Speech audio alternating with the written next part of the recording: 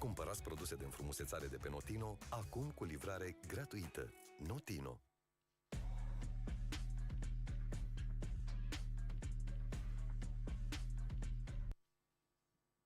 All right, in this session, we're going to talk about how to draw some new geometry in ArcGIS. So if you already have a existing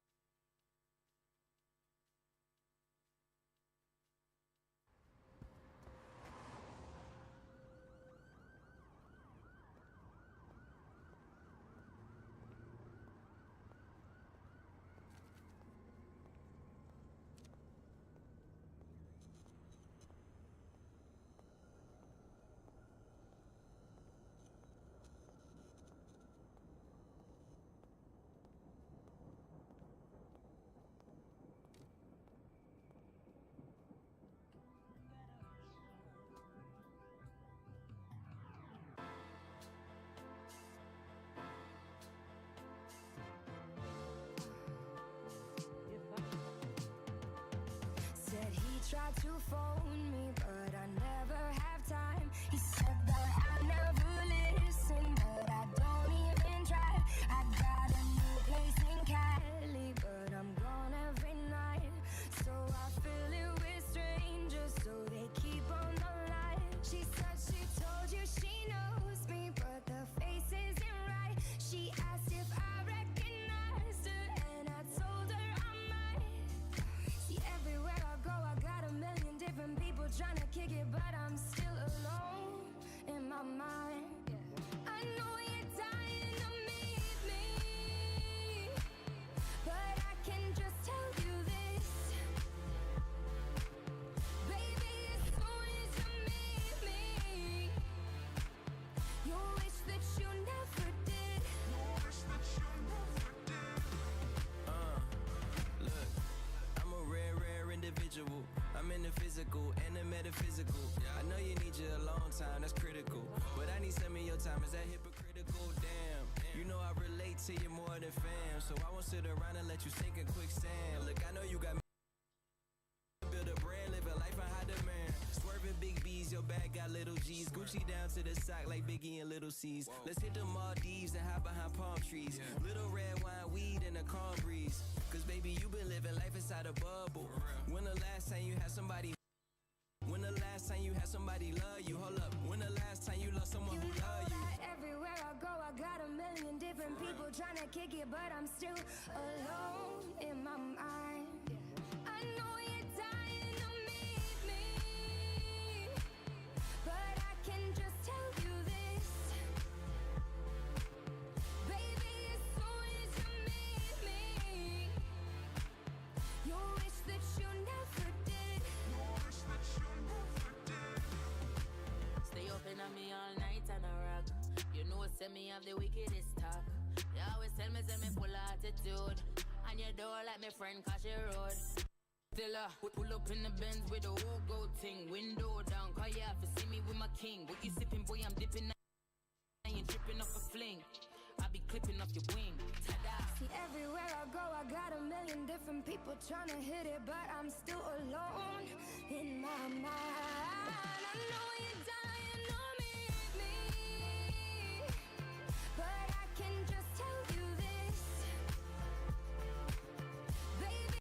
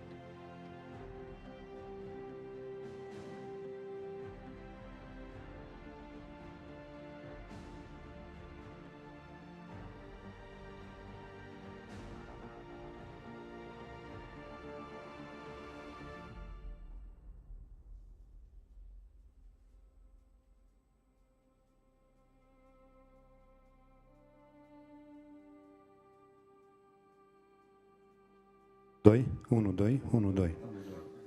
1, 2. 1, 2.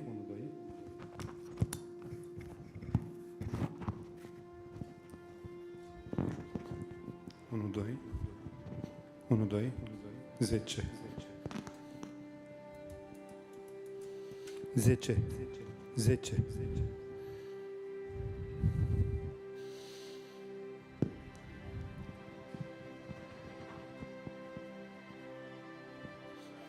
1, 2. 1, 2. 1, 2.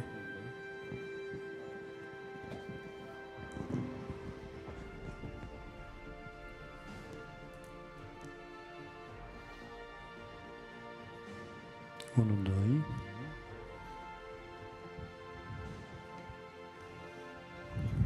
Trimite în Zoom.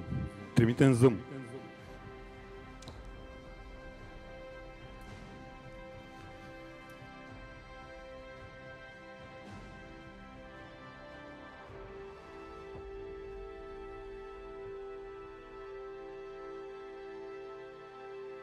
Unu, doi, unu, doi, unu, doi, unu, doi.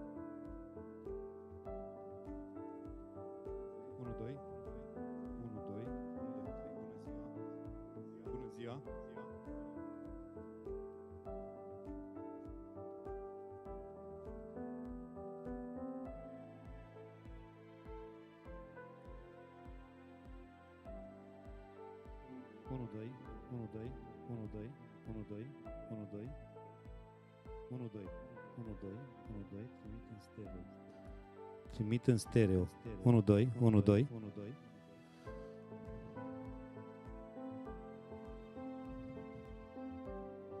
1, 2. 1, 2. 1, 2, 1, 2. 1, 2. 1, 2.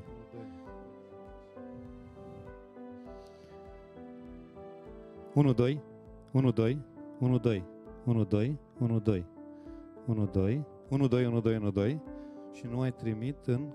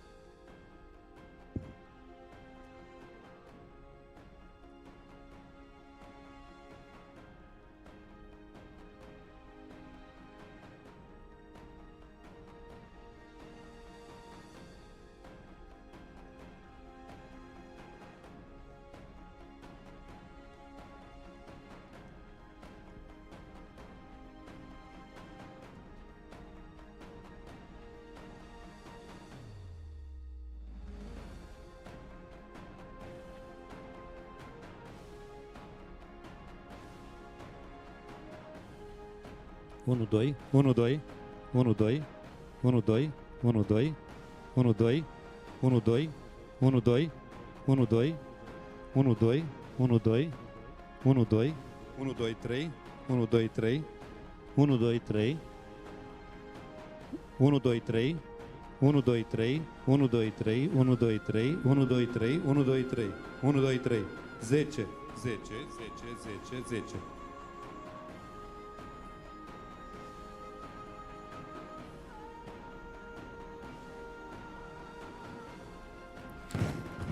1, 2, 3, 1, 2, 3, 1, 2, 3.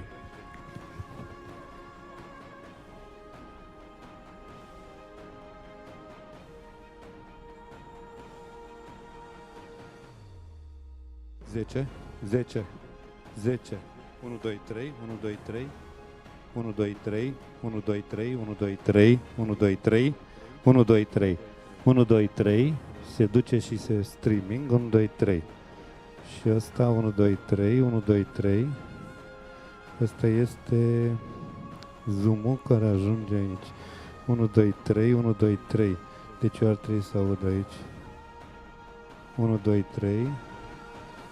1, 2, 3, 1, 2, 3.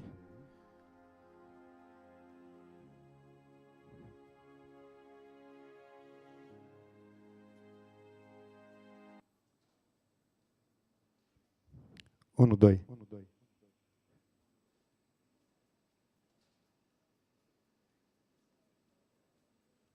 Unu, doi.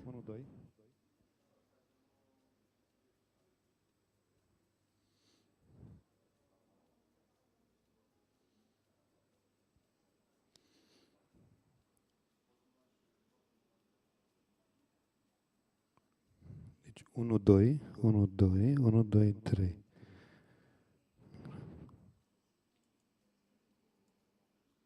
1, 2, 1, 2, 1, 2. Ăsta.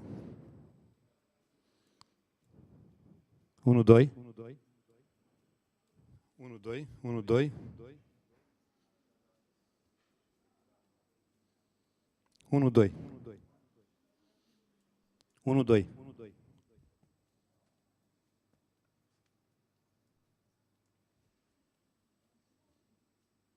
1, 2, 3. 1,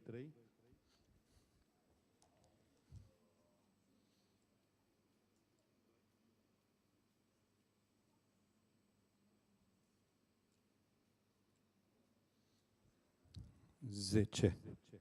10. 10. 10. 10. 10. 10. 1, 2, 3. Bună ziua!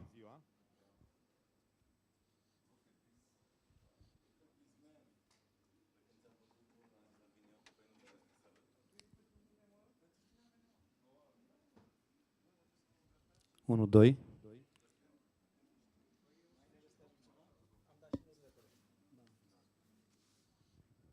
Sunt 3 online? Da, atât. Nu știu. Hai să vedem.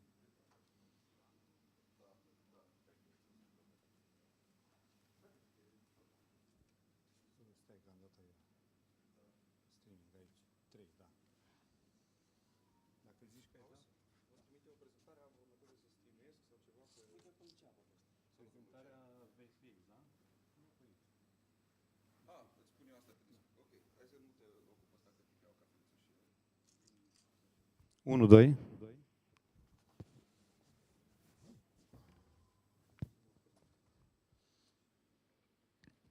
1, 2.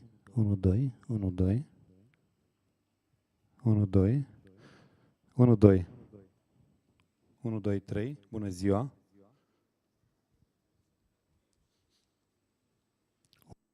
1, 2. 1, 2. 1, 2, 3. 3.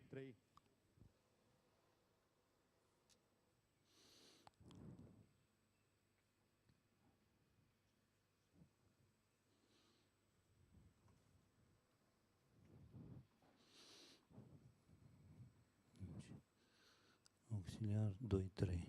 Auxiliarele 2, 3.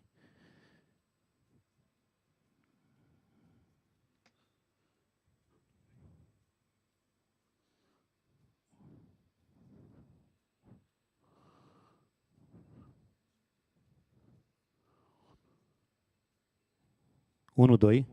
1, 2. 2. 1, 1, 2, 3. 3, 3, 3. 3, 3. 1, 2, 3. 10.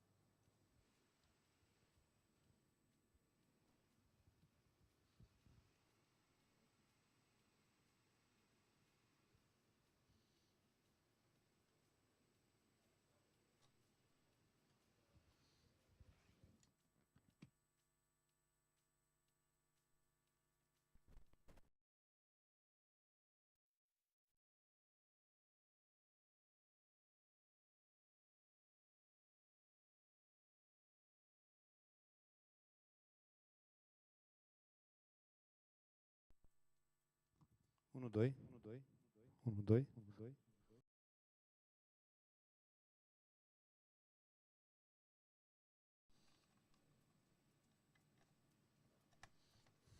1, 2. 1, 2. 1, 2. 1, 2. 1, 2. 1, 2.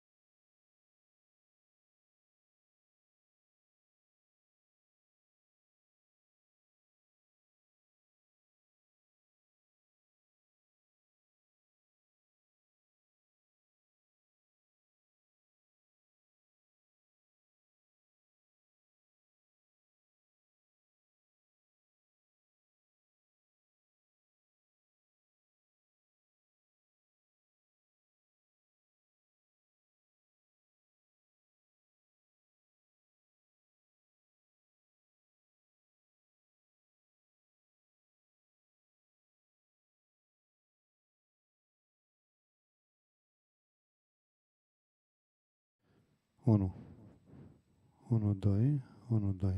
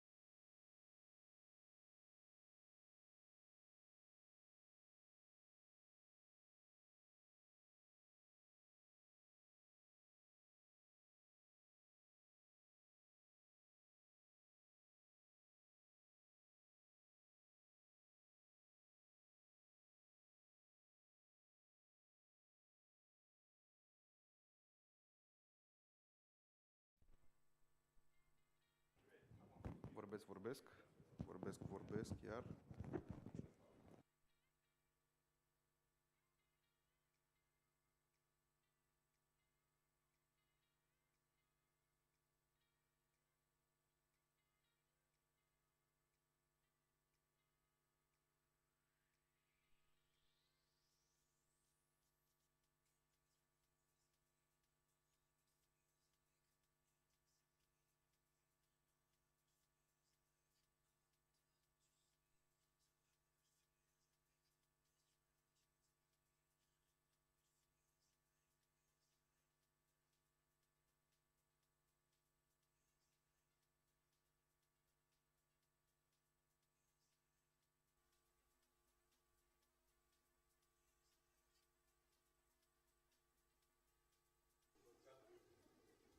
Ok. Eu n-am un clicker sau ceva.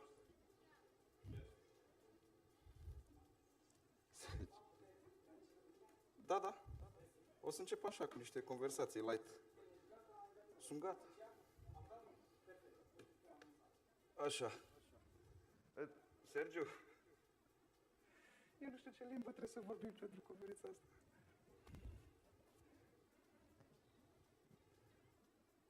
Auzi? Mike, îl vezi pe Sergiu pe acolo, să-l chemi?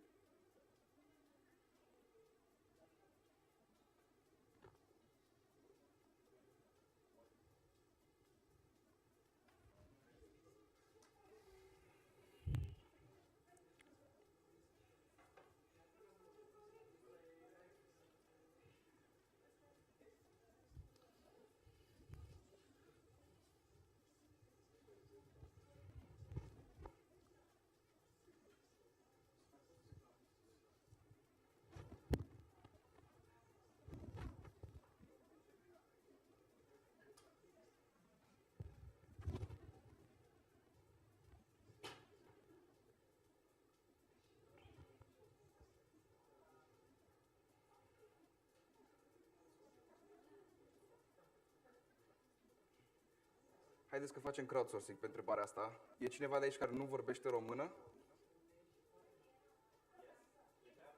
Fantastic. Okay, perfect. So then we switch to English.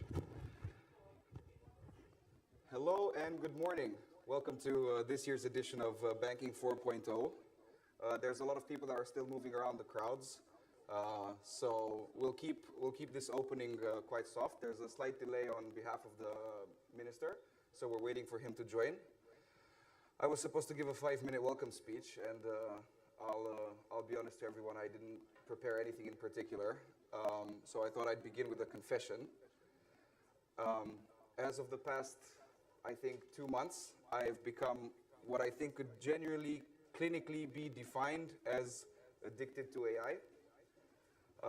I'm curious if there's anyone else that feels that they have this, that they suffer from the same thing as well. Has anyone, oh, by the way, yeah, I'm just gonna say this now to get everyone's attention. I do a lot of interactive stuff. I'm gonna be emceeing throughout the day. You can try to ignore me all you want. It's not gonna go really well. I don't mind, and I don't mind interrupting you and trying to get you engaged. So, I'll rehash on my initial question. Is there anyone else here who feels that they've become properly addicted to AI in any way? Is there any tool that you can't stop using, anything like this? I know it's a blockchain conference. I'll speak to that as well in a second. But just curious to hear. So no one. Okay, cool. I definitely advise you to give it a shot. I'll speak a little bit about myself, obviously. It's one of my favorite subjects. So my name is Stefan Gergely. I will be hosting you today. The reason why I'm hosting you is because I have a background in the cryptocurrency industry. I was definitely one of the first players to join the scene from the Romanian market in the crypto space. And now I'm not. I left the crypto space for good. Currently, I'm the head of growth of a company that's called Veridian. It's a Romanian big data startup. We work with a lot of AI. We build a lot of AI. And basically what we do is we maintain a database on a lot of companies from around the world. I'll tell you very briefly about what we do because I'm going to be using this over. Can we switch to the presentation? let's all stare at him. Deci nu-i pe prezentare. Yeah, I'm going to be using aspects of my work to provide interesting prompts to you throughout the day. So the company that I work for is called Viridian. We do something that's quite interesting to think about. We have a shitload of servers, and we process the entire internet basically on a weekly basis. We gather data, we parse through 700 billion web pages every week, and we take all of that unstructured data and we pass it through a series of machine learning models that are trained to understand the business environments of the world. And their objective is to output a clean and structured database that's always kept updated on companies from around the world. So we care about all the business aspects of business entities from around the world. We definitely have one of the biggest coverages in this space because we get all our data from what is currently being used as the medium for everything, which is the internet. We offer our solutions in, this is really not important, I'm not trying to do a sales pitch here. We offer our solutions in 2 APIs to help our clients find data on companies. And we also build a lot of interesting things. We build a lot of interesting things, I think, on a weekly basis, especially since AI has appeared. We were curious as of like a week and a half ago, what would happen if you combine certain large language model capabilities that have recently appeared with an incredibly overpowered database. For the sake of simplicity, we don't actually even know the extent of the power of a tool like this, which is why we put it into a really simple chat interface to kind of see what deductions could a large language model make when he's put in front of an incredibly large data set. I ran a small instance of this exact program on you guys, basically. I put in all the companies that are attending Banking 4.0, or what I think are all the companies attending Banking 4.0, and I asked it all sorts of different questions. This is really early stage for us, so literally I think this might be version 0.1, and I'm trying to think of all sorts of questions to make it crack, basically. And as a product guy, I've been a product guy all my life, and now I'm going to be pitching AI to you. What I've learned recently in terms of the paradigm shift of what AI is enabling, strictly from the perspective of product design, is that it's completely different. I'm going to be circling through these. You can just read some stuff off there if you want. But we're now building a lot of products that outsource logic to large language models. And by outsourcing logic, I don't mean to get too technical, as in to try to overcomplicate kind of what's that sounding like. But I'll give you a really simple example. Obviously, in order to find companies in our database, you have to make a query, which is a structured piece of code that has to respect the conditions basically that are required by the database. Now, these queries, because of how much data we have, they tend to be incredibly complex. And while we sell our data to enterprise clients from across the world, and they're specialized in data processing, there's still a learning curve that has to be done in terms of understanding how to build these sorts of queries to find the data that you want, to find the companies that you want. And we were thinking if we could train a large language model to build these queries for them. So to take a natural language structured search, so just any sort of company profile that you could be looking for. I want to find web development agencies that specialize in web, but that don't have a design department, or I want to make sure that they're small, or I want to make sure that they work with a certain company. And literally, because of large language models, the sky's the limit. And we were amazed to see how good it achieves this, how good it turns these requests into understanding the business logic behind the user's actual request. So this turned into a product for us that's not the one that you're looking at on the screen, but it's the one that exemplifies the paradigm shift that I'm talking about really well. We take a natural language request from a user and we pass it to a large language model, and his objective is to turn it into a structured JSON query. Now, there's a lot of analysis that gets done behind this seemingly simple process. It's simple for us to understand because we've had intelligence for millions of years. But if you look at it from a business logic standpoint and from the deductions that need to be made, think about it this way. You can use this API to search for any company across the board. Any company across the board encompasses all the business complexities that this world has to offer. If you're looking for certain particular manufacturers of certain high-end metals in certain manufacturing processes with certain ISO certifications, that looks vastly different from trying to look for clients for your marketing agency, right? And it looks vastly different in terms of how you need to understand that request. And these things do that. And although we've been playing with them for a very short amount of time, these things do that incredibly well. And the beautiful thing is, they do it at the equivalent of $0.002 per 700 words. Yeah, I spoke in money terms now, everyone's listening. $0.002 per the equivalent of 700 words is a number that should be intriguing, to say the least, to all of us, and is the last ball I'm going to drop at the introduction of this. I'm really happy that it got your attention. I'm really happy that we're all engaged. So the organizers have told me that our next speaker is almost here. Cum mă ducem cu 3 minute? Ah, right. So I need to speak for 3 more minutes. I'll take questions. I've run out of creative material. Does anyone have any curiosities? Trust me, if you're the kind of person that attends conferences and doesn't like to talk, I will do my best towards the end of the day to get you to not be that anymore. There we go. Yes. Yeah. Oh, no, nothing public yet. This is actually, what I showed here was very much behind the scenes. We've been, and it will be behind the scenes for a while, but we have a lot of the technology that sits behind it. I'll be happy to talk to you over a coffee or a cigarette outside. Cool. Any other questions? Yes, all right, yes, I guess crypto. Look, I haven't been in the crypto space for a while. I understand it really, really well, and I'm curious to see what things people will be talking about. Oh, we're ready? Oh, cool. Jesus. All right. So I'm curious to see what... Thank you, I appreciate that so much. I don't want to discourage you. All right, cool. Let's give a round of applause to Mr. Sebastian Burduja.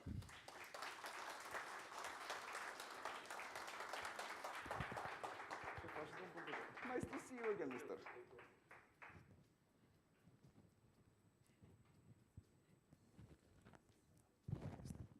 Good morning.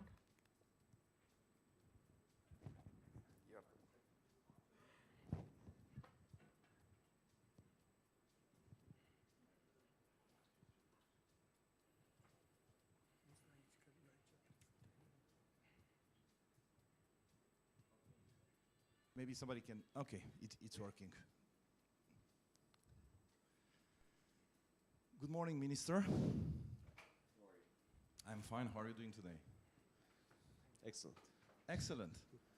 Okay, I mean, if I look at the Romanian political environment, that's a bold statement, but good for you. Okay, we're not here to discuss politics today. Thank God.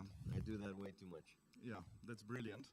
We're here to discuss technology, and in particular, had a brief exchange of ideas with the minister here before the meeting today about what should we talk about. And we decided to go on the broader spectrum, so not just blockchain, but the topic of regulating emerging technologies. And on that note, just as a warm-up, yeah, if I may, I mean, there are various options when regulating new technologies. If you'd be to, we don't live in a binary world, yeah, but if you'd be to take a binary position, what should we focus more?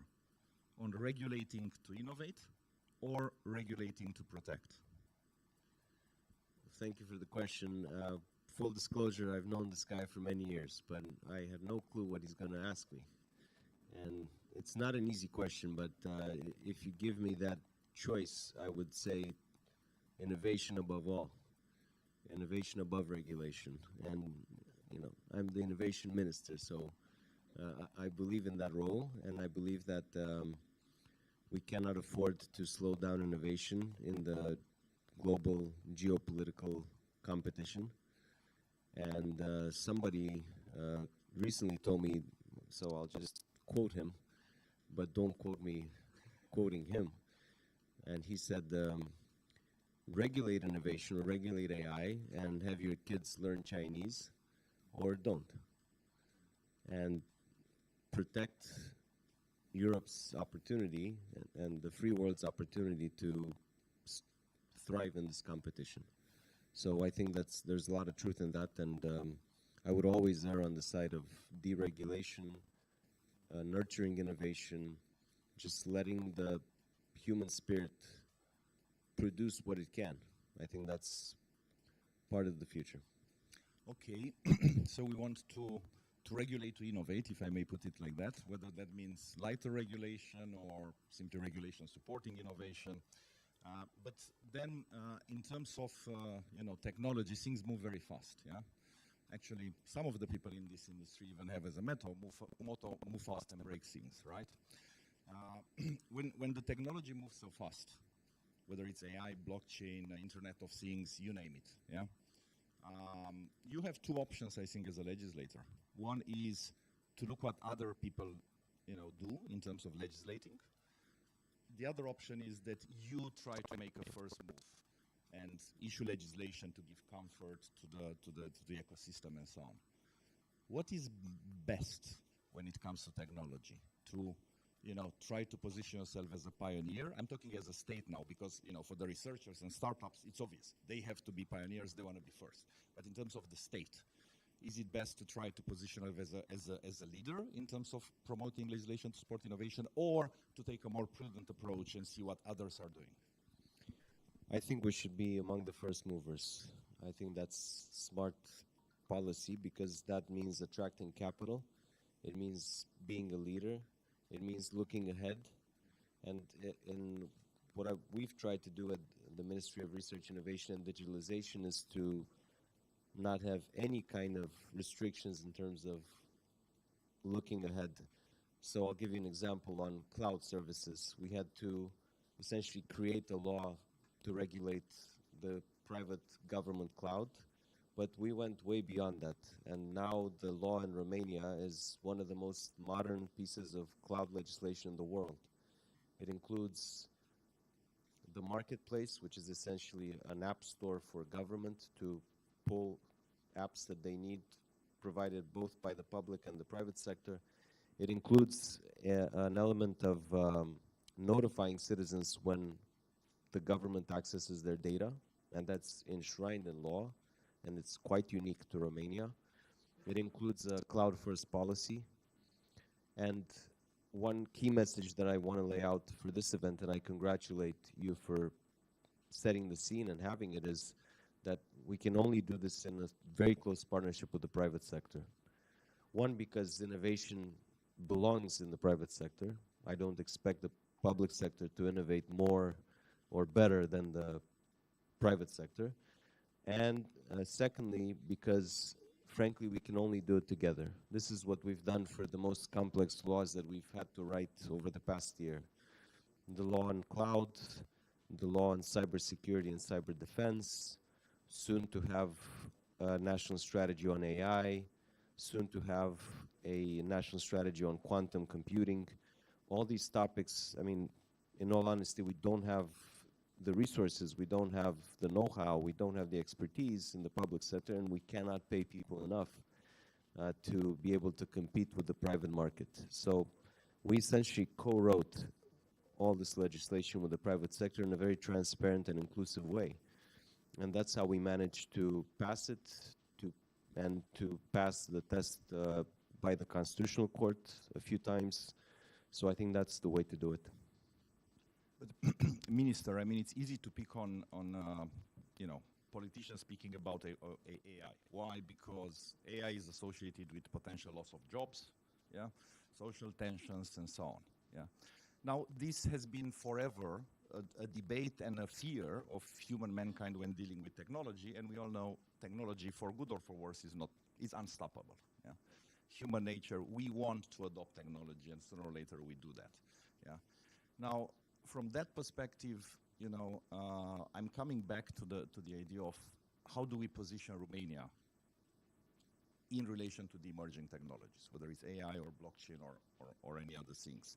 I don't think we have a big enough debate in Romania currently about the potential impact of these emerging technologies. Yeah? Should we try to steer more discussions about that, involve more the stakeholders, or should we just, because that's also possible, I'm not serving you the answer, yeah, because it's also possible the reverse, to say, no, we looked into how other nations have done it, yeah, and we know that industrial revolution, flourish in countries which are open to adopt it, and we take it as a national strategy to be a place, a country which is welcoming these technologies and brings investments here. I think we're way too used to following others, but we have everything we need to lead. First and foremost, the talent. The Romanian IT&C sector is filled with exceptional talent at the top level in the world. We need to recognize that. And technology can do something that no other factor can do to a country, which is it can help any country leap forward and catch up and move ahead. And that's exactly what Romania needs. We cannot afford to go step by step through the entire process that the West has taken. By adopting the latest technologies, we essentially leapfrog into the future and catch up. And indeed, I can tell you from multiple delegations and discussions with advanced democracies, advanced systems in the West, after they heard what we've done, they were starting to take notes. And looking at what Romania has done and following it as a good example. And I'm biting my tongue, but I can't help mention our AI project, Ion, which... You're taking some risk here. I know. Bringing that up. And that's fine. I love risk. And, last week the Financial Times had almost a full-page article on Ion, and it was highly appreciative. It's a research experiment. It's not perfect. And it has received, especially here in Romania, a lot of criticism, and that's fine. It's part of innovating, it's part of iterations, and I think we did succeed in starting a conversation around new technologies. What can they do? Are they useful? What are their limits? What are our expectations of them? Happy to discuss more on that, but the point of the project, which was proposed by the private sector, supported by academia, and the government just ensured a launching pad, essentially, and we're happy to do it for any other initiative that is as bold. I mean, you can see on in public places, in the metro station and in high schools and in the Ministry of Research last week and in TV shows, and people can interact with this technology, and it's essentially a technology that asks them questions. It does not answer questions. It's meant to take answers from citizens and boil it down to decision makers for them to make better decisions. But as NVIDIA put it, hey, you guys are the first nation in the world to use AI to strengthen democracy. Hats off, or at least to try. Maybe you won't succeed, but at least you tried. And I think that's the spirit we need to have. I think that's the spirit that many people in this room have, or they would not be here. I think that's the spirit that this nation needs to rediscover. Minister, we discuss here about the usefulness of states positioning themselves, in supporting development of technology. Yeah. Now, a principle that I found in a Deloitte study about how do you regulate emerging technologies says that the regulation should be adaptive. What does that mean? Is that because of the super fast pace at which technology and technology applications evolve, the regulators must be flexible. You can no longer issue a law and sit on it for the next 20 years. And also, you cannot wait 20 years to issue a new law. Because meanwhile, the changes are tremendous. We in Romania have waited 3 years, because I have to zoom in a bit on the topic of today, the blockchain. We have waited 3 years to come up publicly, finally it happened 10 days ago, yeah, with a proposed legislation, giving clarity to the crypto market in Romania in terms of how they can get a license. Yeah? And licenses are useful because they put you into a compliance framework, they give you credibility, and they give trust to the other market participants. So for 3 years, we had an AML directive transposed. We didn't have the norms, okay? Romanian state was not hurried to issue that, was not in a hurry to issue that legislation.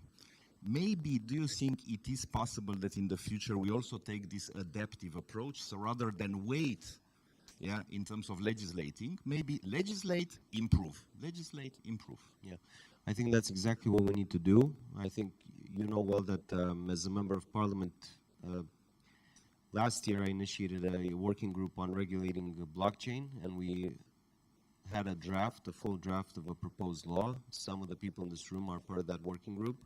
That has moved forward.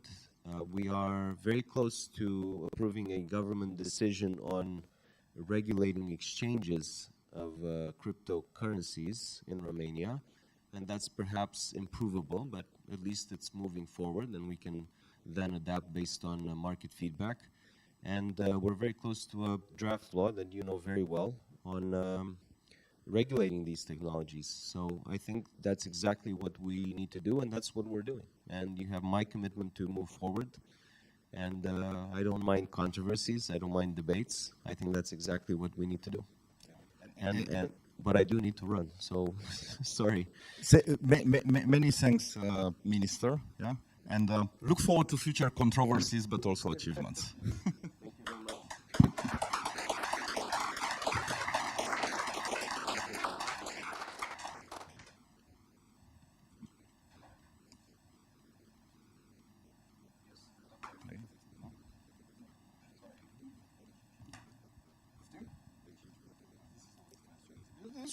Let's switch. Let's go to the next. All right.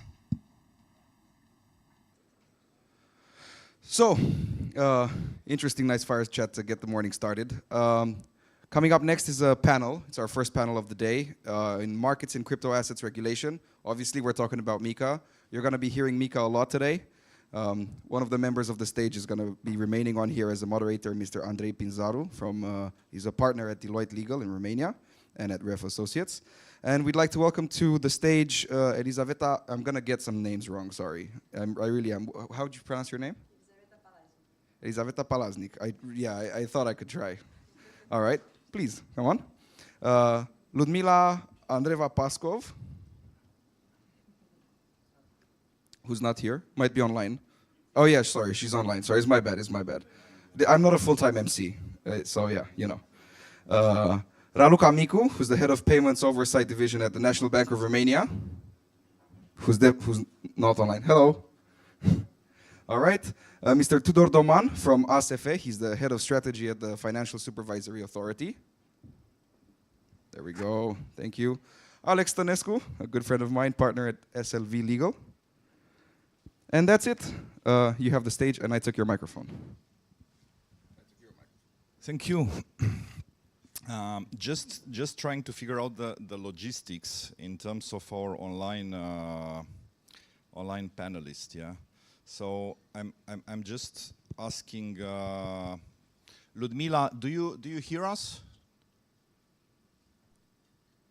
Yeah, we're not hearing Ludmila. Okay, good. Until this is fixed, let me just say that I'm actually super thrilled to have a panel which is diverse, but which also includes not just advisors. A number of us here on the stage are advisors. Okay, but we also have, which is crucial, representatives of the regulators. Yeah, I mean the discussions about crypto have been for too long. I would say for really too long. A matter of hardcore bleeding libertarians and crypto punks and so on. Yeah. It's super interesting to me that it started from there. Yeah. I think there is a lot in that ethos that we would have a benefit by not losing it. Yeah. Because it is actually balancing the quite fragile, often fragile balance between the state power and individual freedoms. Yeah. So that spirit is important. But on the other hand, when you're talking big numbers and the crypto space reached the big numbers status, you need to have the institutions working together with the private sector. And this is super important. Ludmila, do you hear us? Hi, hello, good morning. Do you hear me? Do you see me? Excellent. Perfect. I see you and I hear you, but distantly. Okay. Hopefully you hear me better. That's good. We also see you. It would be great if our technical support would raise the volume a bit up for Ludmila so that we hear her even better. Yeah? Okay, so we start the discussion today about MiCA. Some people call it MiCA, but I think the dominant pronunciation is MiCA. It comes from Market in Crypto Assets Regulation. And to me, it's a validation of one of the saying that you may have heard in the crypto space years ago, which I think is an adaptation of a quote attributed to various people. So I don't know the original source, but it essentially says, first they ignore you, then they laugh at you, then they fight you, and then you win. Okay. I think internet says that to Mahatma Gandhi. Yeah? Now, crypto went through the stage of being ignored. The big players, the institutions, the regulators simply ignored it for a long period of time, actually. Then it was dismissed. So it was no longer ignored, but it was viewed as something minor with no potential to impact the society. No risk of contamination with the financial sector, So it was more of a laughable thing, Then it entered into a phase where it was no longer ignored, no longer laughable, It started to be, I would say, feared. And you've heard a number of, high-level institutions, including at European level, expressing concerns about crypto. What if contaminates the TradFi, the traditional financial institutions? What if creates too much danger for the consumers who may, lose all their money and so on?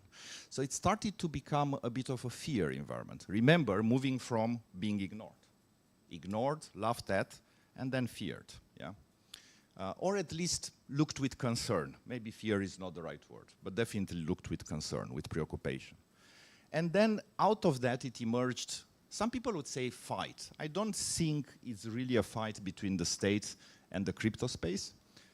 In my view, if there would be really a fight, I'm one of those guys who believe that the states could obliterate the crypto space if they wish. And there are various ways to do that. Not wipe it out entirely, but could really reduce it to irrelevance. So I don't think it's a fight. I think we are more in the regulate phase. Where the state is not really fighting the crypto space, at least in Europe. It is regulating it. Some people say that in US, the state is fighting the crypto space. But even there, the positions are diverse. Not all the regulators take the same views on crypto in US either.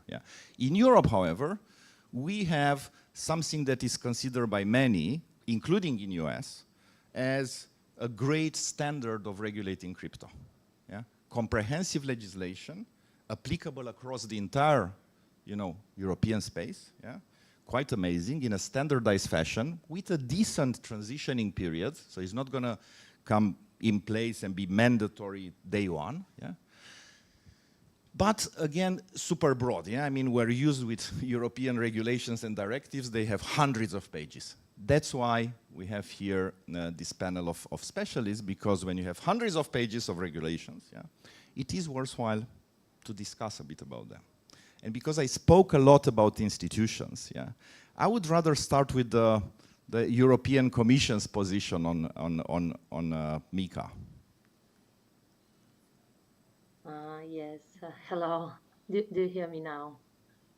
Yes, if the volume can be even louder, or if you can speak a bit louder, it's still great. Thank you very much. Thank you, everybody. Good morning. Just to start by saying that I'm honored and delighted to speak at today's conference, and thanking the organizers for this opportunity to present the Commission's agenda on the digital finance, and more specifically on MiCA. And I'm really sorry I'm not with you today in Bucharest. It would be really probably better to exchange in live, but still I would start a bit by just presenting what we are doing and what we are doing in the digital area of the digital finance, but also in MICA. Uh, as you said, the issues discussed today are very topical for all the European citizens and businesses. And our objective for digital finance is for the European financial sector to fully embrace and drive for this digital revolution in finance with strong European market players, not only the American, but strong European market players in the lead. One of the main ones being also the Romanian companies and fintechs. As you know, digital finance creates a number of opportunities. Embracing digital finance would unleash innovation, create opportunities to develop better financial products for consumers, including for people currently unable to access financial services. It also unblocks new ways of channeling EU funding to EU businesses, in particular to the SMEs. As digital finance, however, cuts across borders, it also leads to potential to enhance financial market integration in the banking union and the capital markets union, and therefore strengthening the Europe's economic and monetary union. So that's why the European Commission adopted the digital finance package, as you know, in September 2020, with the main objective to achieve a competitive EU financial sector with access to innovative financial products, while at the same time ensuring consumer protection and financial stability. So we believe that the financial regulation and the supervision must ensure that all risks are properly covered along, as we say, the same activity, same risk, and same rules principle. So with the digital finance agenda, we have the 4 strategic priorities: to overcome fragmentation, to boost digital innovation, to promote data-driven finance, and to tackle challenges linked to the digital transformation, such as the cyber risks. Back to 2020, the strategy included 2 regulations. One was on the crypto assets, and one on distributed, and the one on the digital resilience, as well as distributed ledger technology, the DLT pilot regime, which is already operational. So the market in crypto assets, MiCA, was agreed by the EU legislators last June. As you know, MiCA is a comprehensive legal framework for the supervision of stable coins, asset referred tokens, and e-money tokens in the EU terminology, of other types of crypto assets, as well as of crypto asset service providers. The publication of MiCA is expected before the summer, after the approval of the European Parliament in April last month, and and the entry into application is foreseen 12 months. It's foreseen in 12 months, the stablecoin rules, and 18 months for other parts after the publication. Very briefly on our other projects, the Digital Operational Resilience Regulation, the DORA, establishes an oversight framework for critical ICT third-party providers, and will strengthen financial firms' ability to withstand problems with the technology upon which they increasingly rely. DORA, on the other hand, will start applying as of January 2025, after the European supervisory authorities have delivered the 13 draft technical standards as mandated by the regulation, DORA. The Commission is also working on a European financial sector data space and intends to propose,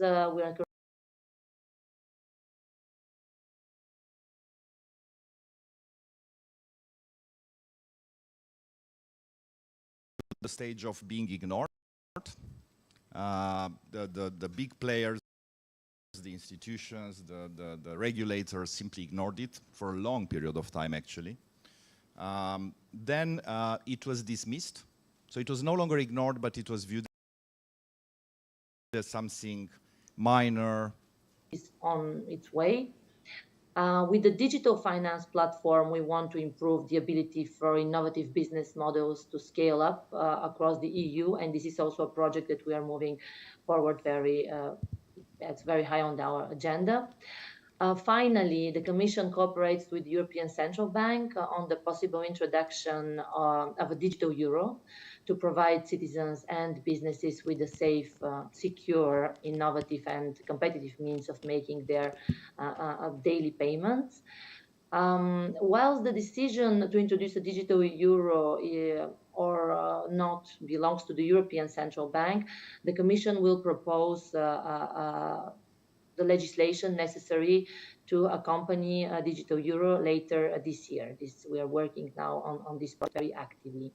Now, very short on MiCA.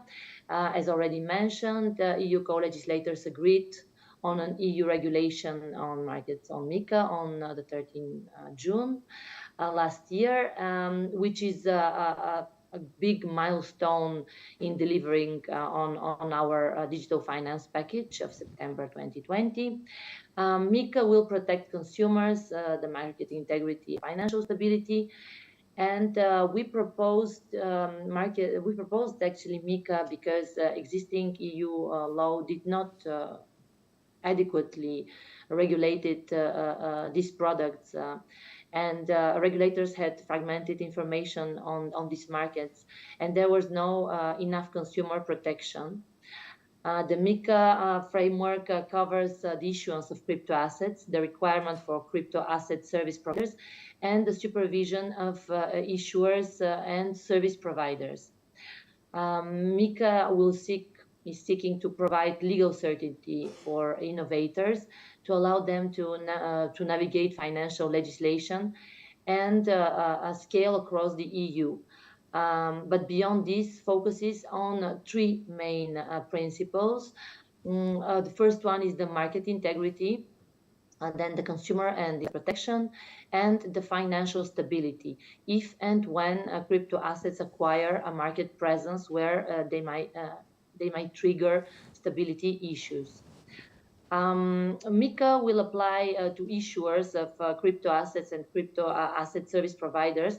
It also has specific rules in place for issuers of the stable coins, as these have a higher likelihood of being used for payments and would therefore become systemic, requiring appropriate safeguards to be in place.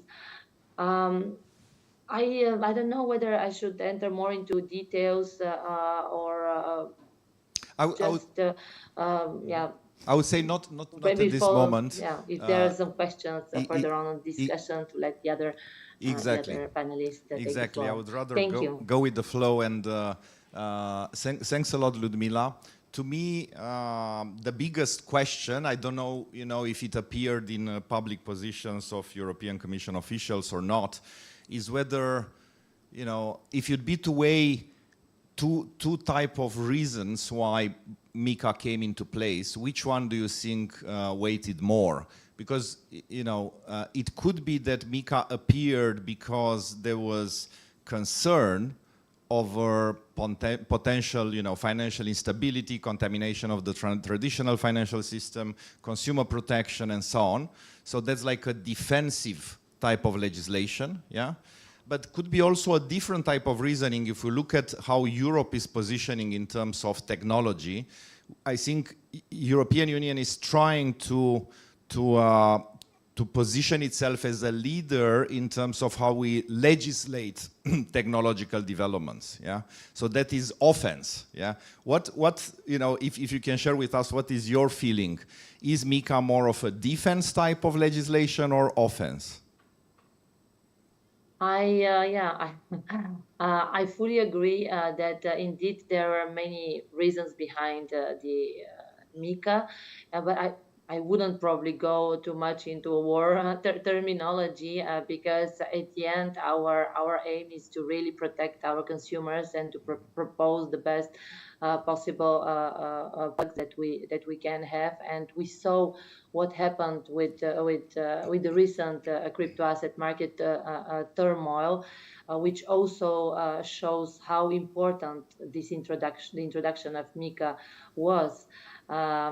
I would say the aim was really to promote the soundness of the entire crypto asset market by rooting out the bad actors also, and providing this consumer and investor protection, while at the same time setting the whole organizational, operational, prudential requirements for these crypto asset providers.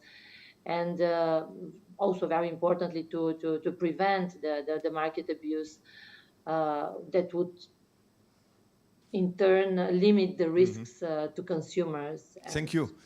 I think market impact.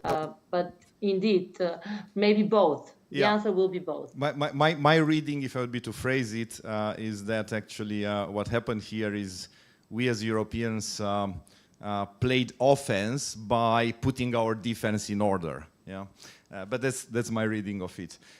Zooming in now, so we had the perspective from the European Commission, which I think it was worthwhile to dedicate time, because I really think the European Commission is the hero of these days in terms of putting together MiCA. Yeah, that's not a small task, and like as I said, US is still far away from that. Yeah, they are still in the phase where they are, so to say, regulating via enforcement. Yeah, which is very criticized manner to regulate. Yeah, so I'm now zooming in and coming, I would say, in a logical fashion from the European Commission level to our local regulators and supervisors. And Raluca, I'm looking at you in terms of, you're the head of oversight in the National Bank of Romania of payments. I would be very curious to hear your perspective over this regulation that is soon to come into place, but which is in reality regulating an existing reality. Okay, we live in a world where under MiCA, stable coins would have to be issued only by banks and e-money institutions, which are players already monitored and supervised by National Bank of Romania based on a European legal framework. But we also live in a world where, I think it was 2 weeks ago, when a SocGen subsidiary in France announced the launch of a euro stablecoin based on a public blockchain, which is Ethereum. Yeah, so interesting times. How do you perceive them from being in the role you are in National Bank of Romania? Yeah, indeed, MiCA, it's very welcome also by the NBR. We took part of the negotiation. It took a long to actually have this final version of the act. But we are actually very glad that this happens.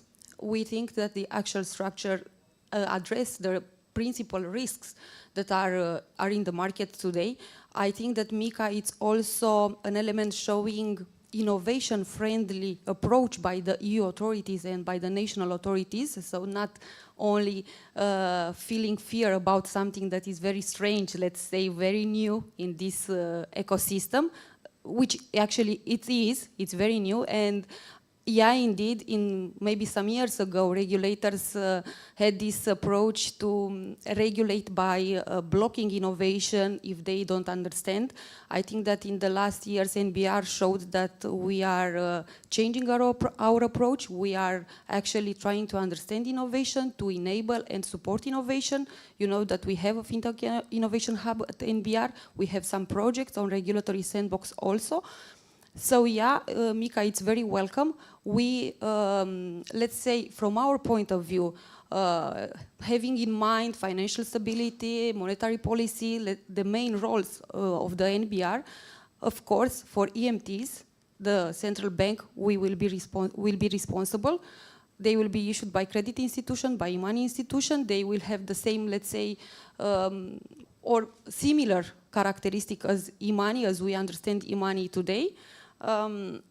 we will support and we will have these competencies in licensing and supervising them. We already participate in EBA in order to write the the regulatory technical standards for this type of transaction and also for the reporting, which is not actually easy. Yeah, it felt like actually negotiating MiCA was the tough job, but right now we are feeling that the tough job it's coming. It's not about regulating; it's about supervising because MiCA is more about the principles, the core principles of how these entities will operate, but the details, yeah, of the reporting and so on.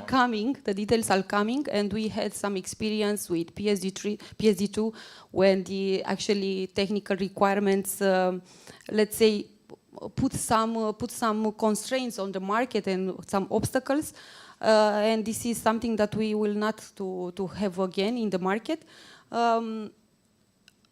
We still, let's say, don't have a final position about how the MiCA competencies will be split between authorities. It's something that, yeah, indeed, it's under discussion. Notably, the regulation is not pushing into one direction or another. Yeah. But I would say indirectly, you know, when MiCA is indicating to us that, you know, certain type of tokens, stable coins would only be issued by credit institutions and e-money institution, I think the competent authority is pretty much obvious, right? That's why for us it's clear that EMTs will be under our powers, so under MBR jurisdiction, and we will be involved in supervising and licensing these entities.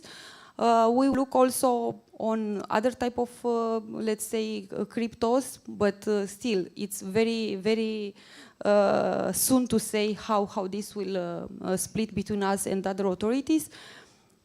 I think for the moment it's important to have this in mind, that we are open. We want to support innovation. We want to understand the technologies. We are not trying to block the innovation in the Romanian market. I think what happened in the last 10 years showed that also the authorities understood that they have to support and enable the innovation. That's why crypto assets market wasn't regulated since the beginning.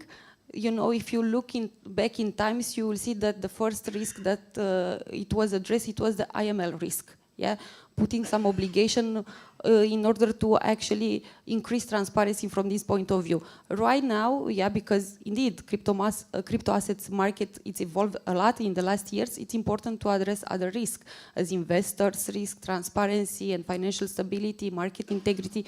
That's why today we have MiCA. So it's something that it's needed, and I think also that players, stakeholders from this market need these rules. And most of them want to have a clear framework, because it's only helping them, I say, to interact with the other well-established institutions like banks. I mean, you know, I'm not going to ask you for a point of view, but it is known in the Romanian market that it's kind of difficult for players from the crypto space to actually, you know, find a bank to serve their needs. I mean, you know, just to pay their taxes and so on, you need to have a bank account for that. And many of the players are saying, okay, now that the regulation is coming, we will be able to get a license, and this should hopefully give comfort to the banks to operate with us. Exactly, but I have to say that it's not in the Romanian market, this issue, it's in the whole Europe. Because, you know, banks, yeah, indeed, they have to look at the AML risk, and it's very difficult for them to have a relation with a client which actually is not regulated, and it's posing some of the risks. And it is crucial for the players in this market to understand that in order to be able to interact with the banks, they need to comply with the AML, KYC, whatever other rules applicable to them. Yeah. Exactly, and I think that actually the local authorities will have an important role in actually supporting the new players to understand the rules, because yeah, it's something that you write the rules, you have the rules, but other thing is actually understanding and complying with the rules. So this which are also ever evolving, yeah? I mean, exactly. Let's also say that. Yeah. I think FATF updated twice its guidelines on crypto, but it's good that we have them. And now we have AML Directive 6, which is actually broaden the spectrum of entities which become reporting entities, you know, from the cryptos. Basically align it with MiCA. Yeah. Yeah, but this will bring legal certainty for this type of institution and actually supporting them to evolve more in the market. And then Ludmila mentioned also DORA, the Digital Operational Resilience Act, also applies to crypto participants, Yes. notably. So today we are seeing that crypto assets, stakeholders, and also traditional players deciding to enter into this world are actually trying to be supported but also regulated in the same way as the traditional one.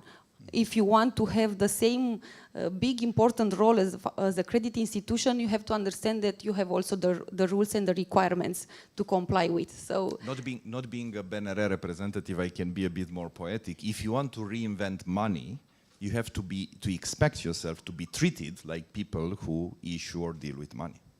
Yeah, and in a way, decentralized finance. I mean, that's the base idea of 10 years ago. Like, let's reinvent the financial system. This is what attracted me, to be honest, being a banking lawyer forever. Yeah, but when you have this claim, when you put in public the claim that we are reinventing the financial system, then you should not be shocked that the states are expecting you and the regulators are expecting you to apply the same rules. And to behave in some very regulated manner. So thank you, Raluca. Thanks a lot. I think there's a word of cautiousness addressed to the market participants. There's a huge wave of regulation coming over the entire crypto space, and I'm saying huge. That means tens of thousands of pages. Yeah, MiCA alone has hundreds of pages, but then you have DORA, you have AML directives, you have a lot of you'll have the RTSs that are going to come out. So it's a huge wave of regulation, which means everybody will have to strengthen their compliance. Yeah, but it's also about helping the crypto normalizing a bit the discussion. Yeah, because until recently the discussion about crypto was viewed as something rogue, more like is it even legal? Can you even do that? Yeah. Now we enter into the zone of more legal clarity and so on. And just one last remark on what you said. You spoke about innovation, Raluca. And I think in payments, in central banks, you are probably one of the most, the payments departments are probably one of the most accustomed with the word innovation. Because when PSD, the Payment Services Directive, came out, something unimaginable happened. Yeah? Payments were always one of the activities reserved for banks, were a monopoly of the banks. And suddenly we have, many years ago, PSD, and then years later, PSD2, which come and say, well, other entities than banks can also do payments. Wow. I was like, how come? That's interesting. Yeah. And then under PSD2, it came and says, we can also have PISPs, Payment Information Service Providers, and Account Information Service Providers. So entities which are not banks, are not even payment institutions, not e-money issuers, but they can have access and they can initiate payments into the bank accounts. So the innovation, I would say, in the payments is probably the area with the highest pace of growth, of innovation in the banking system, right? So I think MiCA is just continuing that trend. We are feeling this. Yeah, I'm sure you are. I think there are plenty of licensing files with National Bank of Romania for payment institutions. Good. I think it's very natural from the National Bank of Romania, yeah, to move to the other suspect of choice. Yeah, I'm saying suspect of choice because MiCA is not prescriptive in terms of who should be the regulators. Yeah, so but we are looking and we're saying, okay, it looks a bit like e-money legislation, so maybe it's National Bank of Romania, but it also looks a bit like capital markets legislation because it speaks about white papers, which sound a bit like prospectus. It speaks about market abuse, which sounds like capital markets. It speaks about intermediation, transmission of orders. They all look like a bit like MiFID type of things, yeah. So obviously, Romanian Securities Commission is a suspect of choice. I mean, Tudor, what's your view? How is ASF, how is our Romanian Supervisory Financial Authority, yeah, looking at MiCA? Well, first of all, we're very glad MiCA was adopted by the Parliament. It will bring clarity and transparency to this market. And it's very good also for the people investing in crypto, not just the people developing crypto, let's put it this way. In terms of attributions, We at ASF currently we're like dealing with supervising and regulating financial instruments. MiCA is totally the opposite of this. Actually, even at the beginning, when you start to issue a white paper or something, you have to make a statement that whatever you're issuing is not a financial instrument. So as my colleague said, it's an area we're still looking into it. We're going to have some attributions. We have to see how we split the attributions between different authorities. There is also the technical part that you have to look at, not just the policy and the regulation and supervision and so on. So there are a lot of aspects that you have to look at this.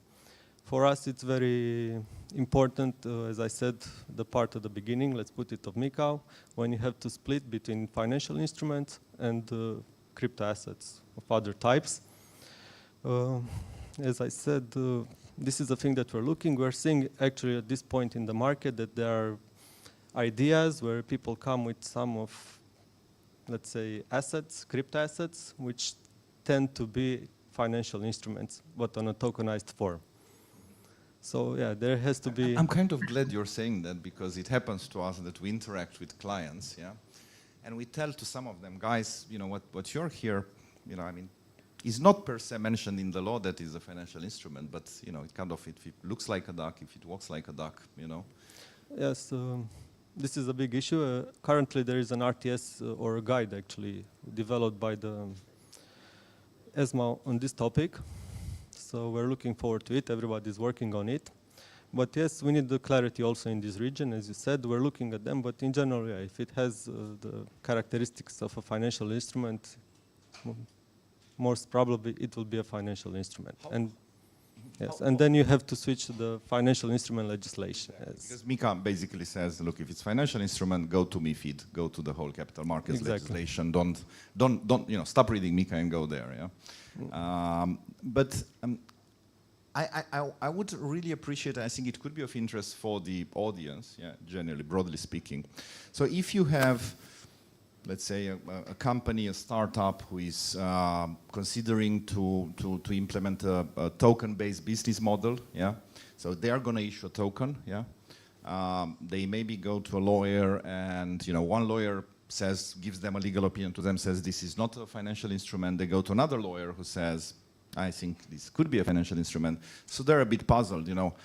Can they come and knock at the door of the regulator and, you know, have an informed discussion? Well, we encourage them. This is why even set up, we have a fintech hub for 5 years almost already. We encourage them to come in an early stage so they can have clarity with regards to this aspect, so not to waste time and money going in the wrong direction. Maybe they're not ready to be regulated, fully regulated, because, as I said, financial instruments come with a very strong regulation, let's put it, and incumbents are not ready at this point. But yes, we engage in talks with them, we discuss, we try to understand their business models, and we're trying to explain them exactly where their ideas interfere with the, let's say, current regulation, and where it can be areas that they need to be more attentive to it, pay more attention to it, and then maybe they can rethink their idea, or they can join us on an official channel and be a financial instrument.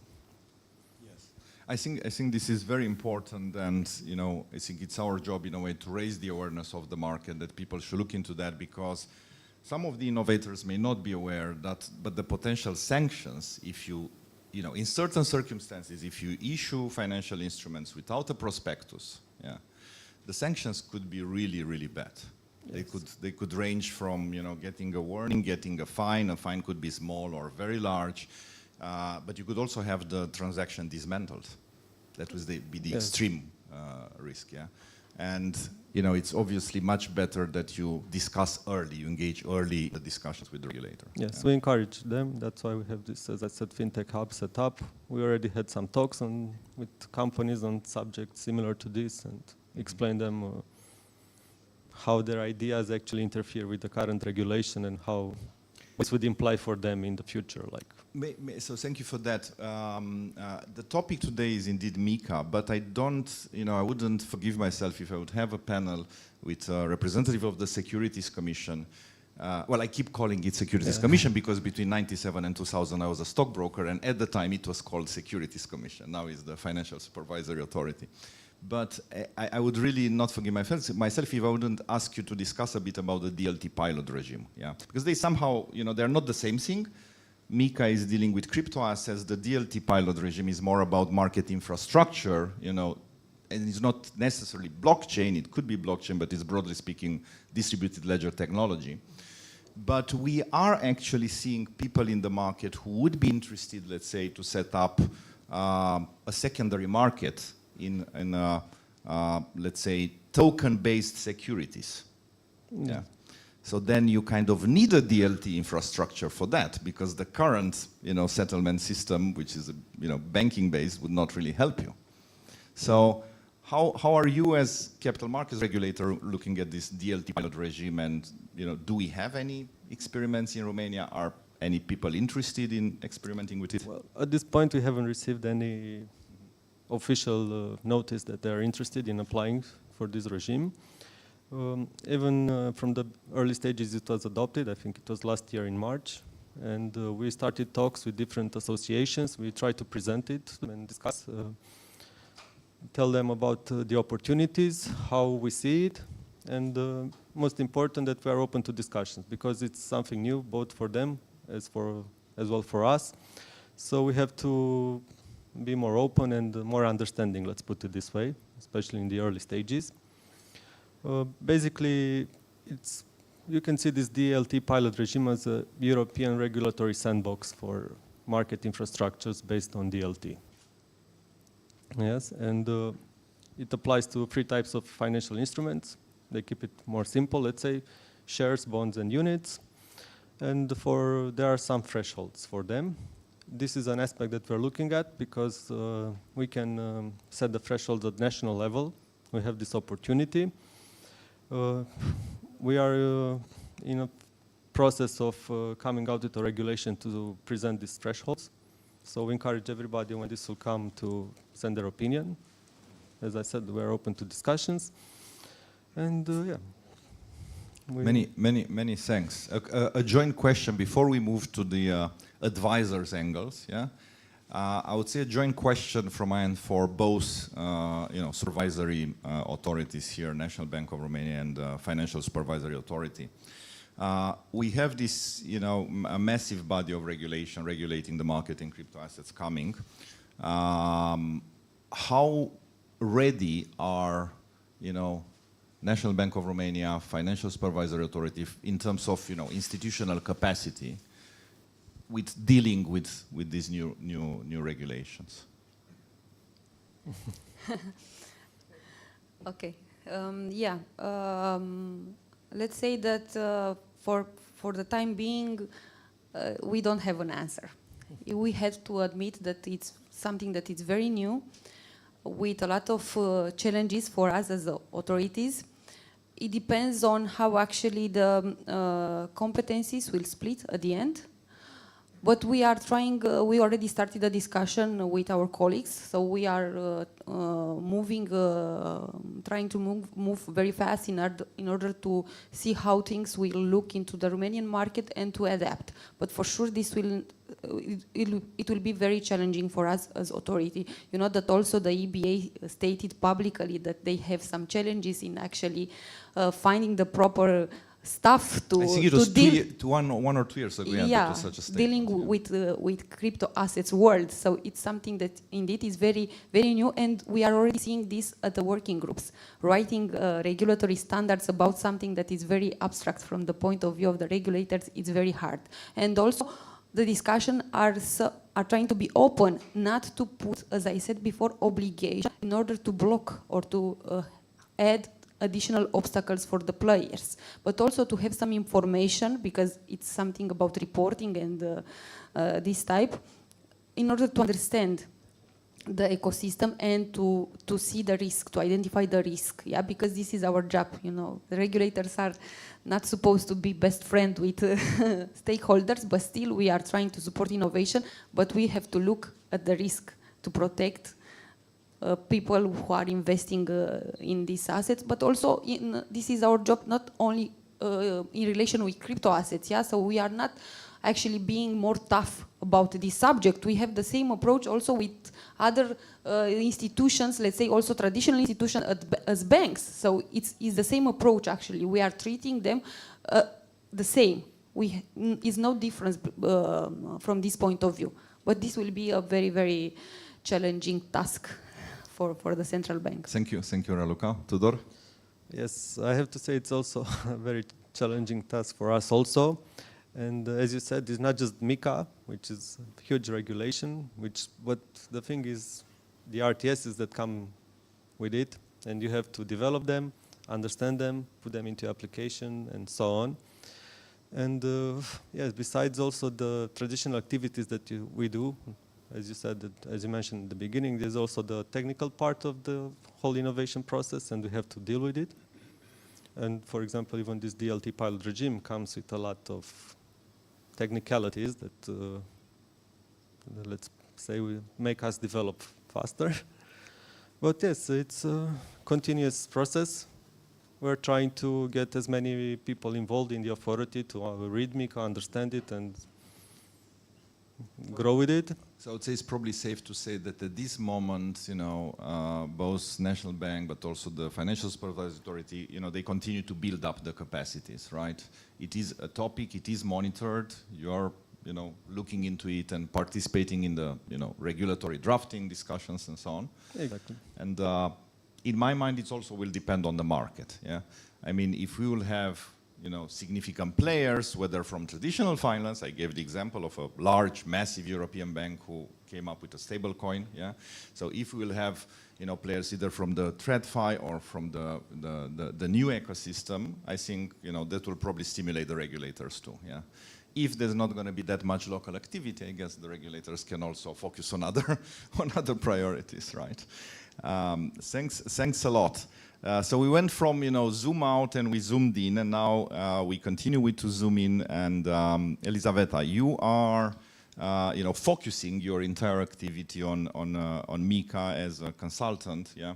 And you have looked into this ecosystem across Europe, yeah. So I think it would be of interest to share with us some thoughts in terms of how is this perceived in various European countries. But also, what do you think will be the interaction between MiCA and the national existing legislation? Yeah. Are we going to have a conflict of laws? Are we going to have a synergy? Yes, yes. What's going to happen? Yes, very relevant question. And the question you asked just before was also very good, because we have this whole regulation that is there, that is more than 500 pages. And we have the regulators working on it, we have the actors, stakeholders, and we are putting this pressure on them to ask them, are you ready for MiCA, are you compliant, etc. But like you said, are the regulators ready? And this is one of the most important ones, because we have all these rules, all these new concepts that needs to be understood and grasped by them in order to regulate what will happen. So this is one thing. The stakeholder, they come to me, they ask me, okay, we have this regulation, what do we do now to be compliant? So we are lawyers, consultants, we are in between, trying to bridge the gap between what regulators want and how things need to be in order for stakeholders, service providers to be compliant to it. Right now I'm from Brussels, so it's very interesting because I'm in between everyone. I'm in between the regulators, I'm in between lawyers starting to work on this, consultant, and also the service providers who are coming to me asking me, okay, MiCA is entering into force very, very soon. How will this year and a half, how it will look like?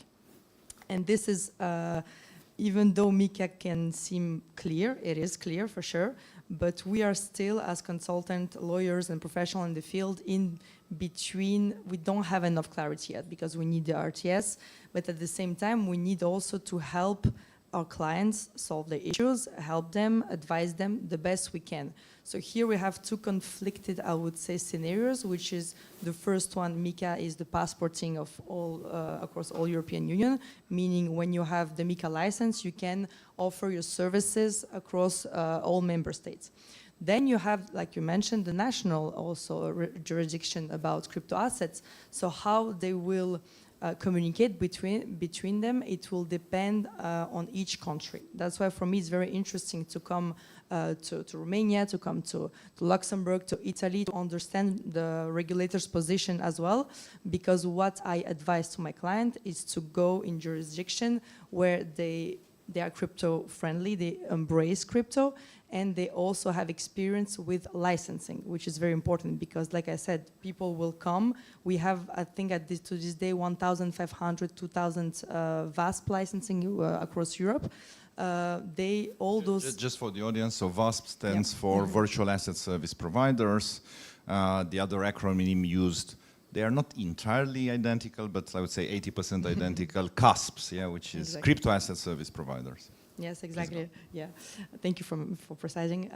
And so you have all those entities who are already licensing and the ones who are not. So the question is, okay, now we have this regulation. How is it working in practice? What can we do to be compliant? Because they want to be compliant. So you have many, they have this will to be compliant. What do we do now? Do we go to a national jurisdiction and we comply to it, meaning we remove the opportunity to offer services across all other member states? So we choose, for instance, Romania or France or Malta, or we kind of just see what's going on. We start to be compliant to MiCA without applying for national license, and that's way when MiCA came into application, then we are almost ready. I would say we're 70% ready, and then when we have the RTS, we can be more compliant. So it's a huge challenge. Elizabeth, I would actually be thrilled to have a debate about that, because I have a bit of contrarian views on some of the points, in the sense that there is an article in MiCA, I think 130 something, which speaks about transitioning from national licensing regime to MiCA regime, and I personally see an advantage in terms of getting a license under national law. Why? Because it's going to be clear that you can prevail yourself for the grandfathering provisions, so you can continue your activity, while if you operate in a country where you didn't have a license, you just operated, I think it's debatable whether you can avail of the transitioning period. And also, if the licensing is in a jurisdiction which has a law which is similar to MiCA, I think it's going to be much easier for those players to get a MiCA license. Yes, you're totally right. I think it depends. Once MiCA is in place, I fully agree with you. Everybody will need to have the MiCA license and passport it. But you're right, you're totally right, and I think it will depend on national jurisdiction already putting into place. If you have some country, they already have this smooth transition already into place, a good thing. So then you can go apply for the national license and then go to MiCA, to the general one. However, not all the 27 member states have this national jurisdiction. No. So it will depend, I would say, on the business model of the crypto asset service provider, the goal where the target audience is. So for instance, if they have customer in Romania, of course, I will advise them, okay, go then to have the national license here. But if they don't, it's debatable, because if they don't have here, then they're not really I would say start to do your compliance. And I would say the role of regulators is not to punish those who are starting this process. Even though they don't have a national license, they will not go after those service providers who are actually making the effort and just wait for MiCA to come into application. So I think it will depend, and the clients I have, it's always about what is your business model, where is your audience is, what are your goals in the next few years, and then we kind of brainstorm, and then that's why for me it's important to be in many countries in Europe to understand what for you will work best. But there is no one big answer for what's the best jurisdiction. It's really depending on each business model. And also I would say, this idea that we can just do forum shopping, jurisdiction shopping has its own limits, because in reality, I may set up a business in Liechtenstein or wherever else, but if I do my business in Romania, that's going to be an interesting discussion with the Romanian regulators, where I would be saying, no, I'm from Liechtenstein. Your actual place of management is here, your clients are here, you render services here, so we need to have a talk. Thank you very much.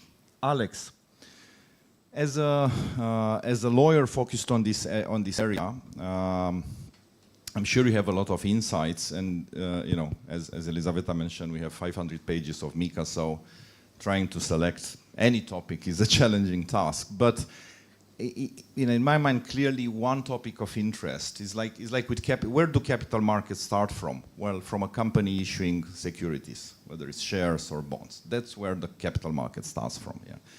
Similarly, you know, where do crypto assets start from? Well, you need to have somebody issuing the tokens.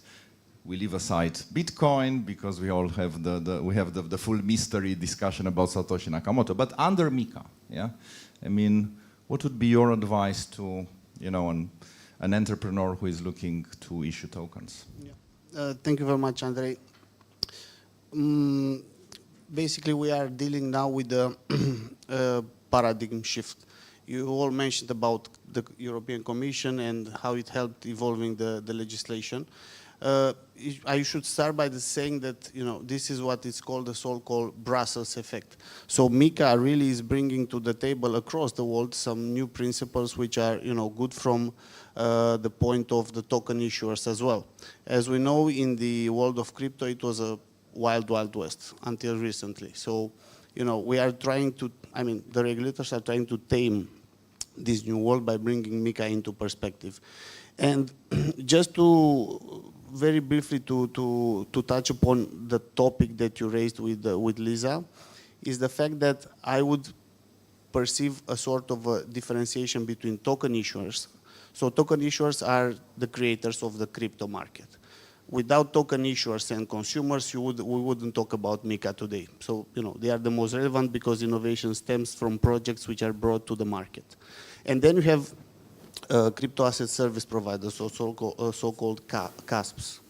So for token issuers, during this transitional period, some of the advisors, and I'm one of them, is like, as long as you follow the consumer protection regulation, AML regulation in your home jurisdiction where you launch the token, go ahead. Once MiCA comes into force after the 18 months, then you should be definitely, you know, super MiCA compliant. Another advice is that try to do your white papers a la MiCA. Even if you're going to launch the token now, it might provide you benefits for the future. It brings clarity.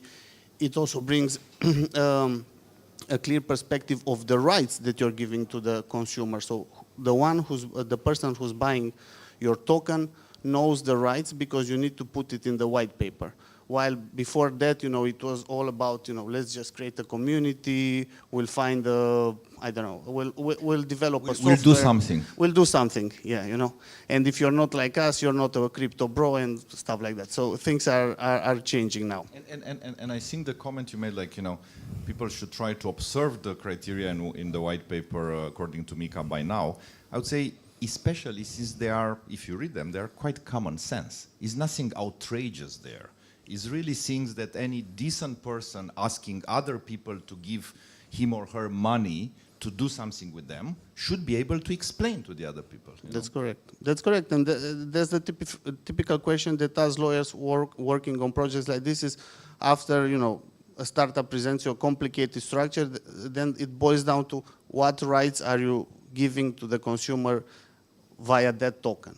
So that's important. On the CASPs, you're right. I mean, Romania, unfortunately, will not have most probably a clear licensing path until the MiCA comes into force. Let's see. Maybe for crypto exchanges, we'll have something with the new government ordinance.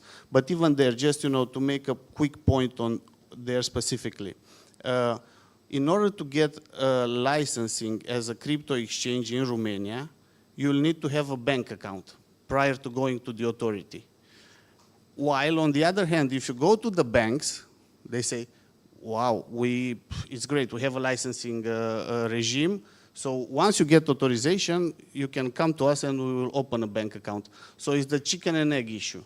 So that's, I'm really curious how this will unfold in the next couple of months, because that's you know, it's a deep issue for most of the CAS providers. 3 points I would want to make on how MiCA will change the landscape for the token issuers. So just to be clear, issuance means offering the token, but also the marketing of the token. And in terms of discipline, also the advisory services, marketing services are now regulating under MiCA. It was not like, yeah, you know, I just like the product, so I advertise it to my 1 million database of users, consumers, but I don't have anything to do with the project.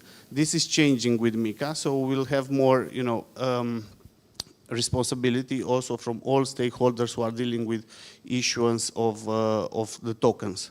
So maybe one of the most important parts is the fact that we have some clear obligations and rights for the token issuers in the MiCA. It starts from transparency. It starts from, and it's not a simple word. I mean, it's not an empty word. It's writing a good white paper. The white paper needs to be clear, because unless it's clear, you have some cause of action for liability stemming from MiCA. So if you are writing or omitting information which is fundamental or relevant, you can be, as a manager, but also as a, you know, as the company who's issuing the tokens, or the management body of the company has strict liability there. So that's very important. Then, even if we mention that maybe ASF will not be involved in MiCA, there will be the need to have a legal opinion of whether the token is a financial instrument or not, whether it's e-money or not, or if this token it's a sort of a deposit scheme. So another thing which is changing now, which personally I like it but I dislike it at the same time, is that token issuers will need to heavily rely on lawyers as well, because only in the for the white paper notification you need at least like 3 legal opinions. You can bundling in, you know, maybe in 1 legal opinion or in 3, but definitely, you know, compliance it's a very important matter. Last point here, so liability, we mentioned it. We mentioned that you cannot do market abuses, as you know, the crypto world have seen a lot in recent years, and the new concept of the best interest of the holder. So companies token issuers will need to be very careful and cautious on how they want to structure their business model in order to ensure consumer protection, which is not covered. DeFi is not covered. DAOs are not covered. We will need legal entities in order to operate as token insurance. So DAOs will need to think about legal wrapping, and the right of withdrawal, which again is from an operational standpoint might be quite tricky. Many thanks. Many thanks. Maybe just one last remark at my end by reference to what you said. Yes, DeFi, which again for the non-crypto people in the audience stands for decentralized finance, is not covered per se in MiCA, provided that is fully decentralized. What exactly means fully decentralized, MiCA doesn't say, and there are a number of people who thought about that, and my personal view is that a lot of so-called DEXs, decentralized exchanges, may fail the test of being fully decentralized, but life will show.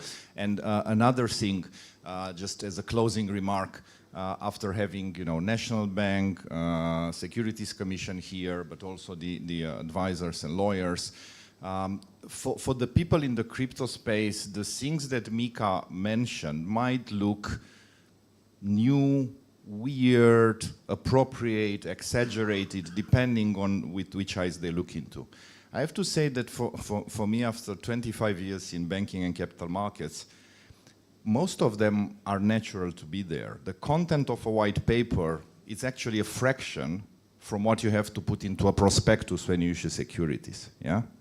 So to be honest, the regulator was quite light on the white paper, and it clearly shows to me that they understand that the industry has to evolve, to take on board knowledge and to develop, yeah?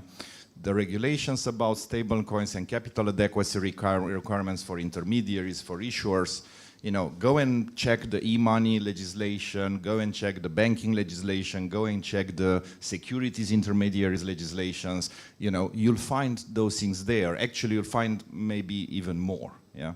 So in reality, what we have is the legacy financial system, banking and capital markets, which looked into a new thing, a new phenomenon, yeah, acknowledged is new, which is interesting because again, in US at least, you know, the securities regulator does not seem to acknowledge this is a new phenomenon. It's continuing to trying to apply legislation from the 1930s, and you know that's their view, and they have a lot of court cases, and by the way, they win a lot, yeah. So we should acknowledge that, yeah. But European regulators said no, this is new, but it looks like banking, it looks like e-money, it looks like payments, and it looks like capital markets. So we're going to legislate it in a similar manner, yeah. On that note, I want to thank very much, first of all, to the organizer for putting this together, but Ludmila, many thanks. I'm sorry because, you know, being remote, let's say the interaction was not maybe as frequent as with the other panelists, but much appreciated to hear the perspective from, you know, from where the MICA was elaborated by, let's put it this way. Yeah? And I really liked you put it in the context of the digital package, yeah, the European digital package, yeah, because MICA is not an isolated piece of legislation. Many thanks, Raluca, for bringing us the National Bank's perspective. Many thanks, Tudor, for bringing the Securities Commission perspective, you know, key players in normalizing the discussion about this ecosystem. And many thanks, Elisabetta and Alex, for bringing the advisor and lawyer's perspective. On that note, thank you for your patience with us. Hope it was interesting, and we pass the floor to the next panel.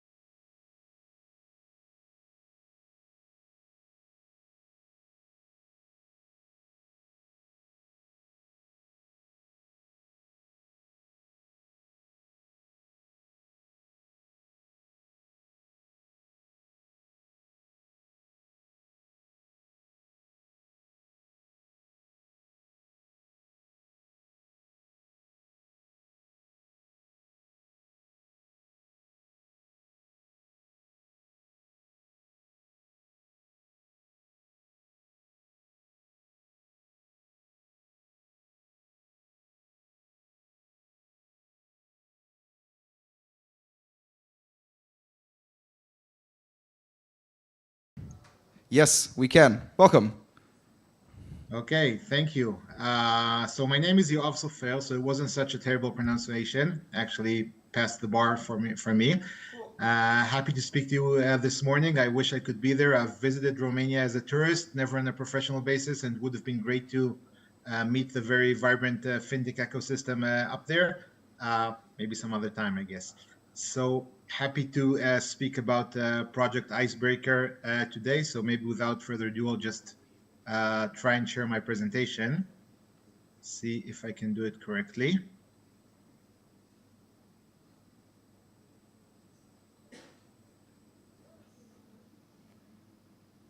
Okay.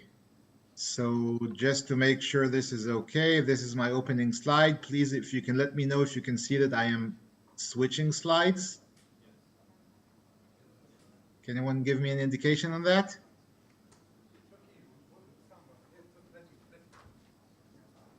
Okay, I'll just hope we are okay. It's perfect. Okay, thank you. So, so I will speak about Project Icebreaker. Just before that, maybe to give you a bit of a very brief overview about the reasons we're thinking about the CBDC over here in Israel. So actually, we have published a report within our project by now about 2 years ago, where we had stated 6 possible motivations for why Israel may want to issue a CBDC. The first one is competition against existing and perhaps also future means of payments in the digital era. The second is innovation. CBDC could support innovation in payments. The third is redundancy and resilience of the payment system in Israel. Another one is privacy. There's this whole discussion regarding how CBDCs may actually be able to support the end users' ability to pay with a bit of a higher level of privacy than we have in existing digital payments today. And in Israel, we also have this motivation to support the government's policy to struggle with the underground of the illicit economy. Last but not least, very important motivation that we had is to support efficient and inexpensive infrastructure for cross-border payments for Israel. Israelis travel a lot, buy a lot online. We're a very open economy, and cross-border payments are very important for us. So I may speak about some of these motivations in the panel after this talk, but let me try and focus for a few minutes on this issue of cross-border payments and how CBDCs could be used with them. Since this is one of our motivations, so within our project, we're actually looking for partners to explore this topic, and we're very happy to find partners for this issue within Project Icebreaker. By the way, the report regarding the project was published just a few weeks ago, so if you prefer reading the report and taking a coffee break right now instead of listening to me, that's fine with me. Project Icebreaker is a joint web project for ourselves within the Innovation Hub of the Bank of International Settlements and the central banks of Norway and Sweden. By the way, it is not for any reason to think that that Israel, Norway, and Sweden may have more cross-border transactions than other countries. These were just three central banks for whom it was realistic at this point of our CBDC explorations to join forces in this project. It could have been any number of countries within around the world who could have joined forces in the project. And hopefully, if the format or the model that we have developed within this project will come to reality, it could include theoretically all countries in the world, or at least all countries that will decide to issue retail CBDCs. So let's quickly go to the problem. Why did we even do this? Why do we even here in Israel have cross-border payments as a motivation within our CBDC project? So as we all know, while domestic payments have in the last several years become relatively cheap, easy, straightforward in many countries, cross-border payments remain relatively complicated and expensive. The World Bank, for example, records that follows the cost of making a remittance transfer. So like if you want to send $200 from one country to the other, so we can see the cost has decreased significantly over the last 20 years or so, from around 10% to around 7%. But hey, this is still a very, very high figure, right? If someone is making a living in one country and they want to send their salary to their parent, to their family in the other country, losing 7% of your salary just for making the cross-border payment is a lot. And even if we talk about e-commerce and tourism and credit cards, fees are not insignificant.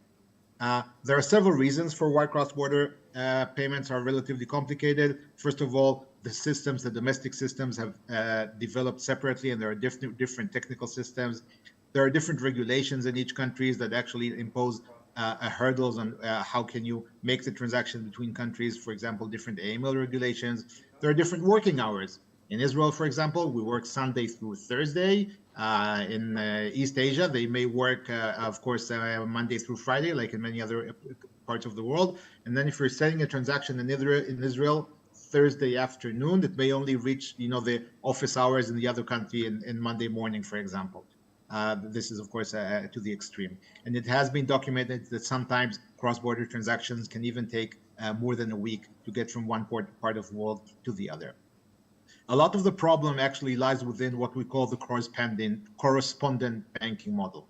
So let's assume that Alice lives in Israel, for example, and she wants to buy something from a store in Romania. So she wants to make a transfer, and she just assumes that the funds will just move directly from her bank in Israel to the e-commerce's bank in Romania. Of course, this is not the case, because usually banks in Israel and in Romania will not have direct relationships between them. So the transaction would need to go, it would not go as in this arrow, it would not go directly from one bank to the other. It would need to go through at least one correspondent bank that has a relationship with the bank in Israel, and then probably another correspondent bank that has a relationship with the bank in Romania, and only then the transaction will be completed, and it would usually take, as I said, a very long time. It could take hours, days, sometimes even weeks. And this is, by the way, the happy path. This is when all goes well. But of course, all of these banks in the middle are risky institutions because, you know, banks are institutions that bear risk. They bear a credit risk and a counterparty risk. And if, we hope not, but of course, but if something happens along the chain to one of the institutions that is involved in the transaction, then of course, there could be a much higher perceived risk. So usually it's not that the transaction would not go through, but this is a risk that we are paying for in the fees that we are paying for the cross-border transactions. So just to think about for a minute how great it would have been if we could just use cash instead of the correspondent banking model, because, you know, cash, two people can just pay it directly to each other, right? Cash has some very interesting characteristics. First of all, the transaction would be immediate. It wouldn't take weeks. It wouldn't take days. It wouldn't take minutes, okay? The money just goes from my hand to your hand, and the transaction is immediate. It would require no intermediaries, okay? I don't need a bank. I don't need a PSP. All that I need in order to make a cash transaction is I need a hand and a pocket. Okay, I don't need, I do not rely on any other institution. Cash is, of course, bears no risk, assuming that you are able to, you know, recognize the security features on the banknote or in the coin. There's no risk in cash. Once you have it, you know that it's genuine. It's yours. Okay, you're not. There's no risk that you're exposed to, for example, a financial institution failing or anything like that. The transaction itself is costless. You may argue, and you would be correct, that holding cash, maintaining cash, withdrawing cash from your bank would be may have cost, but the transaction itself, moving the cash from my hand to yours, is of course costless. However, of course, we cannot use cash in cross-border payments. First of all, because they are cross-border payments, right? We are coming from other countries, and there's no way that I can just, you know, put my hand against your hand when you're in another country and give you the cash. And of course, with cross-border transactions, we also have the issue that we work in different currencies. So I may be working in shekels, you may be working in dollars and euros, or sorry, in RONs, right? This is the name of the, no, leu, right? If I remember correctly, the name of the currency in Romania, but any other currency. So of course, we need, of course, to take care of the currency exchange, and not only of the fact that we are working within different jurisdictions or continents. So the BIS, by the way, has been studying the topic for several years, and they have laid down several kind of arrangements or models of how CBDCs could support cross-border payments. For example, in one model, you're just assuming that there are different systems, and there you find some kind of way of coordinating within them. In another extreme model, you can think of the whole world kind of building together one big CBDC systems where all of the different CBDCs are kind of traded on the same technical platform. And another model is what we call the interlinking model, where you can actually you have different CBDC systems, but you find mechanisms to where you have a technical interface that can actually interlink between the different CBDC systems in the world. This is actually the model that we chose to implement in Project Sela. So let's see how it works. This is the model, as I said, in the experiment. There were, of course, Israel, Norway, and Sweden. But as you can see, there could be any number of countries in the model of the Icebreaker project. There are two very important features in the Icebreaker model that actually make it possible. The first feature is that you have a hub, okay? And the hub, what does it do? First of all, it does all of the communications between the different CBDC systems, and it sends the messages between the users and the institutions in the different CBDC systems. And another thing that the hub does is that it gets the quotes for foreign exchange conversion from the FX providers in the different countries to whom I will relate in a second. So the hub is sort of a marketplace that absorbs all of the quotes for foreign exchange conversion from any country in the world or any country participating in this model, and actually transmits that quote to the users to see if they want to take that transaction, as I'll explain in a second. Another very important feature of the icebreaker model is that you're assuming it could be a two-tier CBDC system, as we have in the project, for example, in Israel, where you have end users being served by PSPs. It could be, for example, a one-tier CBDC system where end users are connecting directly to the system. It doesn't really matter. What matters is that in each country, you have what we call FX providers.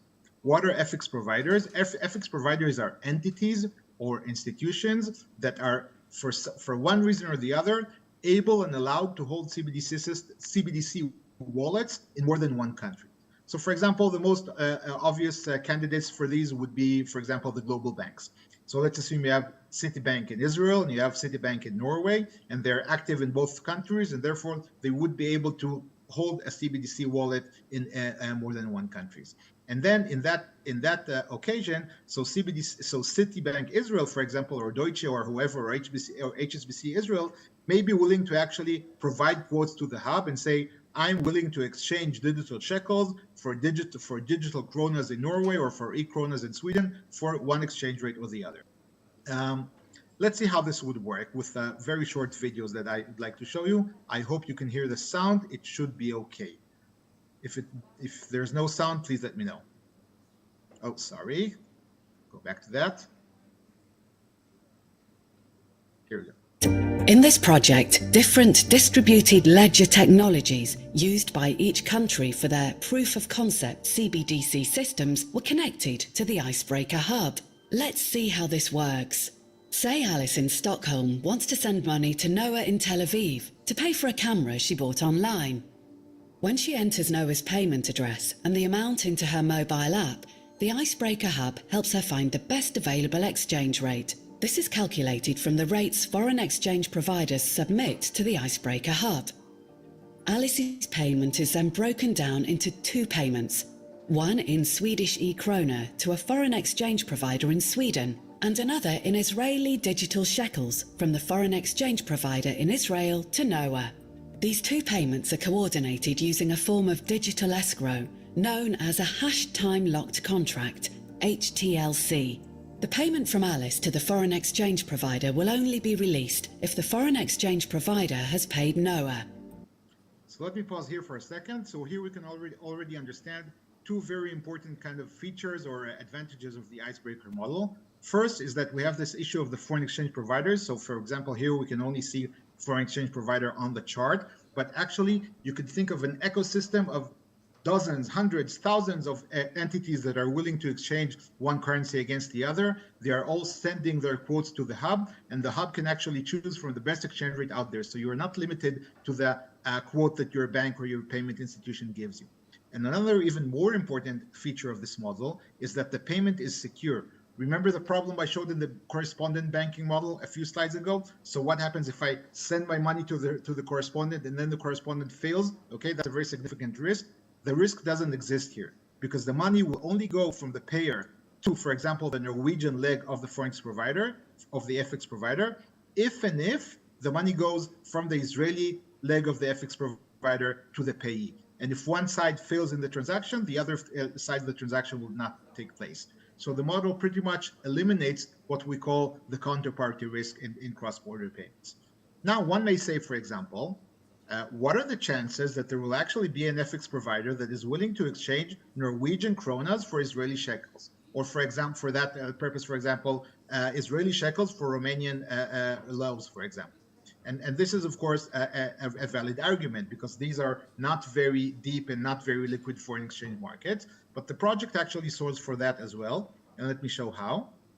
If no foreign exchange provider can exchange Swedish e-krona for Israeli digital shekels, the Icebreaker Hub will find a bridge currency, for example, Norwegian krona, that can be exchanged for both Swedish e-krona and Israeli digital shekels, and will use that to bridge the gap.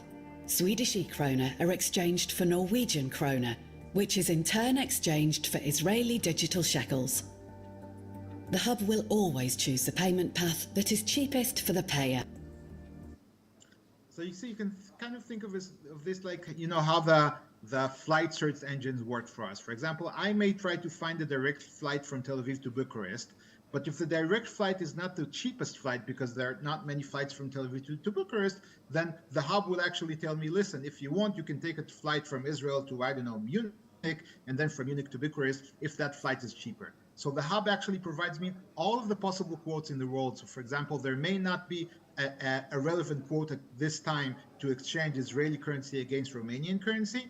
However, there will probably be a relevant quote to exchange Israeli currency against euros, and then euros against Romanian currency, and the hub could actually find for me the most attractive exchange rate.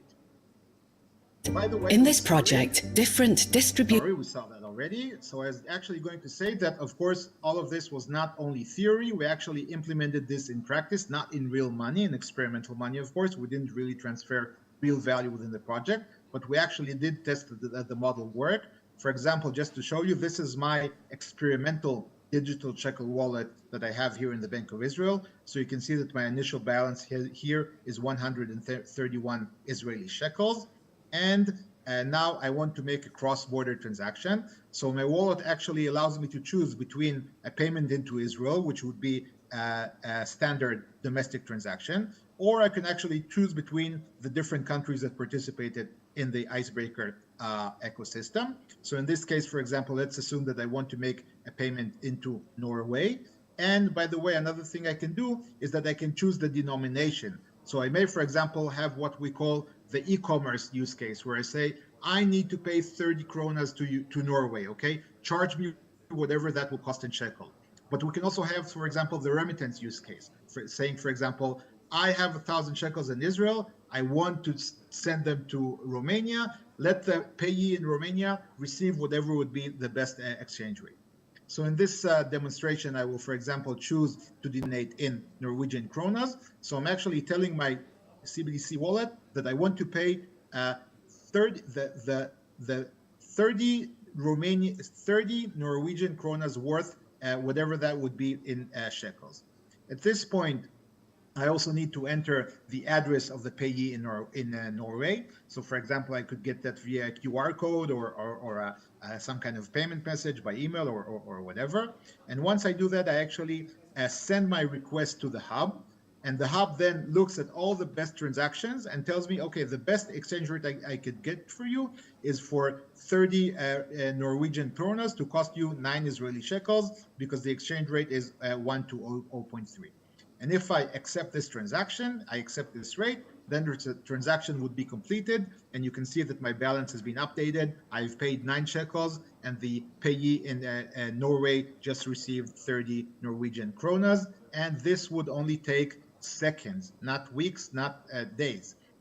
By the way, this is the backlog of the hub. The Icebreaker hub was actually built within the project by the IT staff here at the Bank of Israel. That this was kind of our main contribution to the project.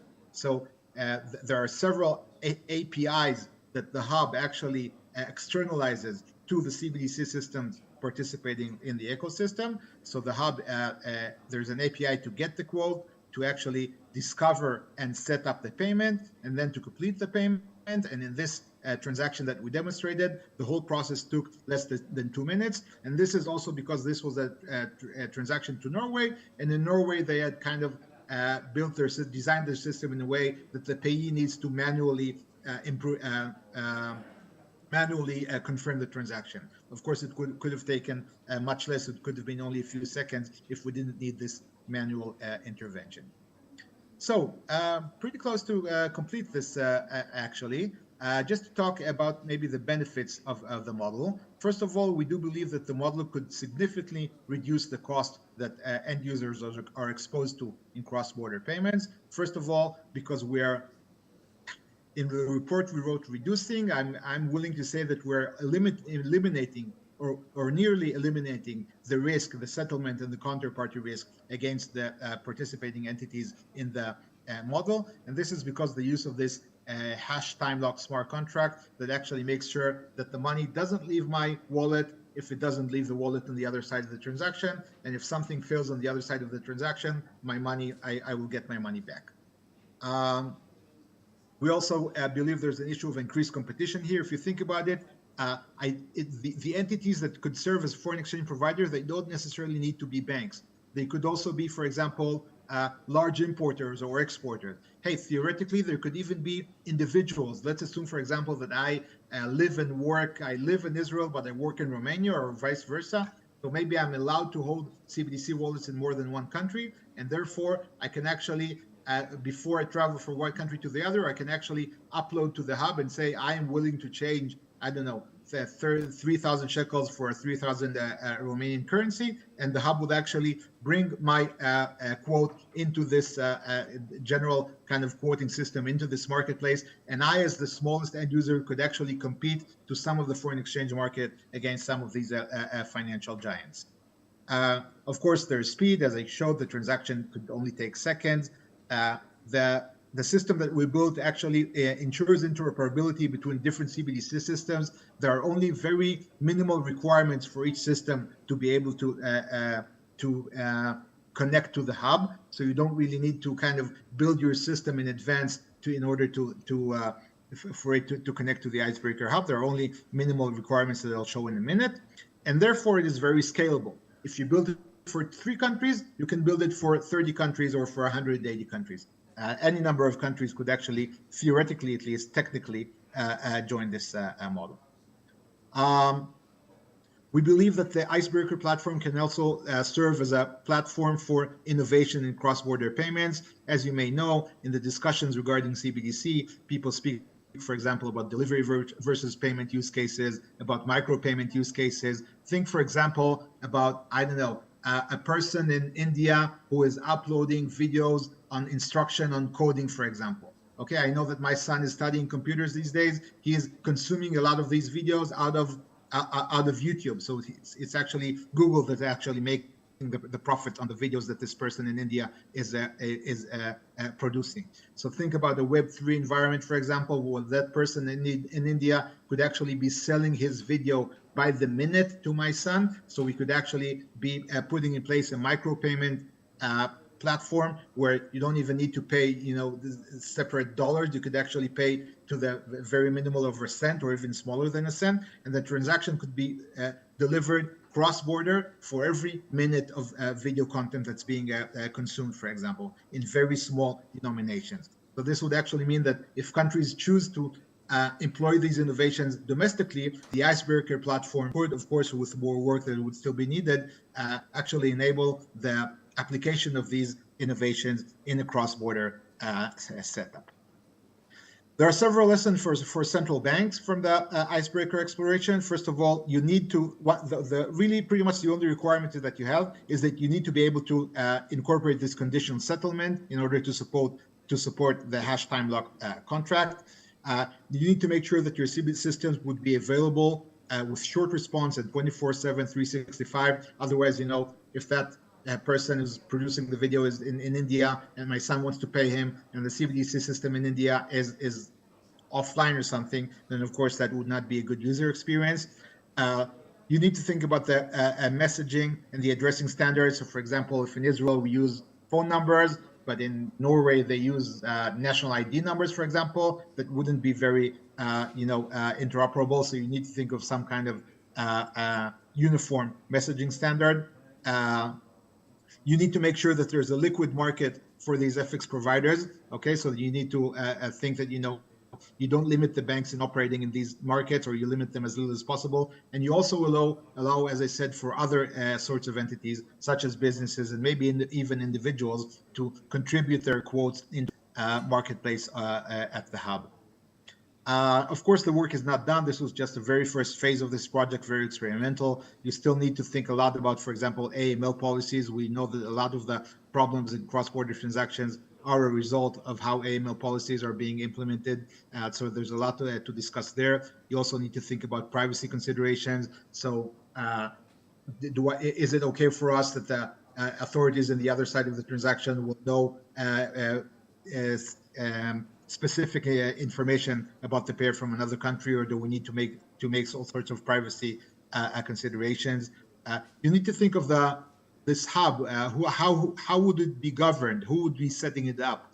Would it be, for example, some kind of a public sector initiative, maybe operated by the BIS or the IMF? Would it be more appropriate for it to be managed by some kind of a private sector consolidation, for example, something like the way SWIFT is operated, and there could be considerations for each one of these alternatives. And of course, you need to make sure that this system would perform very well. So if you really wanted to support, a very large volume of transactions, you need to make sure that it's robust and resilient, and of course, as secure. I think that's it in terms of my presentation. Happy to stop sharing, hopefully maybe see a face, and answer any questions if there are any. Thank you.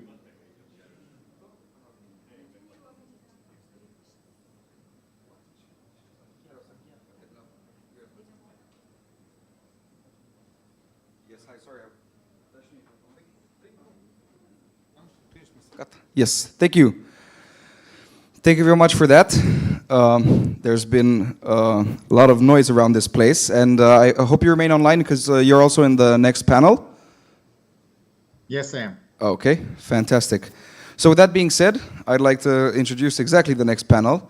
I think a couple of the speakers might be out on trying to grab a coffee real quick, and I'm thinking of the most creative way to bring them around.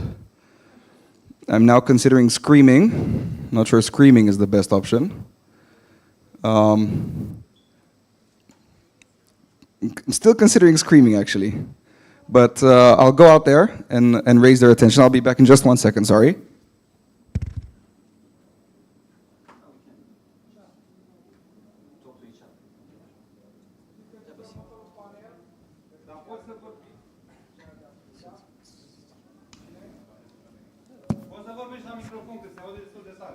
Hello guys, CBDC is coming. Okay, so as for the speakers, you've heard from Yoav until now. He's going to be staying on the panel, basically representing the CBDC project manager at the Bank of Israel. This is Felix Krishan. I think everyone here knows Felix. I think everyone's seen his face before. He's the co-founder of Netopia. We also have Andrei Radulescu, the Director of Macroeconomic Research, and by that we mean Analysis and Forecasting at BT. This is who we're waiting for to join on stage. I think he was grabbing a coffee, but we'll skip him and I'll bring him around. And our moderator for this panel is Mr. Nick Bolaceanu. He's a board member of Rofin.tech. So, if you'll allow me for just a second, I'll bring the third member of the panel. I suggest you start talking. We're now in a very friendly context, so. All right, thank you. So, welcome guys, the ones who remained and to listen to our panel here. It's the second panel. It will be more relaxed. We don't have any authority on the panel, which is a luck or a bad luck, I don't know yet. We'll see. And on the panel, actually, we have Felix Krishan. He's the father of blockchain in Romania. Or the grandfather. This is what I always think of him. And then we have academia, because the gentleman from Banca Transilvania is also a teacher, professor on macroeconomics, and that will be very helpful because CBDC has a huge impact. It's not like crypto, it's even worse, if you ask me. And then, of course, we have Yoav. Yoav is a hands-on project manager on CBDC projects. So this is key. I mean, there are countries in Romania, in the world, not in Romania, of course. We are just not a federal country. There are countries like 114 countries. They already started to think, study or implement, do pilot projects in the world, 114. Where is Romania? Romania is still considering that. We are on the right track. For us, as a FinTech association, we do our best, and we are thinking of a CBDC laboratory, and to see exactly what we can do to handle the Romanian currency, digital Romanian currency, level digital for the Romanians, and this is great. The name of our currency is super cool, and if it will become digital, it's even better. Professor, thank you for coming. Good morning. Good, yes, okay. Thank you for inviting me. All right, so you know Yoav. As I said, he was involved in many projects, but the Icebreaker project is unbelievable and should be important for Romania. Why? Because it was about cross-border payments. And just one, to make sure that we have a huge diaspora, and our diaspora sends money home more than any diaspora in Europe. We talk about billions. And unfortunately for them and for people home, they pay about 5% on any transaction. So for about, if you think of 2.5 billion euro they send every year, our diaspora spends like 160 million euro on fees. So maybe if CBDC has a use case, cross-border is one of them. Icebreaker was just the beginning. Hopefully we'll go ahead. And by the way, Icebreaker was about different currencies, euro not included. Romania is not part of Eurozone, Norway is not, Israel is not. So this is just a good start of how we can put at use a digital currency, and how digital currency is different than crypto assets, and how digital currency is different than electronic currency, because people confuse electronic money with digital money. It's a huge, huge difference. But before going into details, I would like maybe Felix Crișan to say, if necessary, for some of you who are international, what he's doing for the last 20 years. Felix? Yes, hello, good morning, thank you for the invitation.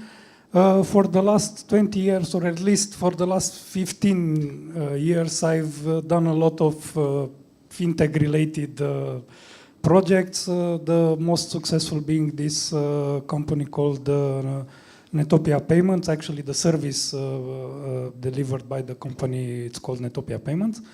And I had I would say the chance to be one of the early adopters of Bitcoin. And because of that, I had the time to evaluate all the pros and cons of everything that was launched, both from the technical, but also from the non-technical, maybe economic, maybe societal impact. And I will start by saying that I'm one of the maybe few, maybe I don't know how to evaluate, at least in this audience. I'm one of the few that are against CBDCs because there are not tangible benefits that I can see, which cannot be provided with whatever we had today. And if we look at the problems with the monetary system today, we see that the problem with money stems from the fact that all the money are a liability of the central bank. And as a matter of fact, I noticed Yoav's slides. There was a lot of, some of the diagrams come from the BIS. And I was looking this morning through one of these, actually more than one about Project Aurum and the other one Polaris. And what's striking is that all around these papers about this project, the word liability appears over and over. And if we want to have money that is based on distributed system, on distributed ledgers, why not we use money that are not anybody else's liabilities? Why still hang on to this by now obsolete concept of money that are liability of the central bank? Cool. So as you can see, this is not a fireside, it's the fireplace we are in here. We have a very heavy crypto guy, but also we have a banker here, Mr. Radulescu. So macroeconomist. Macroeconomist. We'd like you to introduce yourself, please. Good morning. My name is Andrei. I'm macroeconomist. I started my, let's say, studies in 1997 at... It's better now? Yep. I started... It's better like this? Yeah. I started to study macroeconomics in 1997. And For more than 25 years, I've delivered research forecasts both in Portugal and Romania, and I conferenced across the world in around 40 countries on macro-financial topics. Recently at Westminster City Council, at the G7 Pensions Forum, I had a presentation on G7 on Sunday morning in London. Basically, thank you very much for having me today. I am not a specialist in digitalization, but in 2019, before the pandemic, I had a presentation in Singapore on the impact of digitalization on the financing cost in the economy. And I discovered 4 years ago that China is well ahead, let's say Europe and America in terms of digitalization, and Europe is very, let's say, laggarding the digitalization process. Not to talk about Romania, which has plenty of resources, of digital resources, but cannot manage to integrate these resources in the national ecosystem. It exports a lot of the digital value added. And because I talked about China, China is in front of the digital transformation. It's the fourth revolution. If we look at the weight of the digital economy in the GDP, in China is 4 times higher compared to America. This means that Asia overall, and if we look at the central bank digital currencies projects under, let's say, pilot projects at present, more than 20 countries have implemented these pilot projects, and most of these countries come from Asia, either talk about China or Japan. So Europe, unfortunately, it's a laggard again in terms of analyzing the opportunity of implementing the central bank digital currency. And because you launched me this invitation, in the 1960s, the Nobel Prize in Economics Mandel launched for the first time the idea of having a global common currency.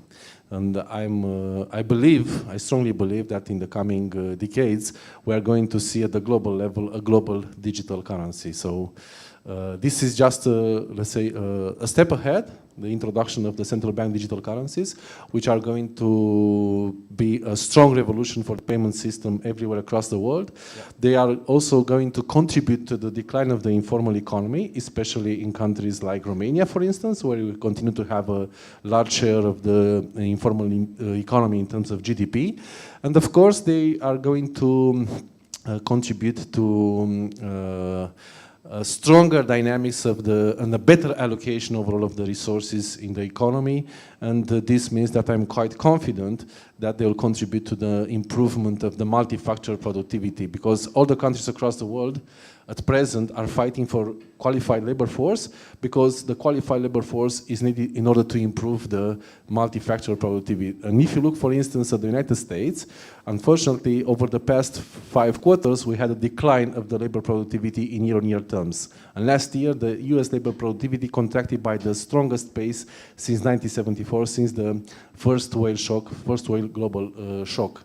So we are going to move from the macroeconomic point of view to a reshuffle of the international financial architecture, which is already needed because this is based on dollars since Bretton Woods, since 1944.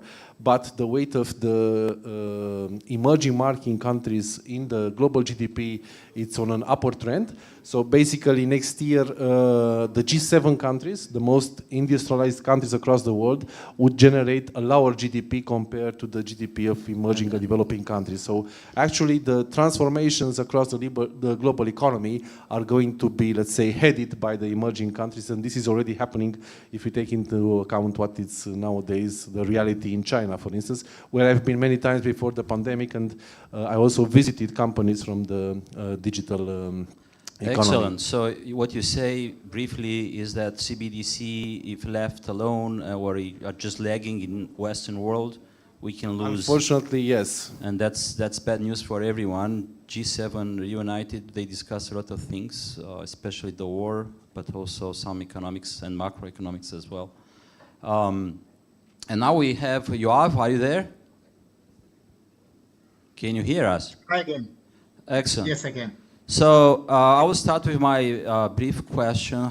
Because you know when we talk about CBDC, by the way, it's not CBD, it's CBDC. So Yes. it's central bank digital currency, is not cannabis, whatever, you know. So it's, No, it's it important is not. when we talk about CBDC, we talk about payments. So It would have been easier to adopt it. it's yeah, maybe before you start a CBDC project, you need some CBD, which is legal, by the way. So it's not a big issue. I Yes, saw it but in. there could also be some risk that you would need to mitigate. Right. Yeah. It's by the way, CBDC is a liability to the central banks, right? That's what Felix wanted to say by National Bank of Romania. And what we think is how a CBDC is different. But one more little statement. So crypto is an asset. CBDC is a currency. Okay, so it's not a currency. Crypto, just to make sure. And I will go into details, but let Yoav, because it looks like we are four. Three of us are for CBDC and one is against. So lucky me. So now, Yoav, how do you see, because you already started a project in Israel and you also started a kind of international project for cross-border payments. How is CBDC different than normal, than existing ways of payment like cash, which is of course going down, but also we have electronic money, we have non-bank money, we have central bank money, we have commercial money. How is CBDC different? How do you see it in Israel? Thank you. So first of all, let me emphasize that we in Israel, as Andrea said, like the central banks of, I think, all advanced economies in the world, have not yet made a decision regarding if we will end up issuing a CBDC. I don't think it is because we are lagging behind for example, the more developing economies. I think it is because it is a topic that we need to consider and think about very thoroughly. We need to think both about the values and about the risks, the advantages and the disadvantages. And I think this is exactly what we are doing. And we, by the way, are very much learning a lot from the work being done just across your door at the ECB. They are one of the most leading central banks in this field. And we are they are publishing a lot of material about the work, and we're learning a lot from the work that they are doing as well as others. So if you're asking me whether I am pro CBDC or con CBDC, my answer to that is usually that, as this is my job description and this is the project that I'm managing, so my heart says yes about CBDCs.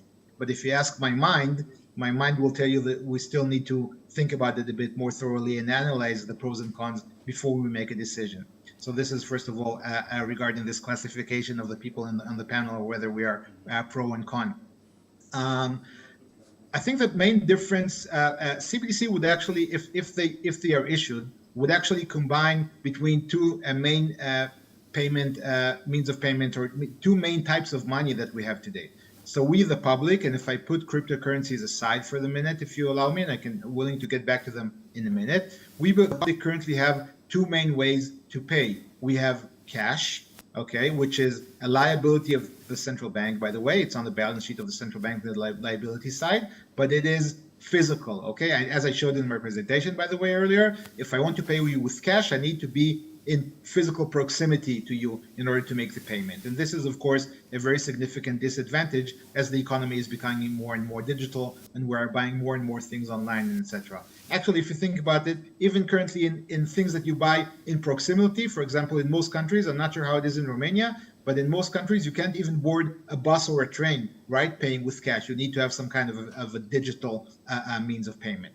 So cash is, of course, a liability of the central bank, but physical. However, when we have a deposit at our commercial bank, a deposit out of which we can pay using a debit card, a credit card, a payment app, a checkbook, and etc., a wire transfer. But the deposit is, of course, digital, so we can play with it remotely. However, the deposit is a liability of a commercial bank, which would always be, no matter how resilient your commercial banking system is, and in Israel we enjoy a very stable and very resilient commercial banking system, the liability of a commercial bank would always be at least one notch more riskier than the liability of the central bank.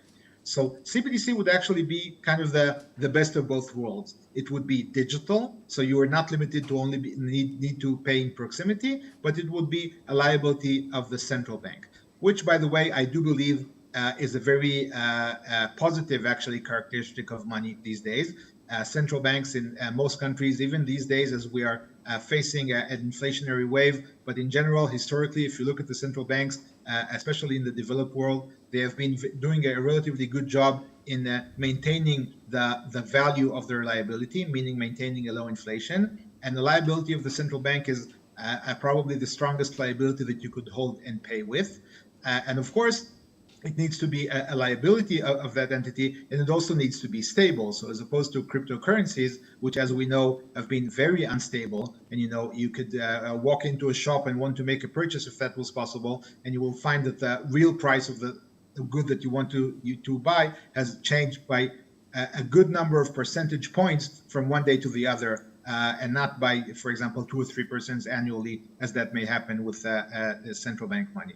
So to finalize the differences, I think CBDCs would be digital, however, a liability of the central bank, and they would be backed and backed by the sovereign, okay, not by some kind of entity which we are not even aware who and what it is that has issued this asset some 15 or what is it now? Yeah, 15 years ago, and it would be, of course, stable in its value in terms of the purchasing power that it provides. Maybe you should stop here for now. Thank you, Yoav. So you see, it's very easy, Felix. CBDC is a liability, and crypto is an asset. I don't like liabilities. So it's. I mean, if you think of in a business way, it's good for you. I mean, when you own crypto, you have assets. When you own those assets are nobody else's liabilities. And when I own money, any type of money, being CBDC, being fiat, it's somebody else's liability. Because as you would seen a couple of months ago when these U.S. banks went under, people who were having assets, in theory, found out that they actually have a liability of the bank, and then the central bank said, no, we will take the liability on our balance sheet. Okay, if we stick to the CBDC, I know you're a crypto guy, you have a t-shirt saying Bitcoin, I understand, but I'm branded. If we stay with the CBDC, finally we'll have it. We like it or not. As Suav said, we do analysis, we try to see exactly if it is worthwhile, because there are banks, they just stopped. Denmark, they said, no, we don't need it. Maybe they have a reason. So CBDC is not for sure 100%. It's not for all banks. I know macroeconomics says for the moment we need it, just like crypto 15 years ago or so. But if you just stay with the CBDC. Yeah. So I will agree with you that we will have CBDCs. Is it better than than electronic money? Than electronic money, marginally. Only marginally. And I will concede you the way in which CBDC would actually be better if it would run on a public permissionless ledger. Otherwise, why bother with all this? Because one thing about crypto that is very important and somehow sits at the bottom of all the value creation that we found in crypto is the composability issue. As long as you don't have composability, which again is enabled in a public and permissionless ledger. Well, it could be otherwise as well, but let's not go there. As long as we don't have composability, why bother with having blockchains and so on? Why not stick on whatever Oracle databases the banks run and whatever Regis and Cent and Transfond and all this? What's wrong with them? Right, so they will lose their focus on their business if we have private money or private assets. Yes. We don't. Yeah, that's what you say. So.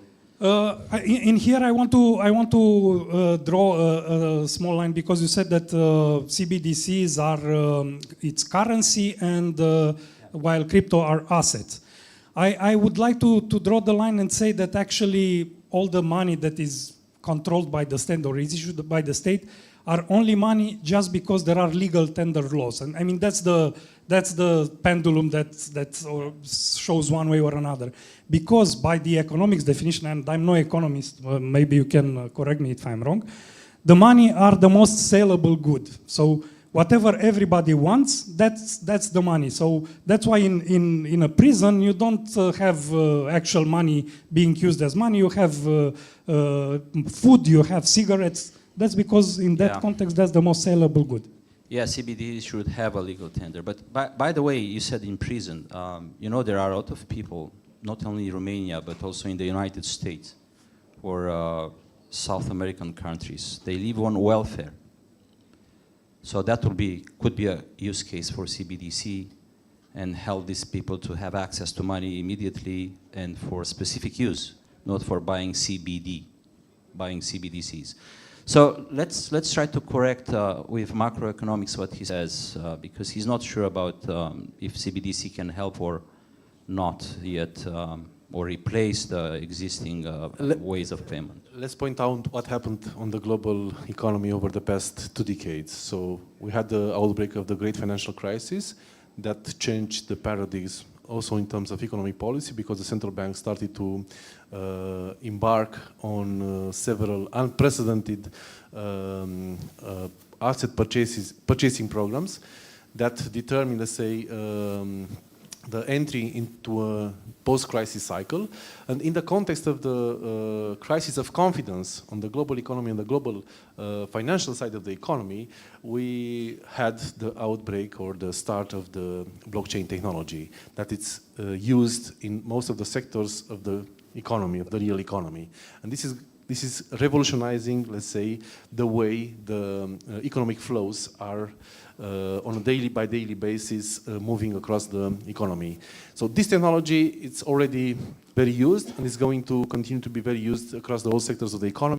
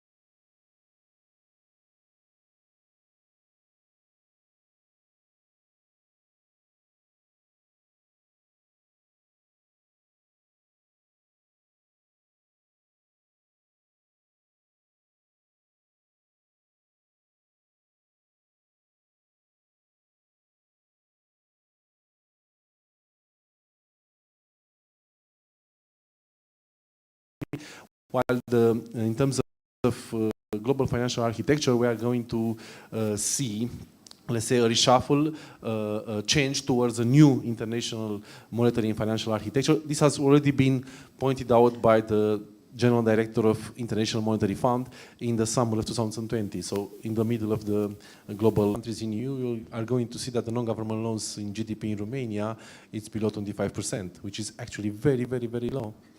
You talked about financial education, and financial education, let's say, started to be developed after the outbreak of the Great Financial Crisis, which was the worst financial crisis since the Great Depression at the global level. So everything changed since 2007, 2008, when we had, let's say, the troubles in the financial sector in the United States, spillover impact, especially in Europe, because Europe had the most a very severe crisis. We have two waves of the crisis. The first one, the private crisis, and the second one, the public debt crisis. So actually Europe joined or entered the post-crisis cycle with a delay of 4 years compared to what happened in the United States. So the central bank digital currency is going to implement it at some point in the future. So no doubts, you are... Probably through the end of this decade. It will contribute to a better transparency, to a decline of the informal economy, the financial inclusion, as you already mentioned, the projects launched in Africa. And it's very important for Africa because Africa is, from the potential output point of view, the future of the global economy. So everything that is going to be spectacular in terms of growth and development over the coming decades is going to happen in Africa. That's why China is already increasing its presence on African continent since 2015. And nowadays the Europeans discovered that they have to improve their relations with Africa, despite the fact that they had the tightest connections with African countries over the past decades, over the past centuries.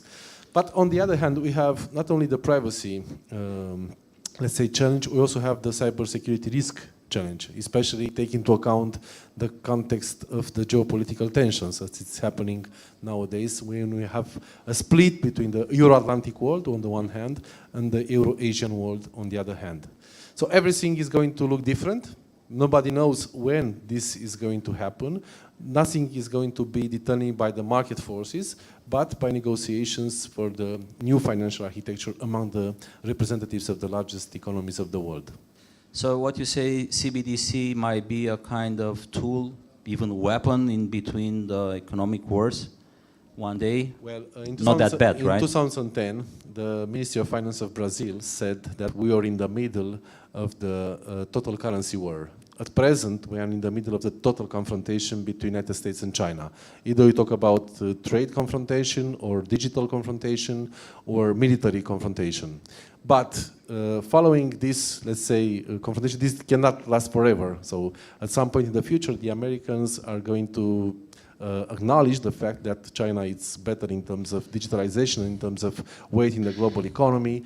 And of course, they are going to negotiate a new world order. As happened in August 1944, so immediately before the end of the Second World War.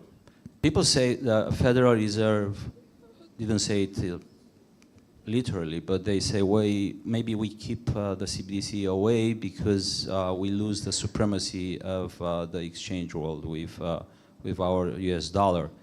So Americans always said that the dollar is not, it's their currency, but it's not their problem.